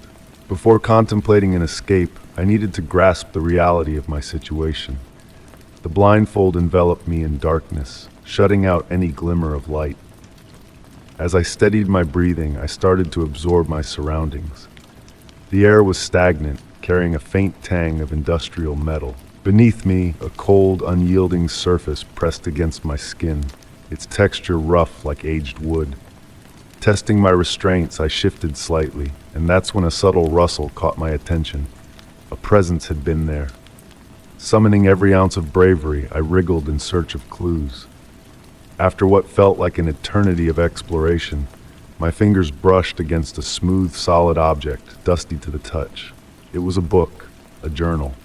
The stiff leather cover felt cool and aged under my fingertips, its edges worn with time. With a racing heart, I brought it closer, clumsily opening it. Guided by touch more than sight, I leafed through the pages. A faint glimmer of light seeped through the blindfold, allowing me to discern the words. The initial entry sent a shiver down my spine. If you are reading this, it means you have chosen to survive. Follow the instructions carefully if you wish to leave this place. Your time starts now. Accompanied by crude sketches, a rough map of the room with marked locations, the entry was adorned with cryptic symbols and urgent directives. You must find the key hidden in this room. Solve the puzzles outlined in the journal to uncover the clues. Fail, and your chances of survival diminish. My breath hitched in my throat. I was not just ensnared, I was being tested. Mentally picturing the room's layout based on the map, I identified key landmarks: the heavy wooden door, a wobbly table, scattered objects, a faint beam of light from a high window. These were my guides. The initial puzzle, though demanding acute observation, was straightforward. The journal hinted at patterns in the object arrangement, leading to a concealed compartment. With awkward movements, I combed the floor, searching for any anomalies. After agonizing moments, I discovered a loose floorboard beneath the table. Opening it cautiously, my heart raced as I found something cold and metallic, the first key. Reading the next instruction, my pulse quickened. The key would unlock a drawer in the table, housing the subsequent clue. Edging toward the table, I struggled with the lock, turning the key until a satisfying click echoed through the room. Inside the drawer lay a folded note. Solve this riddle to unveil the box combination. According to the map, the box was tucked in a corner. Sweat beaded on my forehead as I mulled over the riddle, numbers and phrases swirling in my mind. Frustration mounted with each failed attempt to decipher it, time pressing heavily upon me. Finally, after what felt like an eternity, the answer dawned on me. Trembling, I input the combination on the padlock. With a click, the lock released, revealing a small vial of liquid and another note. Use this to reveal the hidden. Wasting no time, I coated the walls and floor with the liquid. Slowly, faint markings materialized, symbols and arrows guiding me forward. The final clue was enigmatic, entailing arranging objects in a specific sequence to activate a concealed mechanism.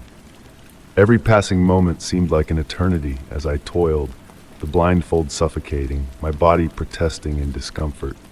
The fear of failure loomed, but the will to survive propelled me onward. At last, a sharp mechanical click pierced the air. A panel in the door slid open, exposing a dusty key. With trembling hands, I unlocked the door. The lock clicked and the door groaned open, ushering in a rush of fresh air as I stumbled into the hallway, discarding the blindfold. Blinking in the dim light, I surveyed my new surroundings, a corridor adorned with peeling wallpaper and broken fixtures. Despite its chill and eerie ambience, the expanse felt liberating after the stifling enclosure. I had triumphed over the initial trial. Standing there, clutching the journal tightly, I understood that my ordeal was far from over.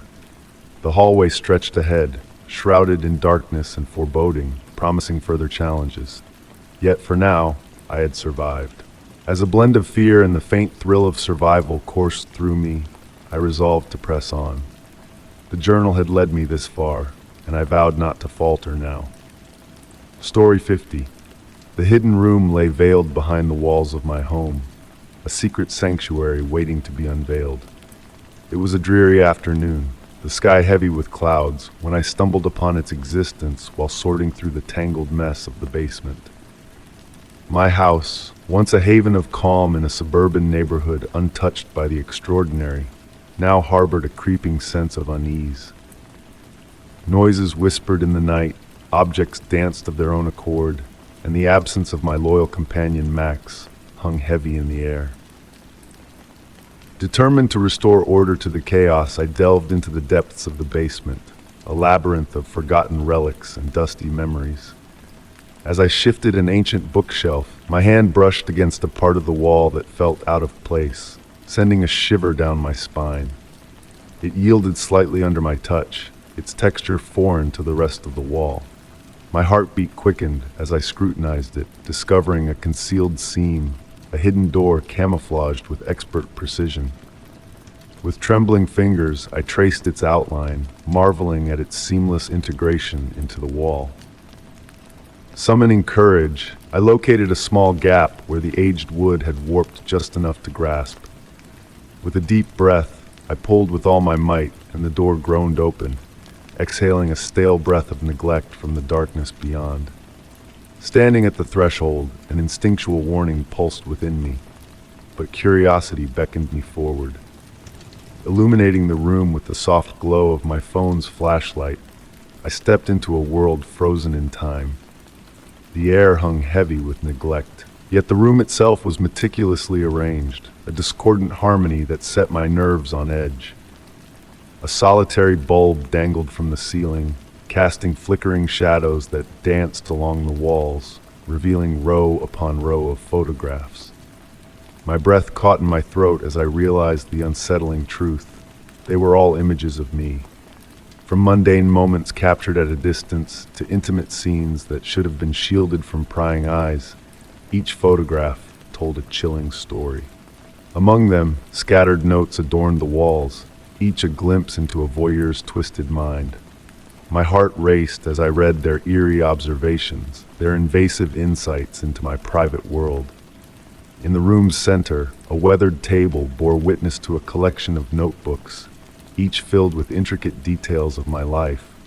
Personal conversations, trivial routines, all meticulously chronicled as if I were a character in someone else's narrative.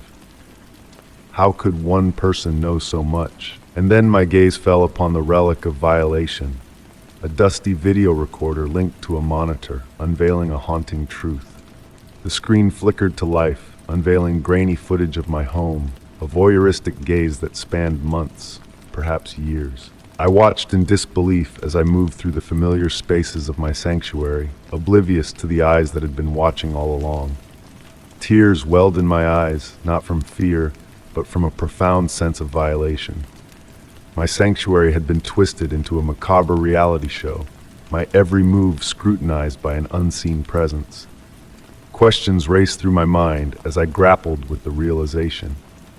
Who could be behind this invasion of privacy? A stranger, a neighbor, a friend? The memory of a cryptic note attached to Max's collar resurfaced, a warning I had dismissed as mere coincidence. But what if it held a truth I had failed to see? And then, a chilling thought gripped me. What if the surveillance was ongoing? What if they were watching me even now? Panic surged through me, urging me to flee. I sealed the hidden door as best I could, my heart hammering in my chest as I raced upstairs, securing every entrance as a shield against the unknown. The authorities had to be informed. They had to see what I had uncovered. But as I reached for my phone, a new fear took hold. What if my actions only fueled the voyeur's twisted game? Despite my apprehension, I dialed 911, each ring echoing like a countdown to an unknown fate. Before a voice could answer on the other end, a sound echoed from below, the faint creak of the hidden door swinging open once more. I was not alone in my house of shadows. Story 51. Amid the ordinary flow of a Tuesday, a sense of unease crept into my world.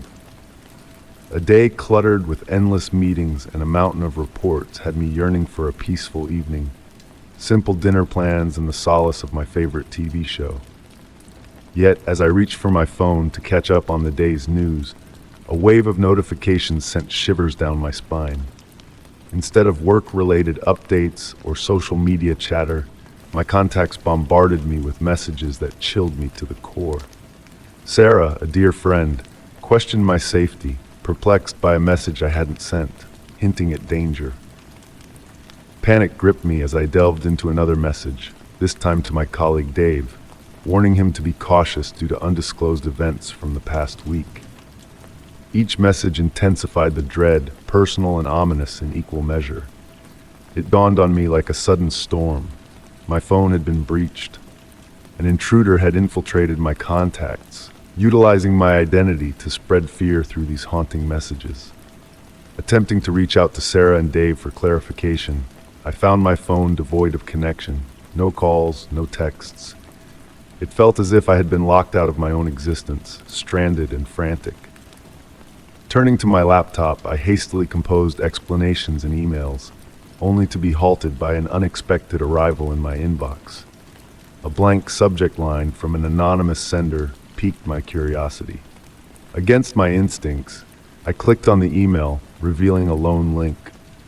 Heart racing, I hesitated before succumbing to the pull of curiosity. The link ushered me into a sinister digital realm, a repository of my private information. Photos, social media snippets, even secrets I had safeguarded from the online realm. Atop the page, a chilling declaration awaited me. You're under surveillance. This is merely the beginning. Gasping for air, I pushed away from the screen. The intrusion wasn't confined to my phone. It was a full-scale stalking, an invasion of my privacy and sanctity. Awareness dawned upon me that the perpetrator was privy to my whereabouts, my conversations, and the innermost thoughts I believed to be mine alone. Seeking aid from my phone provider through an alternate device, I found no immediate resolution. Their investigative process spanned days. Meanwhile, the ominous messages persisted. I know your address. Secure your abode. The notion of an unwelcome presence near or within my home twisted my gut. I double-checked locks, bolstered security measures, and clutched pepper spray, a futile attempt to dispel the persistent feeling of being watched. Contacting the authorities, I found reassurance in their attention to my plight, though the elusive nature of cybercriminals posed a formidable challenge. Remain vigilant, they advised. Document every detail. With no clear recourse, I enlisted the expertise of a cybersecurity specialist named Alex. Confirming my worst suspicions, he uncovered the sophisticated methods employed by the hacker, circumventing even the most stringent security protocols on my device.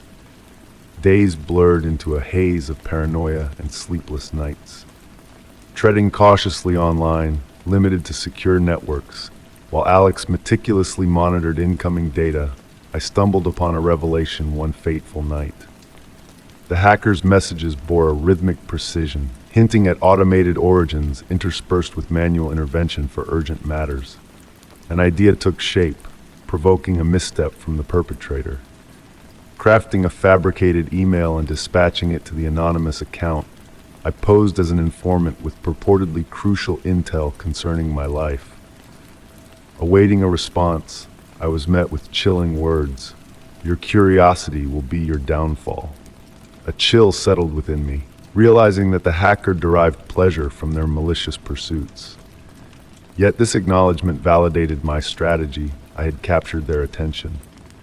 Despite the intricate web of VPNs masking the email's trace, Alex uncovered a faint lead through an inadequately encrypted server. A slim chance, but a glimmer of hope. With law enforcement now deeply involved, Alex toiled ceaselessly through the night. By morning's light, the origin of the messages was pinpointed to a distant server, a notorious hub for cybercrime. Swift actions were taken, collaboration initiated with authorities in the region. Days fraught with tension culminated in a phone call from the police. The hacker had been apprehended. A tech-savvy recluse with a history of cyberstalking, their motive rooted in control. Unveiling the depths of their online surveillance, they had woven themselves into the fabric of my life unnoticed. Relief washed over me, yet a lingering unease lingered. While the immediate threat had dissipated, the scars remained. Every password was altered, every account fortified, every digital defense reinforced.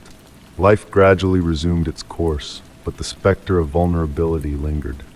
In a world where each click, each post, each interaction leaves behind a digital footprint, I discovered that security is not guaranteed. It is a relentless battle. Since that ordeal, I have remained vigilant, recognizing the fragility of privacy and the resilience required to safeguard it. Story 52.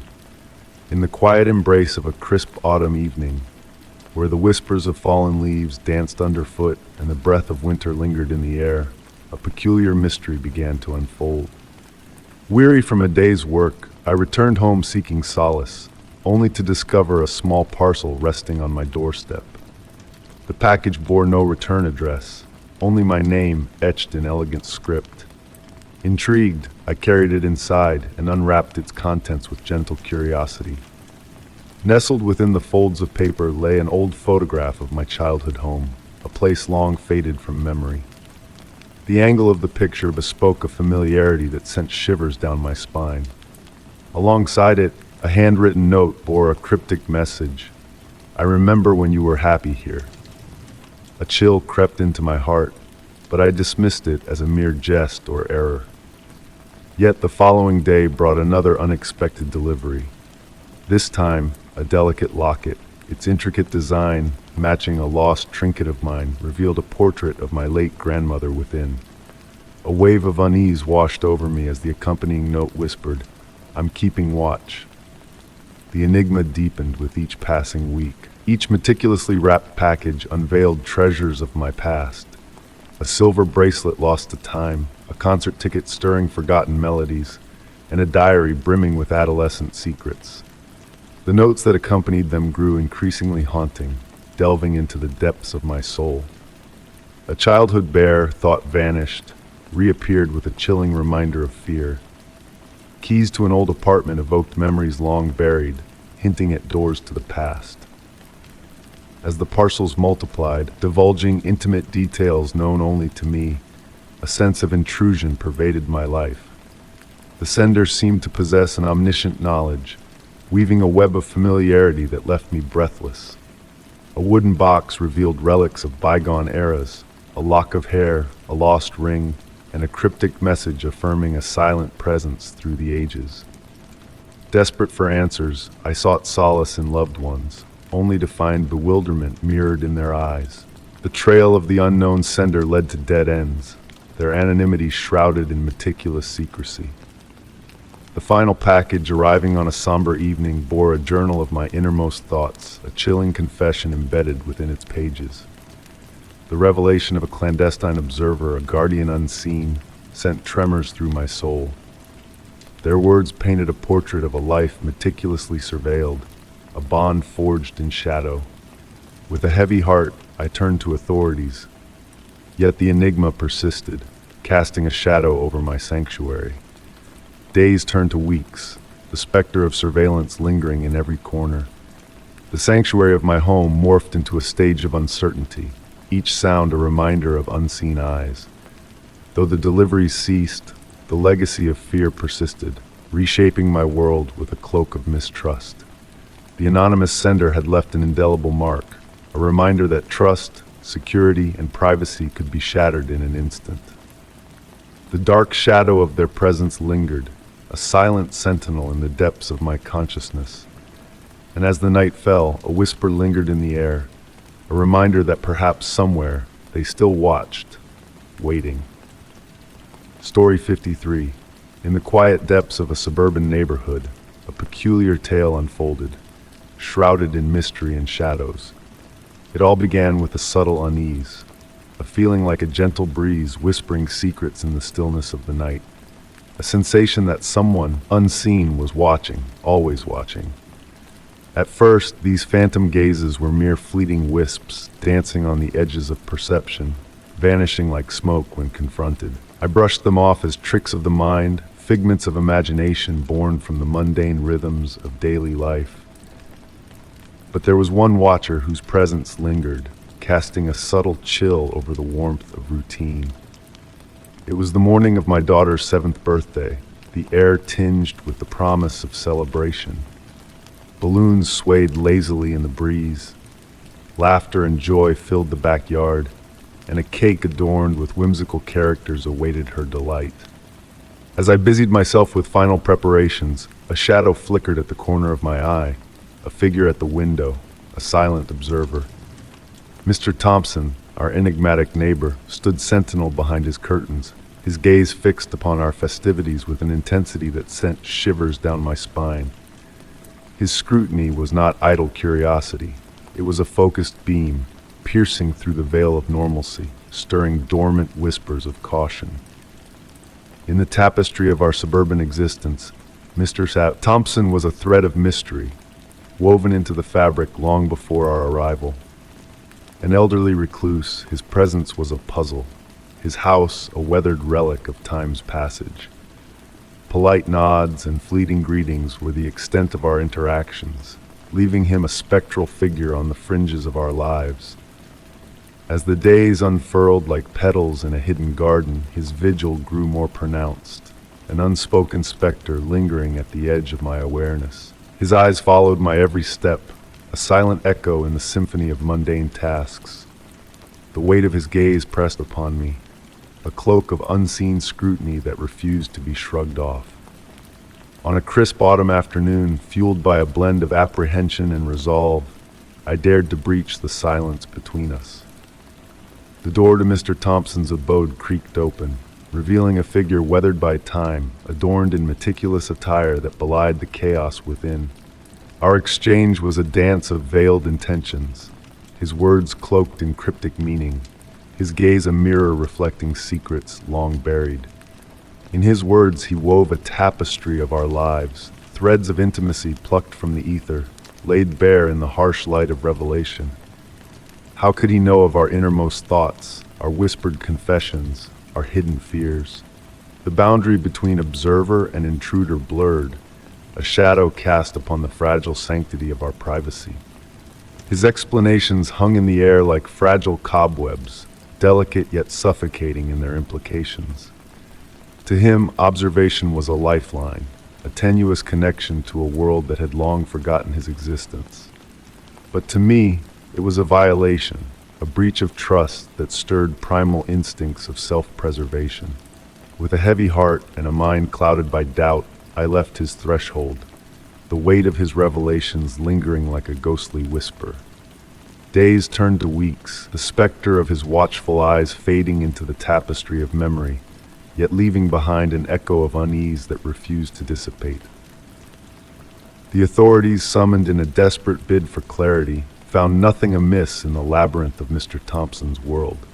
A solitary figure in a sea of clutter, an enigma without a resolution. The curtain fell on his daily vigil, but the shadows he had cast remained, a haunting reminder of the fragile boundary between observer and observed. In the stillness of twilight, as the world slipped into slumber under a blanket of stars, I found myself drawn to his window, half expecting to glimpse his form in the darkness. Was he a benign specter, a lonely soul seeking solace in the lives of others, or a darker shade, cloaked in intentions unknown? The tale of Mr. Thompson lingered like a wisp of mist, weaving itself into the tapestry of our neighborhood's lore, a cautionary tale of boundaries crossed, of secrets laid bare, of the dance between curiosity and intrusion.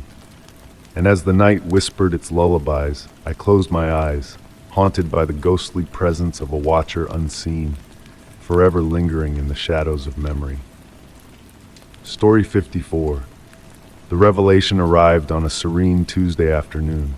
Amidst the stillness of the day, I delved into the depths of old family papers and personal files, striving to reclaim order in the wake of peculiar, disquieting occurrences. The house itself seemed to echo my unease, its silence broken only by the occasional groan of the floorboards.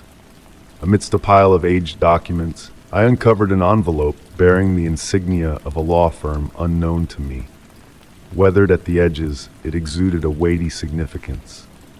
Curiosity triumphed over caution as I gingerly tore it open. Inside lay a formal letter detailing a web of legal disputes tied to transactions executed under my name, business dealings, property acquisitions, even a lease for an extravagant apartment. A chill gripped me. None of these were of my doing. The letter delineated substantial financial maneuvers I had never sanctioned, accounts foreign to me, estates I had never set eyes upon. The orchestrator of this scheme possessed an intimate knowledge of my personal details, enough to construct an entire parallel existence mirroring my own. With each word I read, my breath quickened, my heart racing with a mixture of dread and disbelief. Addresses, bank accounts, phone numbers, all entwined in this fraudulent tapestry. Frantic, I phoned the law firm, seeking clarification on this bewildering discovery. The receptionist's polite yet resolute response indicated their inability to assist beyond recommending involvement of law enforcement or a fraud investigator. With no recourse but action, I clutched the letter and hastened to the local police station. The officer on duty, though initially dubious, listened attentively as I recounted the ordeal. Assuring me of elevating the matter to a fraud specialist, he offered a semblance of reassurance. Yet as I departed the station, an unsettling notion lingered, that the perpetrator might be closer than I dared imagine. Resolute in reclaiming control, I enlisted the services of a private investigator named Linda, renowned for her unwavering pursuit of intricate cases. The following morning, she arrived at my doorstep, her keen gaze scanning the letter and personal documents with practiced acumen. "We will unravel this mystery," she declared with unwavering determination.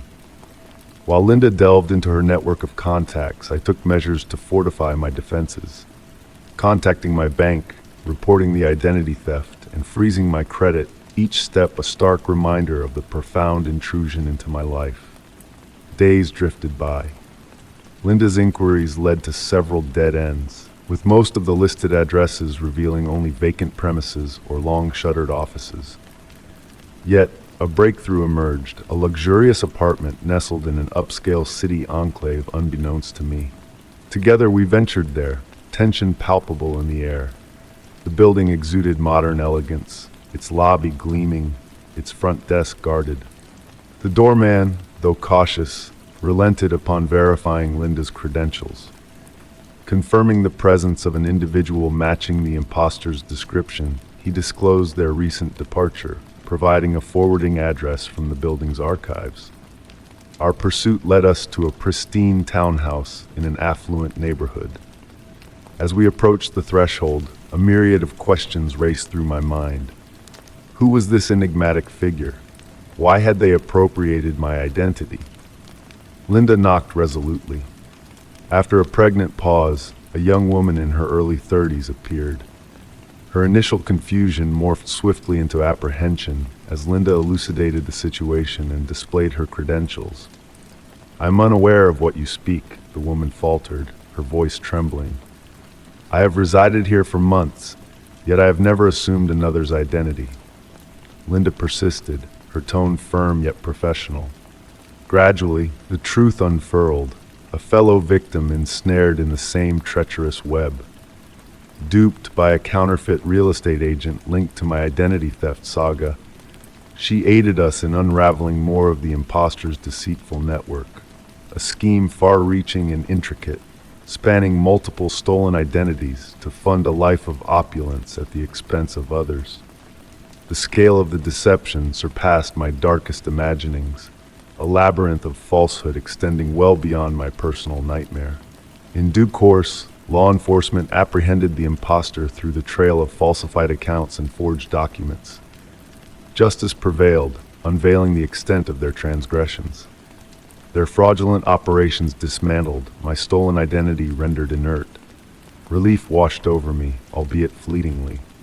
The experience had inflicted enduring wounds. Trust, security, even my sense of self had been grievously violated. Rebuilding proved arduous. Every financial record secured, every password reset, every vigilance heightened to levels previously unimagined. As semblances of normalcy gradually seeped back into my life, a lingering fear persisted, an unsettling awareness that somewhere, someone had inhabited a life eerily akin to mine.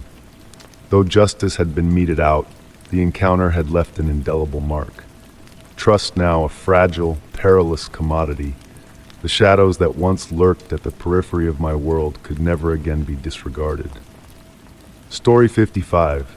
The tale unfurled gently, like a whisper carried on a breeze. My cousin Eleanor, a steady beacon in the tumult of life, began to shift in ways that stirred a quiet unease within me. We had traversed the landscape of our existence together, weaving a tapestry of shared moments and an unbreakable bond. Yet, as Eleanor's actions took on an unfamiliar hue, a sense of disorientation settled upon me like a veil of mist. Initially, the signs were subtle. A missed call here, a canceled plan there, and conversations that seemed to drift aimlessly. I attributed these changes to the weight of her demanding career, a temporary shadow cast upon her usual radiance. However, as days turned into weeks, the fabric of her demeanor frayed further, and the once familiar contours of her presence became shrouded in unpredictability. Then came the peculiar entreaties. Eleanor beckoned me to accompany her on errands, but the destinations she chose were cloaked in mystery. Forgotten warehouses, solitary cabins nestled in the woods, and isolated storage units tucked away from prying eyes. Her explanations lingered in the realm of vagueness, citing the need for assistance with personal endeavors or the sorting of enigmatic treasures. Despite the tendrils of unease that wound around my heart, I brushed aside my misgivings out of a steadfast loyalty that had weathered countless storms. One twilight, Eleanor summoned me urgently to her abode, her voice trembling with a sense of urgency that reverberated through the air. Upon my arrival, I found her dwelling in disarray, a chaos of papers, folders, and scattered remnants of a hidden turmoil. She paced restlessly, her agitation palpable in the charged atmosphere. "I find myself in a quandary," she confessed, her gaze averted. "I implore your aid. It is crucial for my research." Despite the tendrils of doubt that coiled within me, I could not turn away from her plea. She pressed into my hands a stack of dense legal documents, their contents a labyrinth of convoluted jargon that eluded my understanding. Each query I posed was met with hurried deflections, as if the answers lay beyond my reach. As the sands of time trickled down the hourglass, her demands escalated. She would materialize at my threshold under the cloak of night, bearing urgent contracts that demanded my signature, warning of dire repercussions should delays befall us.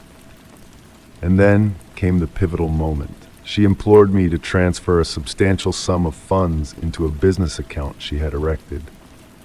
An unsettling chill coursed through me at the request, a dissonance that refused to be silenced. Despite her assurances, a gnawing disquiet took root in the depths of my being.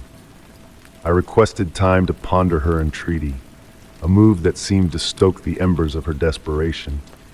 Fueled by a flicker of suspicion, I delved into the labyrinthine documents she had entrusted to me, determined to unravel the enigma into which I had unwittingly stumbled. What I unearthed sent shivers cascading down my spine. The pages bore the scars of deceit, false identities, forged signatures, and a shadowy network of deceit woven around my cousin, like a spider's web ensnaring unwitting prey. And amidst the labyrinth of lies, my own name stood out, a pawn in a game I had not consented to play. The revelation struck me like a thunderbolt, a betrayal that pierced to the core of my being. How could someone I held dear, someone I had placed my trust in without reservation, manipulate the threads of my life in such a callous manner?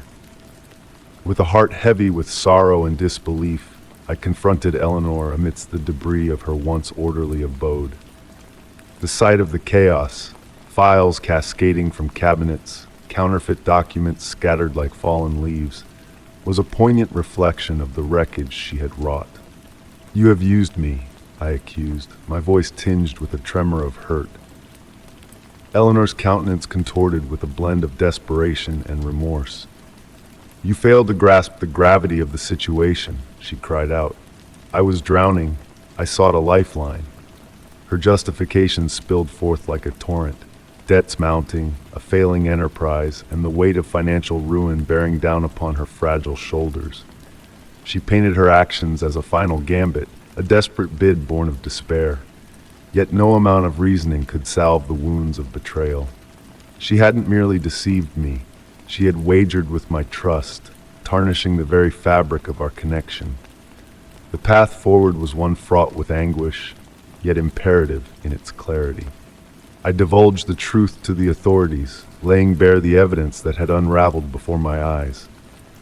The subsequent investigation unfurled like a tapestry of shadows cast by a waning moon. Eleanor faced a litany of charges: fraud, financial misconduct, identity theft, all woven into the intricate tapestry of her deceit. The courtroom proceedings bore witness to a transformation that seemed surreal.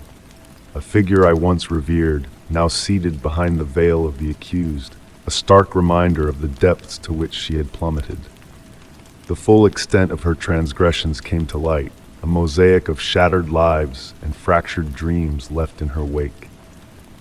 Despite her repentance, the scars she had inflicted remained indelible. Her career, her standing, and the bond we once shared were forever marred by the shadow of her deception. In the aftermath, I navigated a tempest of emotions: grief, anger, guilt, and a profound sense of disbelief. Seeking solace in the embrace of therapy, I endeavored to untangle the tendrils of betrayal that had ensnared my heart, to rebuild the shards of trust that lay shattered at my feet. The most arduous task was not in bidding farewell to Eleanor, but in acknowledging that the persona I had cherished was but a mirage, a phantom conjured by the mists of deceit. Through the crucible of pain, I gleaned lessons steeped in bitter wisdom, that even the closest of kin can harbor shadows, that trust is a fragile bloom that must be nurtured, and that the whispers of intuition must never be silenced. From the crucible of betrayal emerged a resolve tempered by fire. I emerged from the crucible of deceit with a newfound strength, a keen awareness, and a fierce determination to safeguard my future against the siren song of duplicity. Story 56. The sun dipped behind the distant hills as I trudged along the overgrown trail, my breath coming in heavy bursts, the autumn air crisp against my skin. The forest enveloped me in its embrace, the once vibrant hues of orange and red now muted as dusk settled in. This hike was my refuge, a respite from the relentless grind of daily life. Little did I know that this solitary journey would unravel into a haunting mystery that would test the very fabric of my being. Just when I contemplated turning back, a break in the underbrush caught my eye, a faint, overgrown path leading to a clearing unknown to me. A strange compulsion urged me forward. At the heart of the clearing stood an ancient stone slab, partially concealed beneath a web of vines and leaves. My heart quickened at the sight. The stone seemed out of place, its weathered surface a stark contrast to the wild landscape surrounding it. Kneeling beside it, I cleared away the debris to reveal an inscription that sent shivers down my spine. Here lies my full name, born my date of birth, died today's date. Frozen in place, the world around me blurred into an oppressive haze. My name, my birth date, today's date, all etched in stone. It felt as though the very air had been sucked from my lungs. Nervously scanning the clearing, I half expected a presence to materialize from the shadows, but the forest remained eerily silent. Only the thudding of my own heart pierced the stillness. What twisted game was this? With trembling hands, I captured a few photos of the stone before retracing my steps along the trail, my mind a whirlwind of unease and uncertainty. That night, sleep eluded me. Every creak of the house, every whisper of the wind seemed laden with a foreboding weight. The inscription on the stone echoed relentlessly in my mind, a riddle without a solution. Determined for answers, I delved into local history, seeking out records and archives, but the stone remained a phantom, absent from any official documentation. Driven by desperation, I enlisted the help of a grizzled private investigator named Jim. Skeptical yet intrigued, Jim scoured records and interviewed locals in search of clues, but days turned into weeks with no breakthroughs.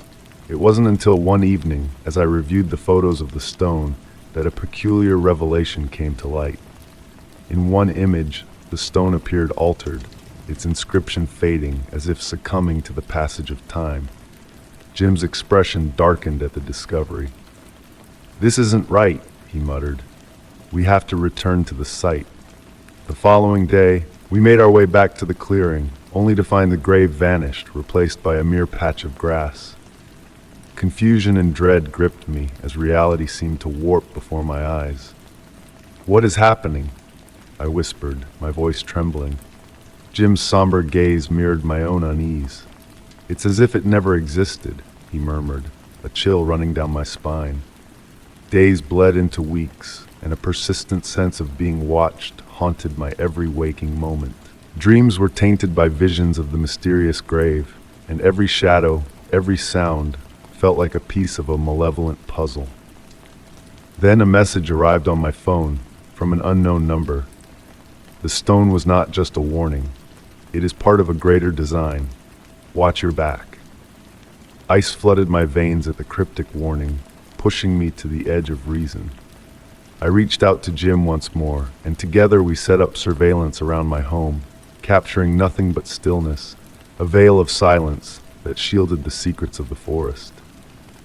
Late one night, as I pored over the footage, a figure emerged from the shadows, bearing an object eerily reminiscent of the stone from the grave.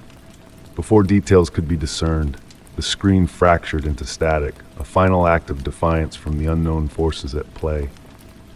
That moment shattered my resolve. I felt ensnared in a game I could not comprehend. manipulated by unseen hands. Fear became my constant companion, driving me to a decision: to leave, to flee the shadows that clung to me like a second skin. As I departed, casting a final glance at my tainted sanctuary, the road stretched endlessly before me, veiled in mist and uncertainty. The inscription on the stone lingered in my thoughts, a chilling reminder of the fragility of our perception when faced with the enigmatic unknown. And so, I journeyed onward, determined to escape the looming shadow that had trailed me since that fateful encounter in the heart of the forest. Story 57. The gentle hum of silence enveloped me as I stepped inside, expecting the usual welcome from Whiskers, my beloved cat. But the air felt heavy with stillness, devoid of her familiar purrs and playful chatter. A sense of unease crept in as I called out her name, the echo of my voice bouncing off the walls in haunting repetition. Yet, there was no response, no trace of her presence in our once lively home. I combed through every nook and cranny, searching for her in all her favorite hideaways, beneath the bed, perched on the windowsill, and nestled within the cozy confines of the closet. But Whiskers was nowhere to be found, her absence casting a shadow of dread over my heart. I expanded my search outdoors, beckoning her name into the quiet expanse, the sound of her favorite treats rustling in hopes of drawing her back to me. Yet the yard remained empty, the hushed streets offering no solace. Hours melted into an evening drenched in worry as I scoured the surroundings, my heart heavy with the weight of uncertainty. The following day, I adorned the neighborhood with posters bearing Whiskers' image, her emerald eyes and soft gray fur a beacon of hope amidst the growing despair. I implored the community for any shred of information, clutching on to fleeting promises of vigilance from kind-hearted souls. Days blurred into a week, anxiety gnawing at my resolve with each passing moment. Faint murmurs of sightings teased my ears, vague whispers of a gray cat wandering near the park or lingering by the alley. Yet each lead proved fruitless, leaving me adrift in a sea of false hope and desolation. Just as despair threatened to consume me whole, a faint meow pierced the veil of silence one evening, a melody of familiarity that ignited a spark of hope within me. Rushing to the door, I beheld Whiskers perched on the doorstep, a frail shadow of her former self. Relief cascaded over me, mingling with a newfound horror at the sight before me. Whiskers, once vibrant and sleek, now bore the marks of a harrowing journey. Her fur, once a testament to her grace, was now matted and unkempt. A limp marred her movements, her once bright gaze now clouded with fear and trauma. Tenderly, I gathered her fragile form into my arms, whispering words of solace into the void of her suffering. As I tended to her wounds, a chilling discovery unfolded, a note concealed within her collar, bearing cryptic words that sent a chill down my spine. She was ours for a while, the message declared, a sinister riddle shrouded in mystery. Questions swirled in my mind, a turbulent storm of uncertainty and dread. Bringing the note to the authorities yielded little respite, their hands tied by the absence of concrete evidence. A visit to the vet unveiled the extent of Whiskers' physical scars, prompting a journey of healing and recovery for both her body and spirit. Days turned into weeks as she tentatively reclaimed slivers of her former self, her playful nature re-emerging amidst the shadows of her past. The note lingered in the recesses of my mind, a lingering enigma that refused to yield answers. I delved into a web of inquiries, seeking solace in the shared experiences of others and fortifying my home with added layers of protection. Yet, the specter of uncertainty loomed large, a constant reminder of the fragility of our bond. In the quiet of our shared moments, Whiskers' presence became a beacon of resilience, a testament to the enduring power of love and healing. Though her scars may never fully fade, her gentle purrs and affectionate nudges spoke volumes of the unbreakable connection we shared. As she slumbered by my side one peaceful evening, her rhythmic breaths a lullaby of tranquility, I found solace in the silent symphony of our intertwined fates. Story 58. In the quiet neighborhood where I reside, a subtle shift in the air caught my attention. It began with a feeling, a whisper of being under scrutiny. Mr. Thompson, the elderly resident in the weathered house next door, seemed to cast his gaze towards my windows more often than necessary. His presence, once benign, now carried a weight of curiosity that unsettled me. His eyes lingered on my home, a silent observer in the backdrop of everyday life. I dismissed it at first, attributing it to the idiosyncrasies of age, a harmless inquisitiveness about his neighbor. But as days turned into weeks, the unease grew roots in my mind. His surreptitious glances, fleeting yet palpable, stirred a sense of disquiet within me. I would catch glimpses of him standing by his window or tending to his garden, his eyes inevitably finding their way to my humble abode. The pretense of busying himself with chores failed to veil the underlying intent. One evening, as twilight painted the sky in hues of lavender, I noticed a figure outside my window. Peering through the narrow opening in my blinds, I saw Mr. Thompson standing on his porch, his gaze fixed on my dwelling. The realization sent a shiver down my spine, prompting me to confront the unsettling truth that had been looming like a specter. Summoning a measure of courage, I stepped out into the cool evening air and approached his porch with deliberate steps. "Mr. Thompson," I spoke, my voice steady yet tinged with apprehension. Startled, he met my gaze, a fleeting expression of surprise and guilt crossing his features. "Oh," he faltered.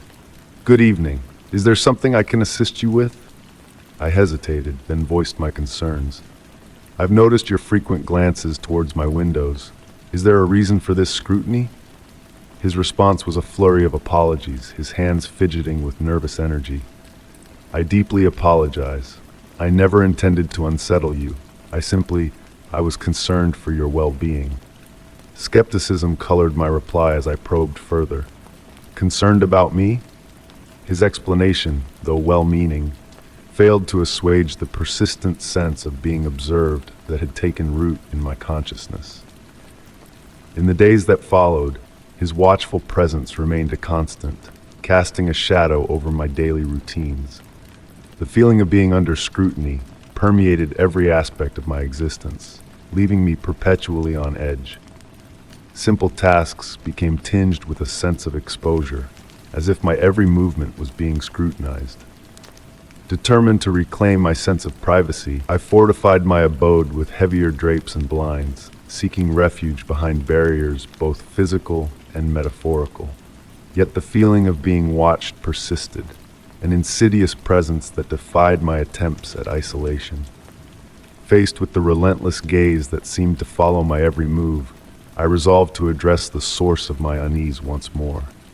With a resolute heart and a knot of anxiety tightening in my chest, I returned to Mr. Thompson's home, intent on voicing my concerns. His wary expression mirrored my own inner turmoil as I broached the subject again.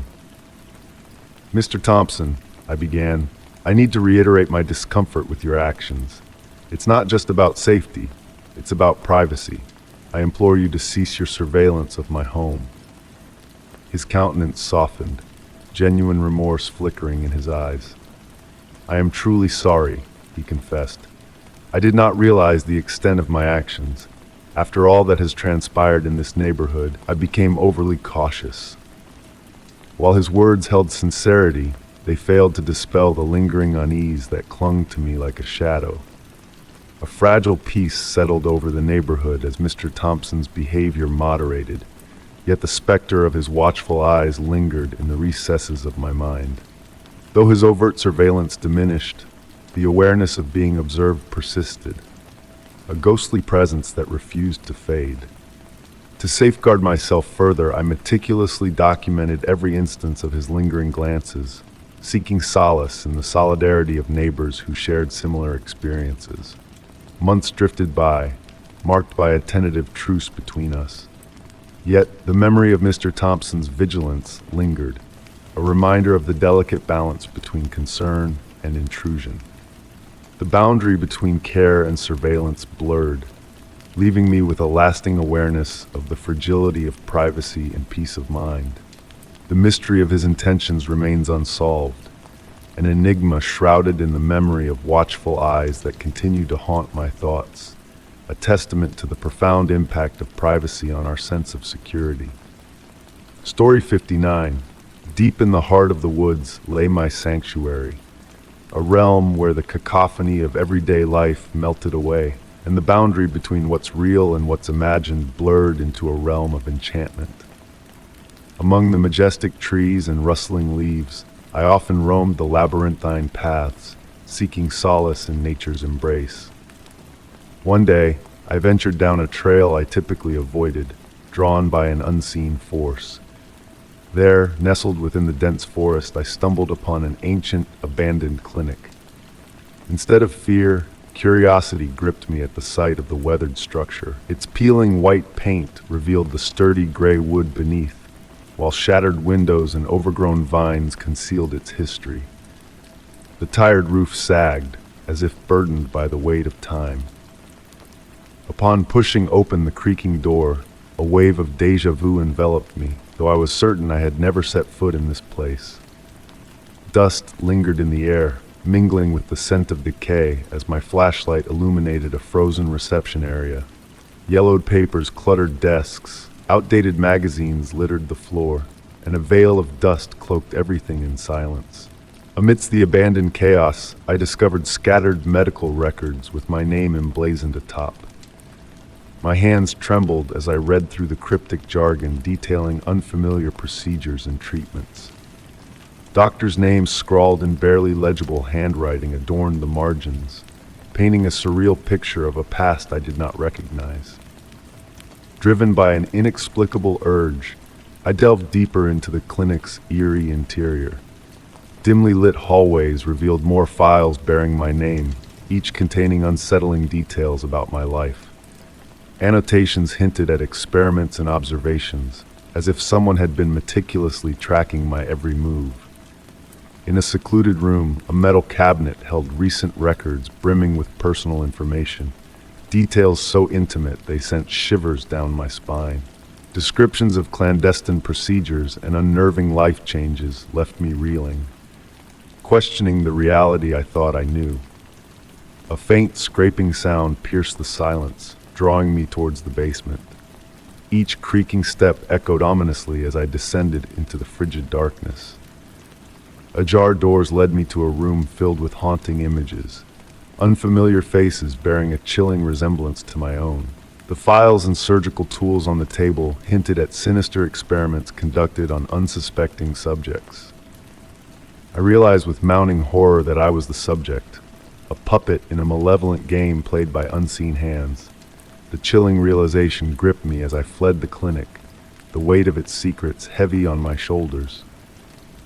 Emerging back into the daylight, the once familiar woods now seemed cloaked in shadows of deceit. I sensed unseen eyes following my every move, a chilling reminder that the clinic's influence extended far beyond its physical boundaries. Returning home, a lingering sense of unease clung to me, a constant reminder of the violation I had unknowingly endured. Every creak, every shadow served as a haunting echo of the clinic's watchful gaze. The truths unearthed in those forsaken woods shook the very foundation of my existence, leaving me to ponder a past shrouded in mystery and a future fraught with uncertainty. That ancient clinic, a silent observer of my life, had woven its tendrils into my very being long before I stumbled upon its decaying facade. And perhaps in the depths of night, it still watches, a spectral presence haunting the edges of my reality. Story 60. On an unassuming Tuesday, a letter arrived at my doorstep, nestled among the mundane stack of mail. No stamp adorned the plain white envelope, only the name of a medical clinic unknown to me. Its official exterior, embellished with a professional seal, instantly quickened my heartbeat with a blend of unease and intrigue. With trembling fingers, I tore it open, revealing a cover letter personally addressed to me, expressing gratitude for a recent visit. Yet, I had never stepped foot in this mysterious clinic, nor had I ever heard its name mentioned. Perplexed, I turned to the subsequent page where intricate medical records lay in wait. To my shock, the report detailed grave illnesses: diabetes, high blood pressure, and a heart irregularity, maladies I had never been diagnosed with. Each ailment was accompanied by suggested treatments and prescriptions. A knot formed in my stomach as the realization of the peril I narrowly avoided by not blindly adhering to these false directives sank in. I scanned the letter repeatedly, combing for any clue or contact information, only to come up empty-handed. The clinic's name and logo exuded authenticity, yet upon closer inspection, it emitted an air of deceit, a facade meticulously crafted to deceive me. Driven by a relentless determination to unravel the mystery, I promptly reached out to my primary care physician. After a thorough examination of my medical history, the nurse reassured me that my health records were accurate, with no indication of recent correspondence with the enigmatic clinic. "Are you certain it's not a scam?" she inquired cautiously. Following the call, I scoured the internet for any trace of the clinic's existence. Alas, there was no website, no reviews, no digital footprint whatsoever. It was as though the clinic materialized solely for the purpose of that letter. Desperate for answers, I embarked on a journey to the address listed in the correspondence. The destination led me to a dilapidated structure in a desolate corner of the town. Its windows were boarded up, and a weather-worn "for lease" sign hung askew on the entrance. I tentatively tested the door, finding it firmly locked.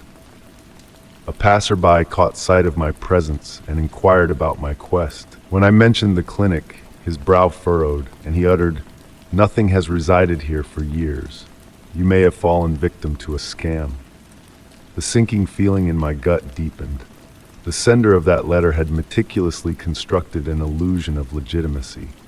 But why single me out? Returning home, my thoughts swirled in a whirlwind of conjectures. Had my identity been pilfered? Was this an elaborate hoax? Amidst the muddle of recent memories, a name surfaced: Rachel. A member of a community group I had recently joined. She had always appeared amiable, yet her inquiries about my life carried a subtle edge. Initially dismissed as innocent curiosity, her probing now bore a sinister undertone. Wielding caution as my shield, I initiated a casual conversation with Rachel, mentioning the peculiar letter. Her reaction was a blend of surprise and detached neutrality, her voice lacking genuine concern. "That's peculiar," she murmured after a pregnant pause. "You should report it." Something about her composed response felt askew. Her demeanor seemed too composed, too rehearsed. Upon concluding the call, my suspicions solidified into conviction. Rachel was implicated, or at the very least, harbored knowledge beyond her pretense. Resolved to unearth the truth, I enlisted the expertise of a private investigator named Paul, renowned for his prowess in unraveling fraudulence. As Paul delved into the intricate web surrounding the clinic, I fortified my abode with heightened security measures: fresh locks, surveillance cameras, and motion sensors. A week later, Paul relayed disconcerting findings. The address linked to the letter had ties to numerous fraudulent activities involving counterfeit medical documents. The perpetrator had targeted multiple individuals, fabricating medical histories to sow confusion, manipulation, or perhaps something more sinister. Delving deeper, Paul unearthed a chilling revelation. Rachel's name surfaced in association with certain cases, though no concrete evidence linked her directly to the fraudulent operation. Sufficient cause to confront her was established. When I confronted Rachel in person, I treaded cautiously. Mentioning the letter once more, I observed her reaction keenly. Her visage contorted into a mask of feigned perplexity, followed by a semblance of feigned worry. "I trust you don't suspect my involvement," she uttered, her voice tinged with a subtle tremor, striving for credibility, but not to me. Her performance exuded calculation. Denying all accusations, she professed ignorance about the matter at hand. However, her eyes betrayed a glimmer of recognition she failed to conceal. As Paul and I plumbed the depths of the twisted machination, its sinister purpose slowly unfurled. This was no mere case of identity theft. It was deeply personal. Targeted with precision, someone had wielded falsified medical records to undermine my stability and sense of reality. A breakthrough came when Paul traced an encrypted email linked to the clinic back to a private server affiliated with Rachel's former employer, a tech company specializing in data management. It was the missing puzzle piece. Armed with substantial evidence, law enforcement stepped in. Their investigation unveiled Rachel as the mastermind behind the elaborate ruse. Motivated by a warped fixation and fueled by envy stemming from a bygone grievance, she had meticulously crafted a campaign of psychological sabotage. Apprehended, her web of deception unraveled before me. Yet, as she was escorted away in restraints, her eyes harbored an eerie tranquility, a silent vow that this ordeal was far from its conclusion. The experience left indelible scars. Though the immediate peril had dissipated, the sensation of being surveilled lingered incessantly.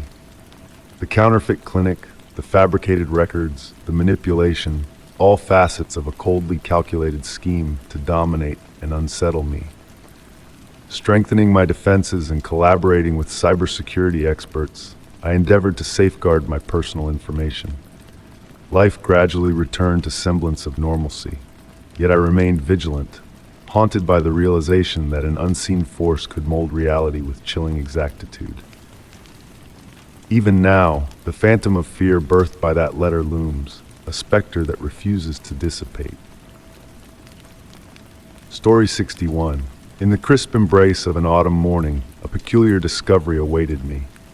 Nestled within my mailbox was an aged envelope, its yellowed hue whispering of forgotten days. The name John Doe adorned its front, a mystery veiled in ink. Initially dismissing it as a mere postal error, my fingers hesitated as they traced the edges of the envelope.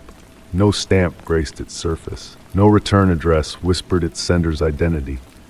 Intrigue danced in my mind like a ghostly waltz. With a breath held in anticipation, I unfurled the letter within. Upon the weathered paper, words stood in solemn formation, scripted in a precise, blocky hand. A shiver tiptoed down my spine as I delved into its contents. The letter unfurled a tapestry of my past day, weaving details so intimate, so unnervingly accurate. From the morning's jaunt through the park to the whispered secrets shared with a passing barista, every moment was laid bare before me. Its conclusion, a simple yet chilling farewell. I hope you enjoyed your day. Dumbfounded, I grappled with disbelief. How could a stranger unravel the threads of my life with such precision? Rationalizations faltered in the face of this enigma. Days passed, and with them came 3 more missives, each a creeping shadow of the last. They narrated scenes from my life, observed with an intimacy that pierced through walls and veils. A twilight on the porch, a chance encounter with a courier, every detail plucked from the tapestry of my existence. The final letter breached the sanctity of my home, recounting a moment of solitude where even my whispered musings were not spared. Paranoia, a ghostly whisper, gripped my heart in icy talons. I turned to the authorities, seeking solace in their investigations, only to find a void where answers should have lain. The phantom scribe remained elusive, their presence a specter haunting every corner of my world. Desperation birthed vigilance as security measures encased my dwelling like armor. Yet, despite the fortifications, the letters persisted, each inked confession a dagger aimed at my peace. The revelation of a detailed sketch, a voyeur's eye peering from across the street, plunged me deeper into a mire of fear. The police, kind in their impotence, offered no reprieve from this spectral intrusion. A stormy day heralded the arrival of the most invasive letter yet, its words a violation of bonds believed unbreakable. Shadows danced on my walls, whispers echoed in empty rooms, and the specter of an unseen watcher loomed ever closer. A frenzy of security measures followed, turning my haven into a citadel of paranoia. The letters ceased their haunting symphony, leaving behind a vacuum pregnant with dread. Why had they ceased? Was it a respite, or the calm before a storm? The absence of their presence cast long shadows over my fractured peace. In the aftermath, my home stood as a testament to shattered tranquility, a fortress guarding a heart haunted by the specter of intrusion. The scars etched upon my soul bore witness to the fragility of privacy, a lesson learned through the ink-stained pages of a stranger's gaze. Though the letters had vanished, their legacy lingered, a silent reminder that even the most sacred of boundaries can be breached by unseen hands. Story 62. The initial message arrived on a gloomy Tuesday morning, nestled within a sea of spam and promotional emails.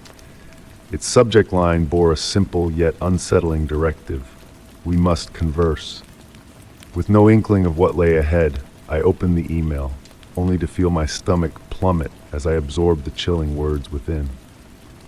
Greetings, my name. I have been observing you closely. I possess knowledge about you that you would rather keep hidden. Should you defy my commands, I shall ensure that your deepest secrets are brought to light. The message was devoid of a signature, adorned only with a peculiar, unfamiliar symbol. Alongside it was a photograph of me exiting my residence, captured from a distance. Someone had been watching. Dread surged within me. I meticulously combed through the rest of my inbox, but found no further leads. Was this a twisted jest or something far more sinister? The idea of contacting the authorities crossed my mind, yet I hesitated. The message was cryptic. No explicit demand, no evident crime. Perhaps it was safest to disregard it. The following day ushered in a second email, leaving no room for ambiguity. It divulged intimate details, specifics regarding my mother's recent ailment and a family outing we had planned, information known only to a select few. Transfer $10,000 to this offshore account within 48 hours, or I shall unveil everything. The accompanying file was even more harrowing. A compilation of private messages, snapshots from my social media profiles, and even a scanned document from my personal records. They had breached the walls of my life in ways unimaginable. In a state of panic, I reached out to the authorities. An investigation was launched, but progress hit a dead end swiftly. The email's IP address had been masked through numerous proxies, leaving no digital trace. The perpetrator could be anyone, the detective grimly remarked.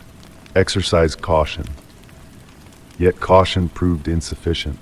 The emails persisted, each one more intrusive and menacing than the last. They possessed knowledge of my daily routines, tracking my movements and referencing confidential conversations held within the confines of my own abode. The realization that someone could peer into my life with such clarity sent shivers down my spine. One message contained a video. My breath hitched as I clicked play. The grainy footage depicted me in slumber within my own bed, utterly oblivious. The caption taunted, "We are closer than you realize." My sense of security shattered. Sleep eluded me. Relaxation became a foreign concept. Every creak of the floorboards morphed into a footfall. Each shadow appeared animate. I installed security cameras, fortified my locks, and even sought refuge with friends. Yet the messages pursued me relentlessly. Then arrived the most daunting demand yet. Infiltrate the secured facility at 12th and Main. Retrieve the files labeled Project Solace.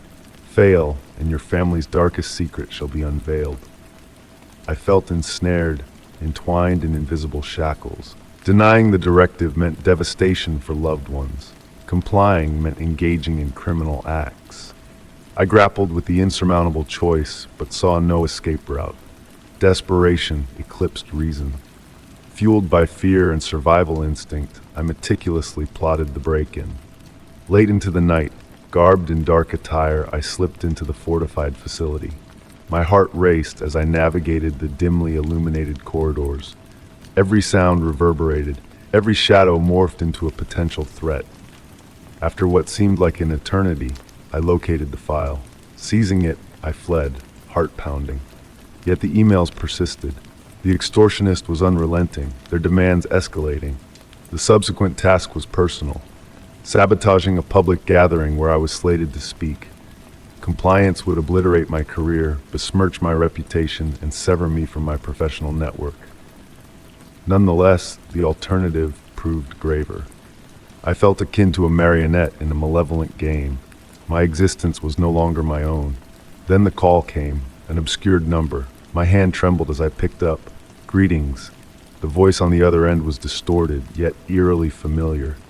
Frigid, calculating. You have performed admirably thus far, they uttered smoothly. But our dealings are not yet concluded. A memory stirred, a semblance in the tone, the cadence. It was someone familiar, someone I had placed my trust in. Breath caught in my throat as realization dawned. It is you. Silence. Then a deliberate, leisurely chuckle. Took you long enough. Days later, I confronted them, armed with the scant evidence at my disposal. They attempted to disavow their involvement, but their facade swiftly crumbled under pressure. Compelled by guilt and dread of exposure, they eventually confessed.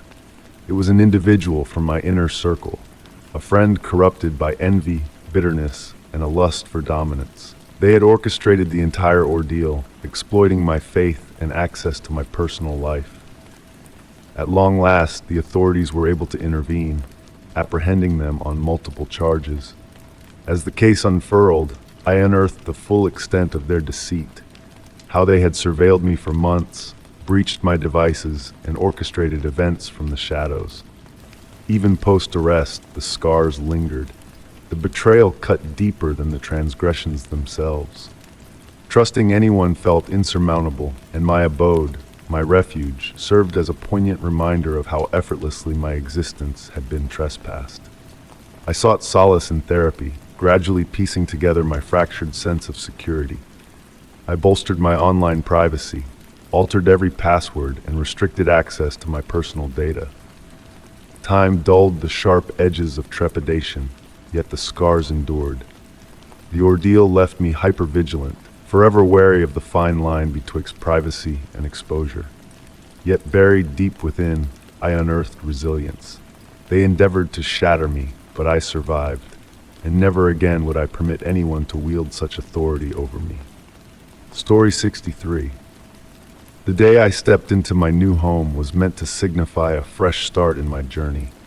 Having earned a promotion at work, I treated myself to this enchanting century-old house. Tucked away on a serene street in a historic neighborhood embraced by majestic leafy trees, it felt like a dream materialized.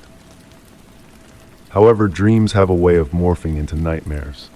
Initially, the weeks passed uneventfully, filled with the thrill of settling in. The house possessed its idiosyncrasies, a faucet that dripped here, a door that refused to quite close there. I dismissed them as anticipated peculiarities of a home with a storied past. Then came the unexpected pool of water. One morning, I strolled into the kitchen to discover a puddle meandering across the floor. It wasn't a mere drip. It was substantial enough to make me question if I had inadvertently left the tap running. A plumber arrived promptly, examined the pipes, and reassured me that all was well. "Faulty seal," he remarked. "Common in old homes. Just keep an eye on it." I assumed that would be the conclusion of the issue. I was mistaken. A few days later, a crack emerged along the living room wall. Initially, it was a small, jagged fissure, but every time I glanced at it, it appeared to widen, creeping like ivy across the plaster. Concerned, I summoned a contractor.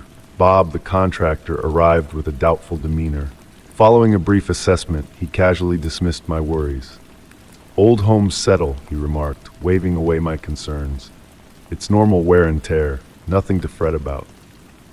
I wanted to trust his words.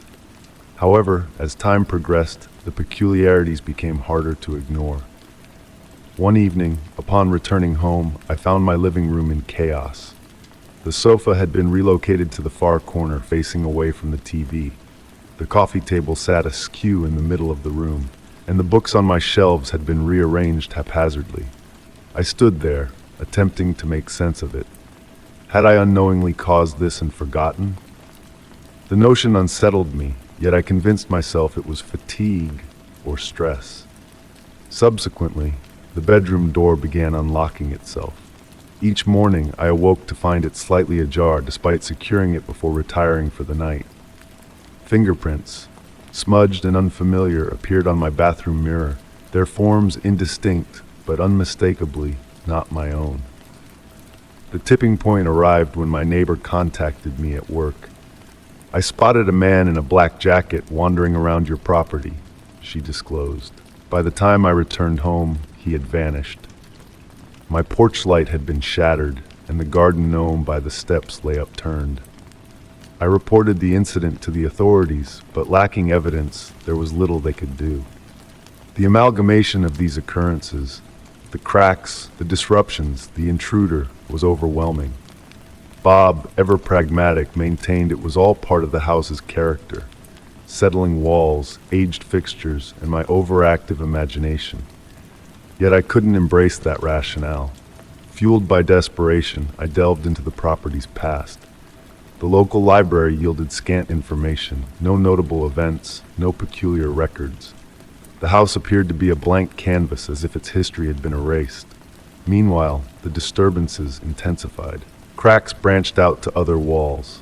Water stains materialized on the ceiling in rooms devoid of plumbing. One day, I returned home to find the kitchen cabinets flung open, dishes shattered on the floor. I could no longer ignore the sensation. The house was resisting me, pushing back against my presence. I demanded that Bob conduct a more extensive investigation.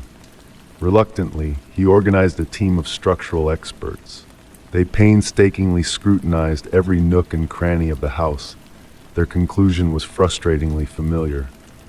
"The house is old," they remarked. "These are typical issues for a property of this age." Yet I remained unconvinced. The ultimate piece of the puzzle materialized when I managed to locate the previous owner. Initially hesitant, they eventually divulged. They too had encountered strange happenings: displaced furniture, inexplicable noises, doors unlocking autonomously. They swiftly sold the house, leaving its enigmas for someone else to uncover. That someone turned out to be me. I couldn't endure any longer. The house's history, or lack thereof, proved too much for me to withstand. I packed my belongings and departed, leaving behind the cracks, the leaks, and the eerie rearrangements. Presently, the house remains as enigmatic as ever, a charming exterior concealing an unsettling truth. I have since found a new abode to call my own, one where surprises manifest in the form of creaky stairs and squeaky floors, nothing more. Yet I will always remember the time spent in that house. It serves as a reminder that certain places harbor secrets, and some secrets prefer to remain shrouded. Story 64. On a hushed, tranquil night that felt suspended in time, I found myself alone on the road, the soft purr of my car's engine the only companion to the occasional whisper of leaves dancing in the wind. The clock had tiptoed past midnight as I made my way back home from visiting friends, the empty road stretching out endlessly before me. The glow of streetlights painted eerie, elongated shadows on the pavement, adding a touch of mystery to the night. These solitary drives had always been a sanctuary for me, a chance to delve into my thoughts as the world slumbered peacefully. The familiar, winding country roads leading to my house cradled me in their isolation, like an old friend welcoming me back. However, a sense of unease began to creep in when a pair of headlights appeared in my rearview mirror. Initially brushing it off as another traveler sharing the road, I soon realized those lights remained steadfast, neither advancing nor receding, mirroring my every move. The quiet of the night seemed to amplify the unsettling nature of the situation. The rhythmic hum of my tires against the road, now a stark contrast to the silence enveloping me. As the miles slipped by, the knot in my stomach tightened. The car behind me showed no signs of passing or diverting its course, almost as if it was shadowing my every turn. I attempted to shake off the feeling of being followed by taking sudden erratic routes, adjusting my speed, hoping to lose my unseen pursuer. Yet to my dismay, the headlights persisted, unwavering in their pursuit, as if guided by an unseen force, relentless, methodical, never straying too far. The desolation of the road magnified my vulnerability, leaving me feeling exposed and defenseless. No comforting glow of houses or streetlights in sight, just the eerie companionship of those unyielding headlights, a constant reminder of my solitude. Desperation settled in as I spotted a secluded gravel lot ahead. With a racing heart, I veered into the darkness, cutting my engine and plunging into a cloak of blackness. Holding my breath, I waited, straining to catch any sound. A moment of quiet enveloped me until the distant glow of the car's headlights pierced the night, inching closer to my hiding spot. I cowered in my seat, heart pounding in my ears, as the car crept towards me, its probing lights scouring the lot. Time seemed to slow to a crawl, the weight of each passing second pressing down on me. Eventually, the headlights began to retreat, the car inching away until it vanished from sight. I remained still, enveloped by darkness, listening for any sign of return.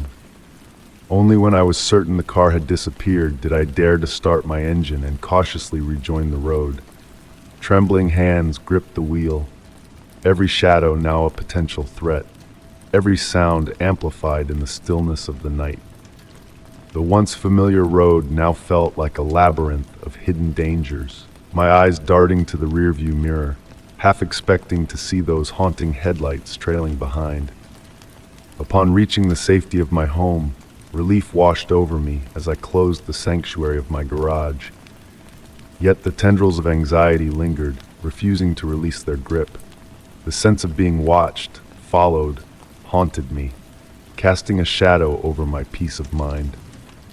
In the days that followed, I avoided the solitude of late-night drives, opting for busier routes and daylight hours. Every pair of headlights that appeared in my mirror sent a shiver down my spine, a constant reminder of that night's chilling encounter. The solace I once found in the quiet of the road now tainted with caution, a reminder of the unseen dangers that lurk in the shadows of our lives. Though the mysterious car never resurfaced and the fear gradually ebbed away, the memory of that night remained etched in my mind, a ghostly whisper of the unknown perils that may lurk in the silence of the night. Story 65. On an unremarkable Tuesday, a whisper of curiosity beckoned me to the deserted warehouse perched on the town's fringe. It had stood there for ages, a relic of crumbling brick against the sleek backdrop of the city's modern skyline. But that particular day held a different air, a mysterious pull nudging me to venture forth. The rusted doors stood firmly shut, yet a smaller entrance on the side hung ajar, swaying gently in the chilly breeze. Hesitation lingered, my rational mind cautioning me against delving into the unknown depths within. Despite the warning, an insatiable curiosity overtook my senses. With a steadying breath, I crossed the threshold into the shadowy abyss. The air hung heavy with the scent of dust and neglect. Faint rays of light filtered through broken windows, casting eerie patterns upon the weathered concrete below. My flashlight's beam sliced through the darkness, revealing abandoned machinery and forgotten crates strewn about. The warehouse stood as a haunting monument to a bygone era. Each step echoed in the vast expanse as I treaded carefully. The further I delved, an unsettling feeling crept upon me, a sense of unease that gnawed at the edges of my consciousness. And then, I stumbled upon it, an oddly ordered section within the chaos, meticulously arranged unlike the rest. Shelves adorned the walls, displaying objects with an eerie precision, as if part of a private exhibit. A chill danced down my spine as I drew nearer. Many items seemed strangely familiar, eerily so. A worn leather notebook caught my eye first. A gasp escaped me as I recognized it. It was mine, lost during a hazy trip long past. Trembling fingers flipped through its pages, revealing my own faded handwriting preserved with unsettling care. Nearby, a weathered wooden box sat atop a dusty table, harboring personal mementos I believed lost to time. A silver locket bearing my grandmother's photo, a long-lost watch, even a set of keys replaced years before. Each item arranged with meticulous intent, as if staged for an unseen audience. A creeping dread washed over me as I ventured further into the makeshift archive. There, I discovered a pair of broken glasses I had cast aside, a photograph of my childhood home, and faded sketches from my college art classes. These were not mere lost objects, they were fragments of my life. And then I found them, stacks of journals that should not have existed. Their worn covers mirrored my own, recounting past events with uncanny accuracy. Some entries unearthed memories long buried, while others detailed moments known only to me, private thoughts never shared. As I pored over the journals, a realization struck me. The entries extended beyond my recollections, depicting events yet to pass. Scattered notes littered the floor, penned in a jagged script. They held chillingly precise observations of my daily routines, preferences, and fears. Phrases like, "She always glances over her shoulder when she senses eyes upon her, and she remains oblivious to the hidden lens," leapt from the pages. Vulnerability gripped me, an invasion of privacy. Someone had meticulously studied me, documenting my every action and thought as though I were a subject in a twisted experiment. At the room's far end, a dusty binder awaited, bearing my name upon its faded cover. A photograph of me stared back blankly. Within, detailed reports dissected my relationships, habits, and unspoken struggles. The final pages overflowed with fragmented musings, penned in the same jagged hand as the scattered notes. The author grappled with guilt, obsession, and an unsettling sense of purpose. She must comprehend. Our bond runs deeper than her awareness. I am on the brink of revealing myself. Before the horror could fully settle, a faint rustling echoed from the warehouse's depths. My flashlight's beam darted towards the sound, unveiling only shifting shadows. Panic surged through me. I needed to escape. Clutching the leather-bound notebook, I raced towards the entrance, heart thundering in my chest. Every shadow seemed to stir, every creak a sinister footfall behind me. Gasping for breath, I burst into the cold daylight. The abandoned warehouse loomed in silence, a silent sentinel challenging me to return. Its dark interior pulsed with unseen energies, a repository of pilfered memories and twisted intentions. Who had watched me? Why had they meticulously gathered the fragments of my life? The answers lay buried within the shadows of that eerie place, yet I could not muster the courage to revisit, not just yet. Even now, long after leaving its confines, the warehouse's presence lingers at the edges of my thoughts. No longer a forgotten structure on the town's outskirts, it stands as a dark reflection, unveiling pieces of my past meant for no one's eyes. And someone is still watching. Story 66. The initial sound was scarcely audible, a gentle scratching that floated in and out like a secret carried by the breeze. It happened shortly after I settled into my new apartment, the unfamiliarity of the space allowing me to brush it off as a quirk of an aging building. Maybe just the pipes settling, or the old wooden floors creaking under the weight of time. But as days melted into weeks, the sounds grew more persistent and more unnerving. The faint scratching transformed into a defined, persistent noise. At night, I would lie awake, straining to locate its origin, yet each attempt to unravel the mystery left me empty-handed.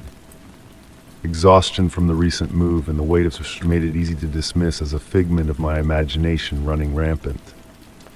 In the daylight, the apartment was serene, but when darkness draped the world outside in silence, the noises crept back in, louder, more insistent. They morphed from mere scratching to something more ominous. Soft, dragging sounds and at times what seemed like distant whispers. It felt as if an unseen presence roamed the apartment, a silent observer in the shadows. Driven by a need for answers, I meticulously inspected every inch of the apartment. walls, floors, ceilings, all checked for signs of intruders or structural issues, yet everything appeared normal. The absence of a clear source only deepened my unease. The noises seemed calculated to unsettle me, preying on my escalating paranoia. On a particularly chilling night, a child's laughter pierced the air, trailed by the sharp scrape of something heavy dragged across the floor.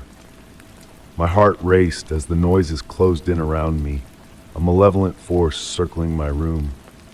Clutching the covers tightly, I tried to convince myself it was all a trick of the mind, but fear gripped me tightly. Desperate for resolution, I sought out a local paranormal investigator. Equipped with audio recorders, electromagnetic sensors, and thermal cameras, they meticulously combed through the apartment, capturing every creak and whisper. While they managed to record eerie sounds, subtle rustlings, and faint murmurs, nothing concrete pointed to a supernatural presence. Their assessment was vague, attributing the disturbances to residual energy or environmental fluctuations.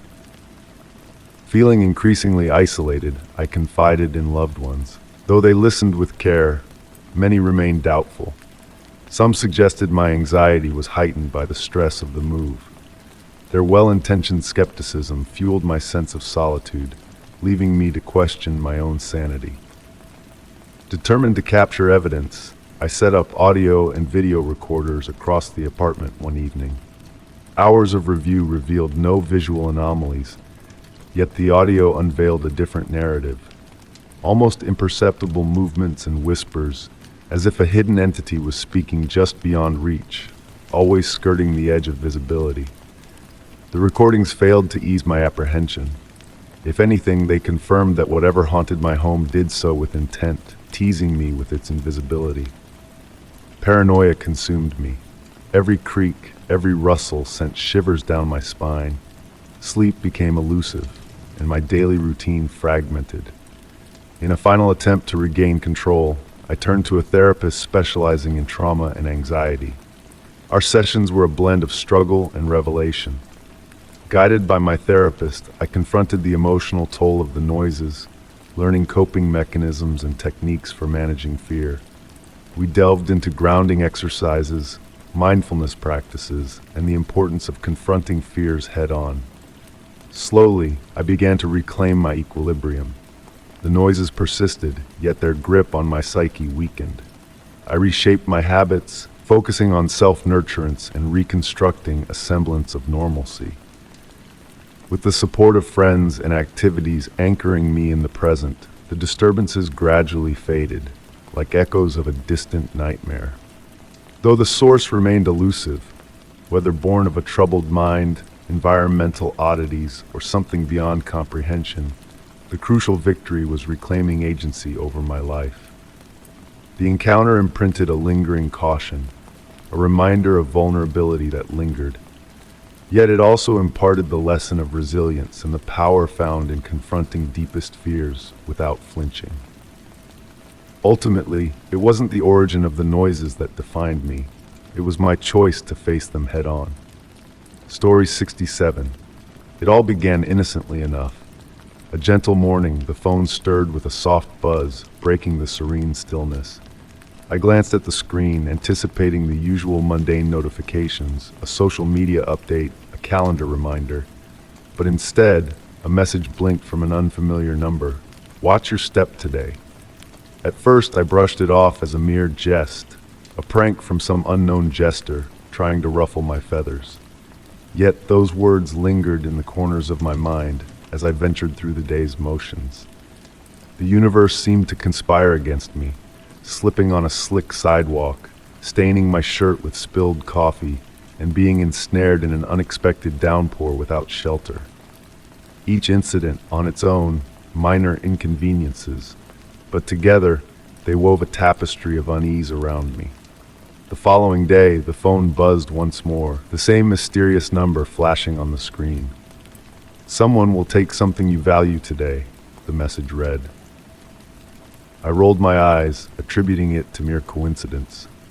However, upon reaching my workplace, a wave of dismay washed over me. My cherished pen, a keepsake from my dear departed grandmother, was nowhere to be found on my desk.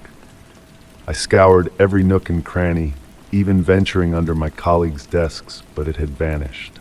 By the week's end, the pattern had solidified. Daily cryptic messages, each foretelling a new misfortune. You'll be interrupted during an important call. Be wary of unexpected advice. These messages, though veiled, bore an unsettling accuracy tailored to my very existence. What troubled me most was their precision. They weren't mere shots in the dark, but rather arrows aimed directly at my life's tapestry. Despite my efforts to block the number, the texts persisted, emerging from subtly altered variations of the same source. They seemed to find me no matter where I turned. One night, seated at my kitchen table, I stared at my phone, a sense of impending dread hanging heavy in the air. At the stroke of midnight, a new message appeared. It's time for a real test. That night, sleep eluded me. Every creak of the house, every flickering shadow, felt like a sinister presence. Morning found me exhausted and paranoid, navigating the day in a haze of anxiety. Then the next revelation arrived. A close friend will betray your trust. The very thought seemed preposterous. Amy, my confidant since college, the one person I trusted implicitly. Yet as the day unfolded, Amy's unexpected call and hesitant request for a meeting shattered my illusions. At the cafe, her trembling hand slid an envelope across the table, containing damning photographs of her with my former boss, Richard. The images painted a narrative I dared not believe. Secret meetings, whispered conversations, a betrayal of trust orchestrated behind my back.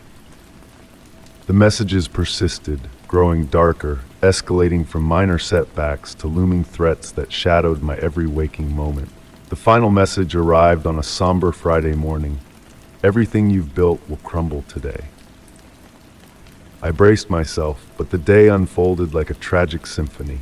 Projects unraveled, clients threatened to depart, and by day's end I faced termination.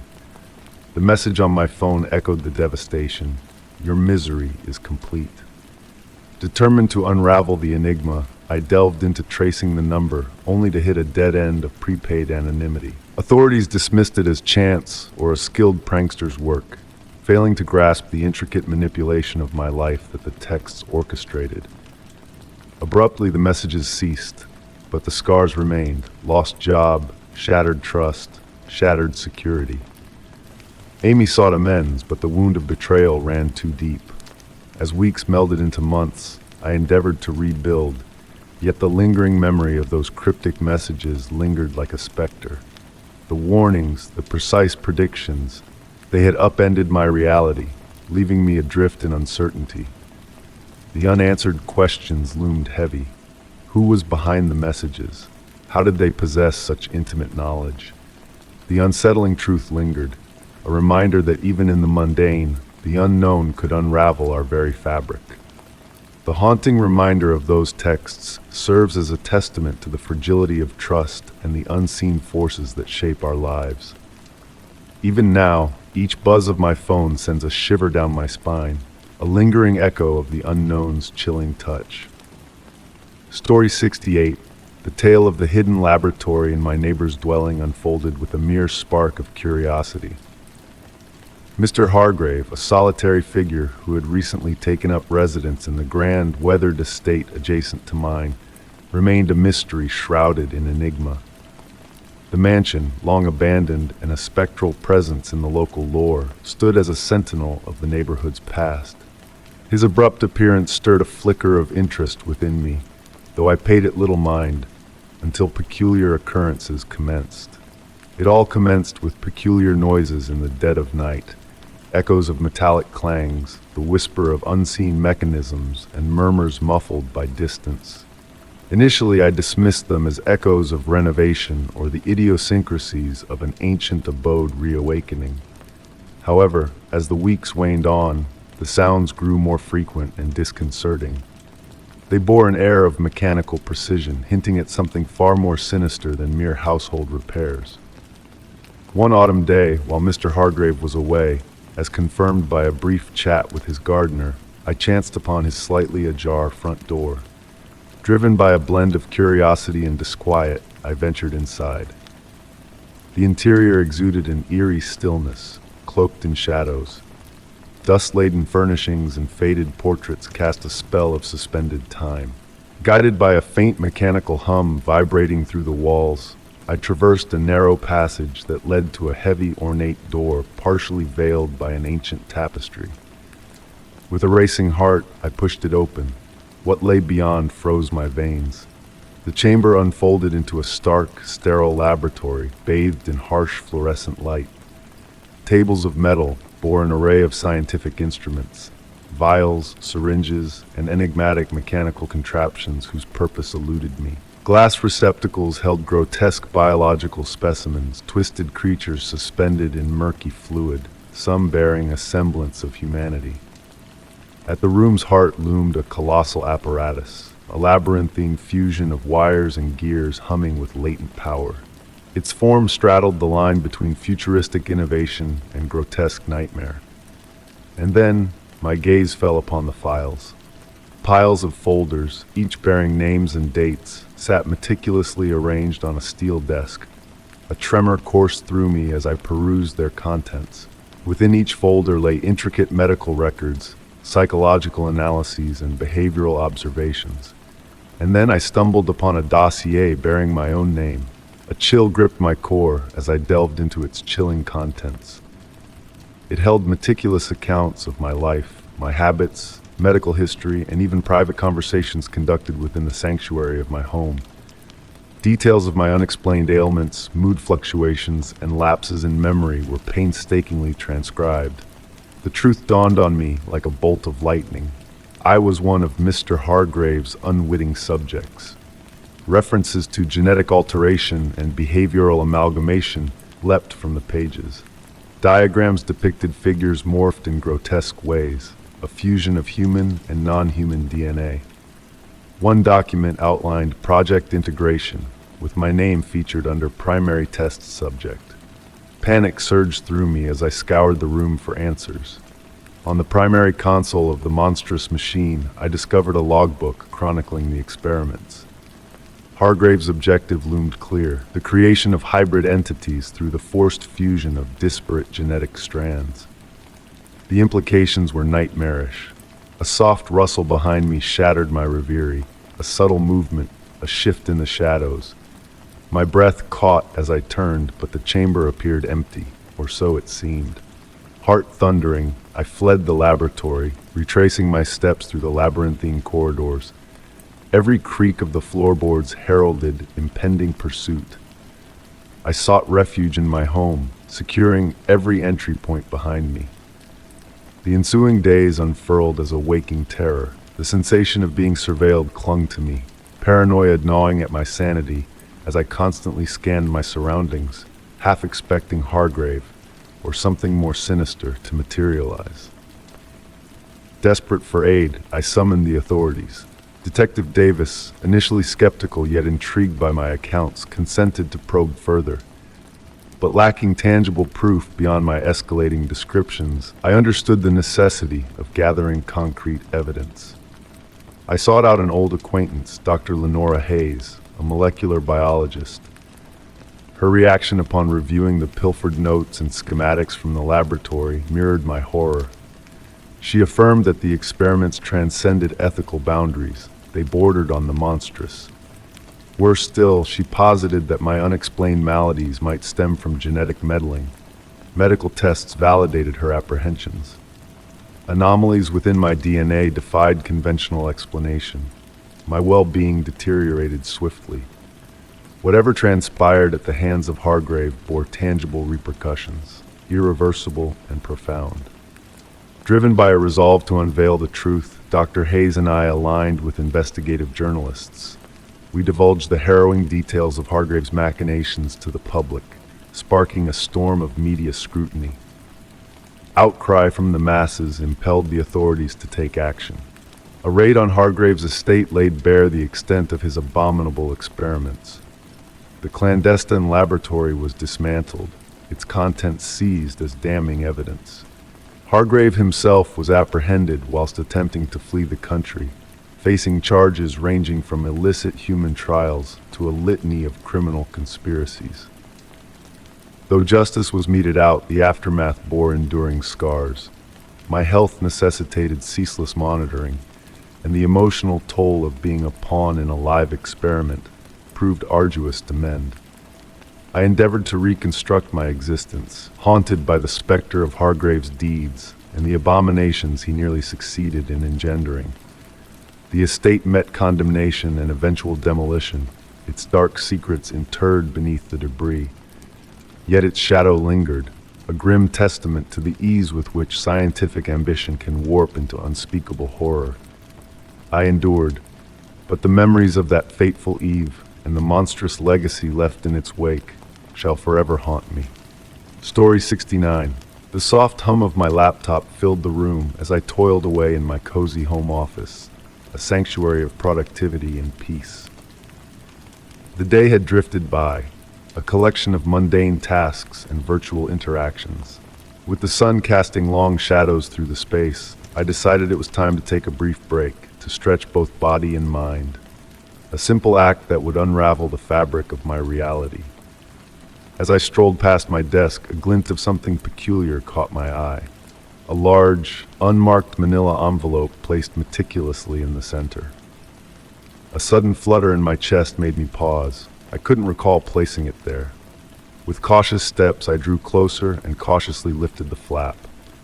Inside, a dense dossier awaited me, shrouded in mystery and intrigue. The first page bore my name in bold letters under the ominous title, Personal Research Report, sending a shiver down my spine. Leafing through the dossier, each page revealed a chilling narrative. The initial sections read like a detailed biography, chronicling my past, from birth to career milestones, even dredging up long-forgotten jobs. The information delved deeper, divulging every address I had ever called home, accompanied by detailed maps and cryptic notes on my daily routines. Turning the pages, the narrative took a more personal turn. Photographs of loved ones and cherished friends, captured in intimate moments, stared back at me. Names, relationships, and personal anecdotes were meticulously recorded with unsettling precision. Some images seemed to have been taken from afar, as though an unseen observer had been shadowing me for ages. The next segment delved into my professional life, unraveling work projects, meetings, and even private dialogues with colleagues. Strengths, weaknesses, and how I handled pressure were scrutinized with clinical precision, as if I were a specimen under a microscope. It was as if someone had dissected my existence, piece by piece. Then, the dossier shifted focus to my personal interests and pastimes. Lists of books devoured, movies watched, and favorite dining spots frequented were laid bare. Every trivial detail, favorite recipes, exercise routines, even online browsing habits, were meticulously chronicled, painting a detailed portrait of my existence on paper. But it was the final section that pierced my soul. Recent surveillance notes and candid photographs painted a haunting picture. Images of me leaving my abode, strolling to my car, and lingering in local cafes stared back at me. Some photos felt so fresh, as if taken just moments before. My daily routines, grocery runs, and casual chats with neighbors were all captured with unsettling clarity. Breath caught in my throat, I realized the depth of the intrusion. Whoever orchestrated this had unraveled my life's tapestry, exposing intimate details kept hidden from the world. This wasn't mere research. It was an obsession, a violation of the sanctity of my privacy. With trembling hands, I dialed the authorities, struggling to maintain composure as I recounted the ordeal. Help was promised, and soon, officers stood in my home office, their expressions grave as they pored over the dossier. Questions followed. Enemies, suspicious individuals, motives, but my mind drew blanks. The officers departed, carrying the dossier as evidence, leaving me to grapple with the unsettling aftermath. In the ensuing weeks, I fortified my defenses, installing surveillance cameras, changing passwords, and adopting unpredictable routines. Yet, The specter of being watched lingered, casting a pall over my every move. Despite the investigation, no answers surfaced, no closure found. The dossier remained an enigma, a chilling reminder of how swiftly privacy can be shattered. I tried to resume normalcy, to blend back into the tapestry of life, but the shadow of that thick file loomed large, casting doubt on every interaction, every glance. I existed in a state of perpetual watchfulness, haunted by the uncertainty of unseen eyes. The memory of that dossier remains etched in my consciousness, a stark testament to the fragility of privacy, the vulnerability of our lives to prying eyes. It stands as a chilling reminder that sometimes the quest for answers leads only to a vast expanse of unanswered questions, shrouded in darkness and uncertainty. Story 70. The office had transformed into my sanctuary, a realm where I dwelled for endless hours, engulfed in tasks. I prided myself on my commitment and meticulousness, often lingering late into the night to ensure perfection. Once the sun set, the building hushed, with only a handful of souls lingering to complete their duties. Among them was Gary, the janitor, a man of middle age. Initially, I admired his professionalism. The office gleamed under his care, and his politeness shone through our brief exchanges. However, as time ticked by, I began to notice peculiarities about Gary that unsettled me. His keen interest in my schedule, his remarks about my late hours, and his oddly specific questions about my work stirred a sense of unease within me. "Another big project tonight?" he would inquire, or "Working those long hours must be challenging." At first, I dismissed his comments as harmless chatter, but they progressively delved into personal territory, as if he possessed knowledge beyond his role. One evening, as I toiled late into the night for an imminent presentation, Gary approached my desk during his routine. What began as a casual conversation soon veered into discomfort. "You've been burning the midnight oil a lot lately," he remarked, his gaze lingering a tad too long. "Remember to take breaks. I see your dedication. It's not healthy to be here so late."